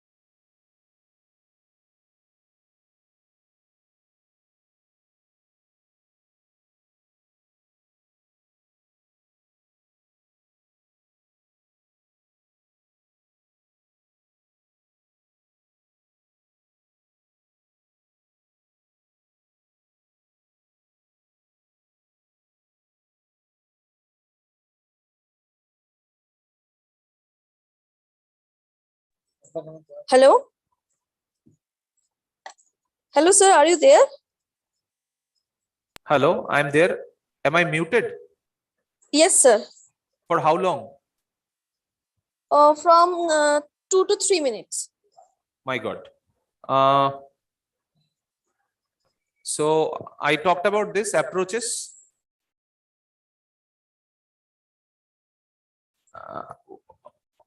Errors. Was it audible when I was talking about errors? Yes, sir. Yes. Okay. This much audible, yeah. This was audible. Okay. So approaches, I was talking about approaches. I don't know how it became muted. So deductive approach, or I said that it is generally starting from a theory, and then again you are making it as a hypothesis, already existing theory actually. And then if you see that, if you investigate on a theory and you just see some changes are happening while doing some observation and test, then you make a hypothesis out of it. Or while explaining the theory, probably some differences are coming from the exact theory, and that is you are calling as a hypothesis. And if you validate that hypothesis with the observation or test, finally you have a confirmation or rejection. So I was actually talking a lot on this matter, that confirmation or rejection, this is a very important part. It's not like always that your hypothesis will be always confirmed. It's not necessary actually. Even if you have a hypothesis, you thought that, okay, this means this, whatever theory he has proposed, but this actually interprets like this. But after observation or test, if it is not confirming, if it's not happening in that manner, then the rejection is also something as a contribution to the research, to the literature. The rejection doesn't mean that your job is finished. I mean, your whole work is finished. Not like that. It's basically whether it is confirmation or rejection, both contributes. So many times we find that whatever hypothesis we have thought, and if it is not validated by the observation or test, then we are failed and we start again rethinking. Not like that. Even at the same time, with the same theory, many people probably is thinking of the same hypothesis. Nobody knows. And by your observation and test, probably you could save some time of them also, that, okay, this way or way of thinking is wrong. So that is another contribution to the literature. It's not a bad thing at all. It's a contribution. Inductive research process is starting with the observation and test, where you do a lot of observation test, lot of experimental data you have, experimental project you have started with, probably from the day of beginning of your interest growing phase on a certain project that has been provided with you, or in your lab, or in your teacher, your guide is doing for quite a long time, and you're observing as a very small student first of all, then finally you are making as a research scholar. So you have a lot of data. And from this data, always you get what? You get a pattern. You always get a pattern. And when you get a pattern, basically that pattern becomes an empirical formulation, right? We call it as the empirical formulation. A lot of empirical formulation all of us have seen. Whatever be our topic, whether it's a mechanical, civil, computer science, whatever, we have seen that there are a lot of empirical formulation. Physics always have empirical relationships, right? And all of them is coming from observations and tests. And these patterns and these tests from the test, ultimately theories come up. This is the generation of theory actually. So this is the reverse. Well, in the first case, deductive case, you are trying to validate a theory or a hypothesis, and here you are really making a hypothesis or making a theory from an empirical relation, through empirical relationships, right? A lot of exponents are there because to fit the data, we know the data fitting process. So that thing is important here as a inductive research process approach.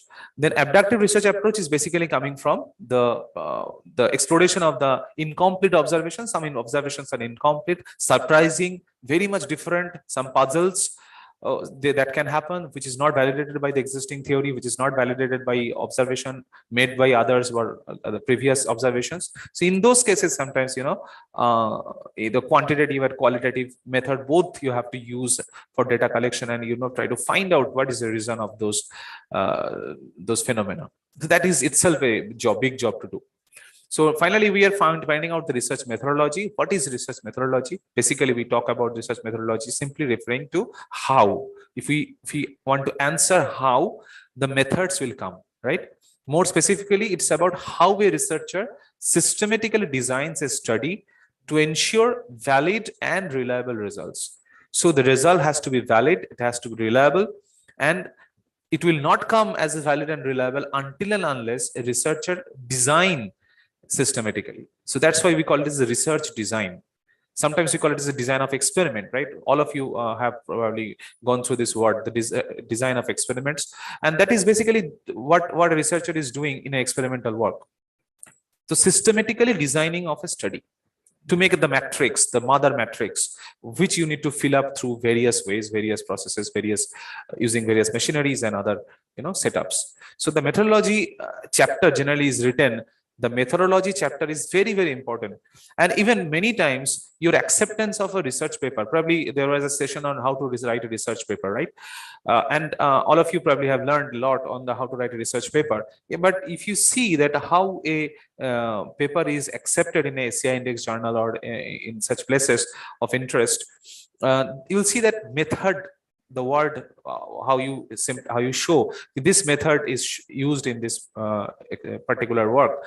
If it is reflected in the title, there is much higher possibility of acceptance. So if you are not sure about the method that you're using, if your method is variable, you know, sometimes you're using this, sometimes you're using that, and you are kind of confused as is been shown as per your report, then, you know, you are not already knowing the problem properly. That's why your method is not properly designed. So proper method gives you proper result, and ultimately those results are, you know, acceptable in a much better way. So that methodology chapter, that's why is very important. Even you see that materials and methods, or method is a common you know, subtopic in a paper, and method is a common sub chapter in your dissertation or thesis. So these are the 3-4 things of the research methodology. For example, that is how a researcher is doing these things, like what data to collect, what data to ignore. You know that collecting something means you are also ignoring some things. Like lot of data is reported. Which data you want to take, which data you want to ignore, that is upon you. So that is your first plan. Then who to collect it from. In research, it is called sampling design. Sometimes design, maybe you are selective. You have to be selective actually, which type of paper or which kind of research you are really looking forward for data collection. Maybe the data collection is confined to only the experimental works, or maybe review works, or maybe, you know, both. But it has to be defined from the beginning. I'm trying to find out more research work which is based on the experiment on the same parameter which I am trying to dig out. So that is called sampling design. Once, even if you got 10 research papers and you got 10 database, still which part of data you want, which part of parametric change you want, that sample you have to make. That you have to dig out those sample, and you have to properly, make a database of those samples. And sampling, depending upon the sampling, your own that matrix, as I said, your experimental design will ultimately based on this sampling. Your design of experiment is based on this sampling that you collect from the others researchers. So how to collect it? This is called data collection methods. There are various types of data collection method. And finally, to analyze, how you analyze them. It's not like always they have done the analysis. You are not to do it. It's not like that. Many times you will find out a lot of data has been reported, but very few have been converted to graphs or converted to behavior kind of plots. And some part of that has been explained, some part is not explained.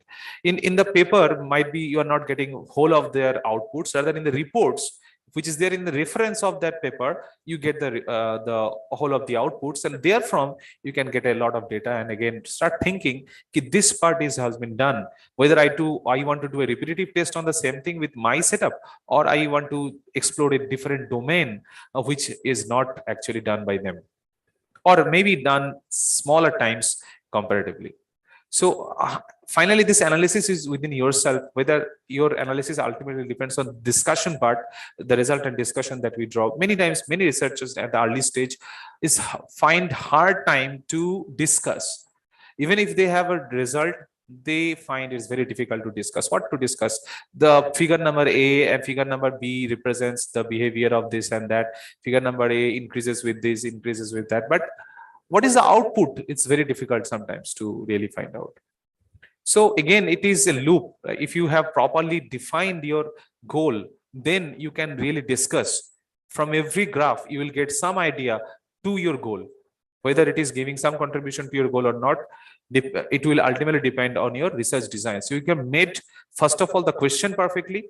If you have made the question perfectly, your research design is perfect. If your design is perfect, your sampling is perfect, your matrix is perfect. If your matrix is perfect, you will be able to, again, whatever data you are getting, you can make as a graph plot and again explain that. So it starts from the first properly, then only the end will be perfect. Then only you will be able to conclude. Otherwise, it is very difficult to conclude. Very, very difficult. Because a lot of the same conclusions are there in many, many, many papers. This is happening on average. So a conclusion should not be an average thing. As your problem should not be an average line, it should be very specific line. Your conclusion should be also very, very specific. And it should really contribute something. So the research methods also depends on the research types. If it's descriptive, analytical, applied, fundamental, quantitative, qualitative, conceptual, empirical, a lot of things are there. But still, basically, we define it in three ways: qualitative, quantitative, and mixed. So if it is a quantitative mix, this is basically coming from a difference of distinguishing from words, numbers, or both. If it is all on words, it's qualitative. It's on numbers, it's quantitative. And if it is both, then it's a mixed type. So if we talk about quantitative research, basically you have to quantify a problem, you have to sample random sampling, deductive reasoning, objective-based research, systematic operation, advanced statistical analysis. You have to use a lot of statistical data, graphical data representation is necessary, numerical numerical projections is necessary for developing a perception. Really write down something from your data. Right. So quantitative research is focusing on the measurement and testing. So all the measurement testing part, the numerical data part is based on the quantitative research. Most of us, the engineers, do a lot of quantitative research through experimental setups. And a quantitative methodology is typically used when the research objectives are confirmatory in nature, like you want to confirm some theory. If you have a theory and you really want to confirm that, definitely you do a lot of experiment to find out. This is called confirmatory. For example, a quantitative methodology might be used to measure a relationship between two variables, like feed of a machine with the surface finish of a product. This is a two basic variables within which there is a very basic relationship. As a common sense, they are related, right? If you do a very fast finishing, if you really do a very fast process, then definitely there will be some effect on the surface finish. So that's some common senses are there. So to test a set of hypotheses, always you have a quantitative method, and qualitative methods, basically qualitative research refers to where you focus on collecting and analyzing words, the says, how people saying, like one-to-one interview, like you just ask people or the researchers that what they feel, or you just learn from them, or just listen to them, what they are saying about their research. Focus groups, like a specific group is working on at a certain lab and they have got a perfect understanding of the whole process, and they will give you a lot of idea which is not very difficult to get from numerical investigation or getting more experiments on the same lab. You just go to a lab and do experiments and you got all understanding. It is not possible. But qualitatively, if you just get some knowledge from the people who are experienced over there, and if you talk with them, then much faster way sometimes you get more insight to a particular problem, how to solve a particular problem, or what is the actual research question of yours. Then there are ethnographic research, which is completely community based on certain part of the world, what is happening, or certain community, what is happening. There is a little different type of research. Case study based research. Case study is definitely part and parcel of almost everything. In our COPO mapping and all those thing, you have seen that direct and indirect attainment processes are there, and indirect attainments are always case study based, right? If you have a case study, then only you can get the idea of what people are thinking, whether they really have done something or not. That can be understood. So record keeping, you have to keep a lot of records, and you have to have a process of observation.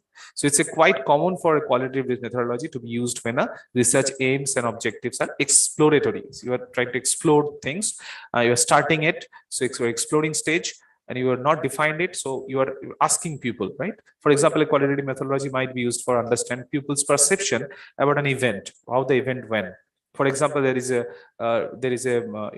feedback thing will be given to you. So it is your perception will be judged. I mean, is asked basically to whether how this session is ongoing. So that will be given. So a candidate running for a presidency, it's very just for a small talk that is being delivered over here right now, or to the candidate running as a president. So varies so much, you see. So that is all qualitative methodology, right? And sometimes we have a mixed method, like both we have to talk on, like qualitative and quantitative. To some extent, both we have to attempt, and in those cases, it's called mixed method. If you're confused, you have to try both. If you are not decided which one is good for you, you have to try both. So then earlier stages generally you have a mixed method, and even sometimes if you find, for example, my case, I found that after 4 years of experimentation, or 3 years of experimentation, probably I found that the experiments are so costly.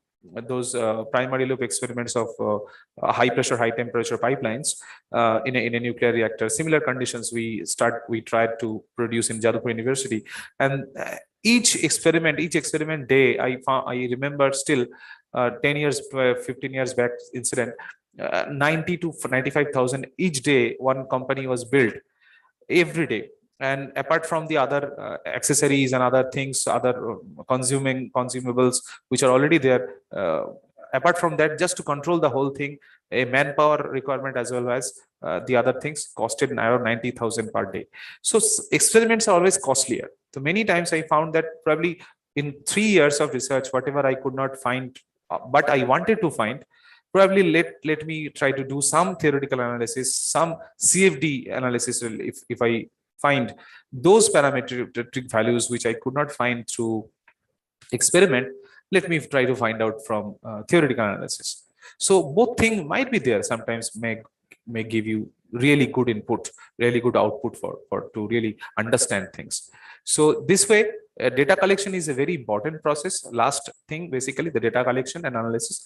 And this data collection again is a methodical process of gathering and analyzing specific information to have a good solution to relevant questions and evaluate the results. So data collection is very important. Proper data collection is necessary, and archiving is necessary. Data management is very important in research. If you are not a good manager of data, you'll be messed up. Very soon you will be messed up and you will not be able to conclude anything. So data is collected to be further subjected to hypothesis testing, which seeks explanation of a phenomena. It should focus on the finding out whether proper subject matter is understood or not. So there are different types of surveys you can make, but experimental data also must be properly managed.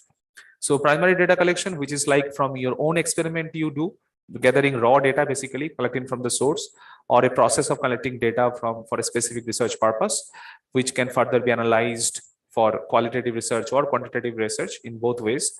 And secondary data collection means what you are getting from the others. I mean, the research published data, basically. The secondary data collection, on the other hand, is referred to as a gathering of second-hand data that is not done by you, right? So it is the process of collecting data that is already existing, that is already published, books in journals, online portals, everywhere it is there. So it is very inexpensive and easier to collect. So basically, depending on your methodology, qualitative or quantitative, your data collection will go. So if it is a qualitative data collection, you have online forums, groups, web survey, online communities, in-depth interviews, all these things are there. And ultimately, you have to have an example, like it's an open-ended questionnaire you have thrown to people, like, just tell me the qualitative issues, right? And if you have a quantitative situation, then you have to be a quantitative way of saying questions, proper mathematical calculation to deduce. Quantitative methods basically always have a number based, right? Numerical, and require mathematical calculation to deduce. Example, the use of a questionnaire with a close-ended question, like it's very specific questions to be asked. Mathematically, it has been answered, right? So statistical methods will be there, the analysis will be there, and correlation, regression, and other variations should be properly understood. So face to face, these things are of course there for data collection. So after everything, whatever we have already gone through, if we just want one slide, if I just ask you that how to choose a research methodology. Now we have gone the research problem, how the research problem is defined, what are the criteria, characteristics of a research problem, what you should find out, what is the checklist, right? If you have defined a research problem, how should it sound, how should it look, that you already know. The different methodology, qualitative, quantitative, or mixed up, both things you have learned or you already know. So at this point, how to choose a research methodology? This is the last question for this session. So that is basically, it all depends on your aims and objectives that you have defined at the first. If your aims and objectives are perfectly defined, your whole methodology is defined from therein, because it has a major influence. Always look at your aims and objectives. Before defining objectives, do a marathon of literature survey. Once it is defined aim and objective, you have to think of the methodology from the objectives only. You have to always take a step back and look at the bigger picture of your research to really find out your objective. And then you ask yourself whether your research is exploratory or confirmatory in nature. Either one. It cannot be both. It can be exploratory or it can be confirmatory. Either you have the data or you do not have the data. Either if you have a theory or you have a lot of data to find the theory. So that approach, if you can find out, if you can understand your problem, what type of problem, accordingly your research aims and objectives are properly. If it is exploratory in nature, your research will likely to be qualitative, and therefore you might consider about qualitative data collection as been shown, like analysis methods. And if it is conversely, if you are talking about a testing process, then basically if you're looking for a measurement or test something, they will be confirmatory, which we generally do most. Then your research will be quite likely to be quantitative in nature, and you might consider the quantitative data collection process and experiment analysis and statistical analysis. So this is all from my side. Thank you for patient listening. If you have any question, please feel free to ask me.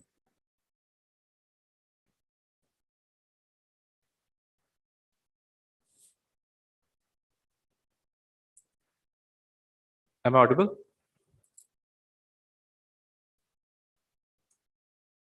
If you've got any questions, please feel free to ask.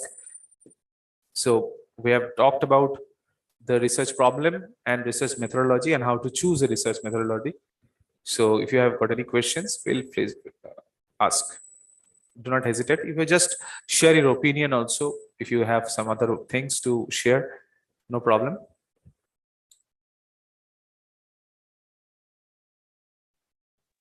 Thank you, sir. Thank you for this informative session. Participants, do you have any question? Please ask, sir. Okay, I think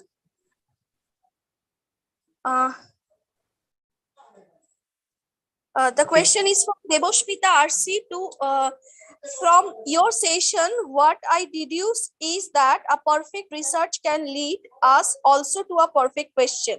Perfect research question. Exactly. The research question is the most important thing. If you can define a question, you see that answer will definitely come someday. defining question is the first and foremost important thing. And in the early stage of research, sometimes 2 years can be, just gone to define a question itself. But even 2 years will be good. If you can define a question within 2 years of literature survey and all, then definitely you'll, after another 2 years, within another 2 years, probably you'll be doing your whole job and report everything. 5 years, that's why 5 years is a good time, within which 2 years is gone just by, understanding your question properly.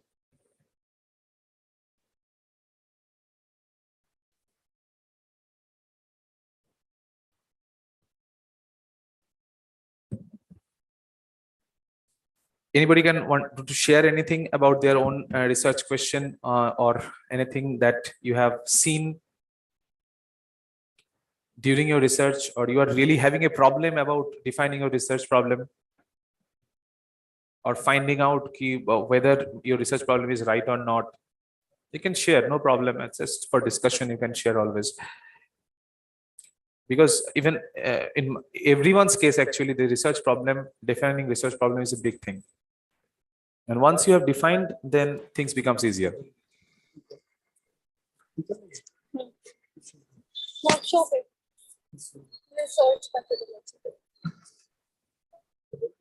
Hello.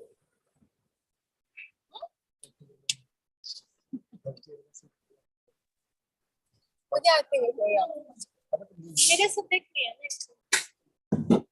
No doubt लेने तो उन्होंने पिछली बार मुझे वो भी नहीं लेने दिया था Probably somebody is on unmuted. लेने को ले सकता हूँ. I request Raghunath sir to please mute Ritika.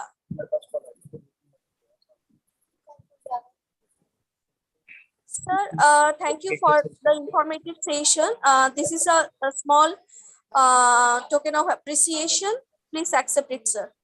Thank you very much for inviting me and also giving me this opportunity to share whatever small thing I have learned. Thanks a lot. Thank you, sir. So that's all from today's session. Thank you all. Thank you.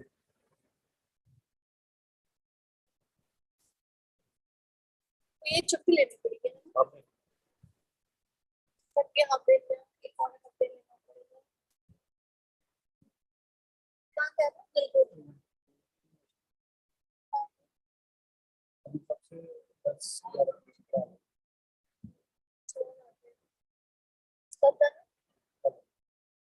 बड़ी जरूरत है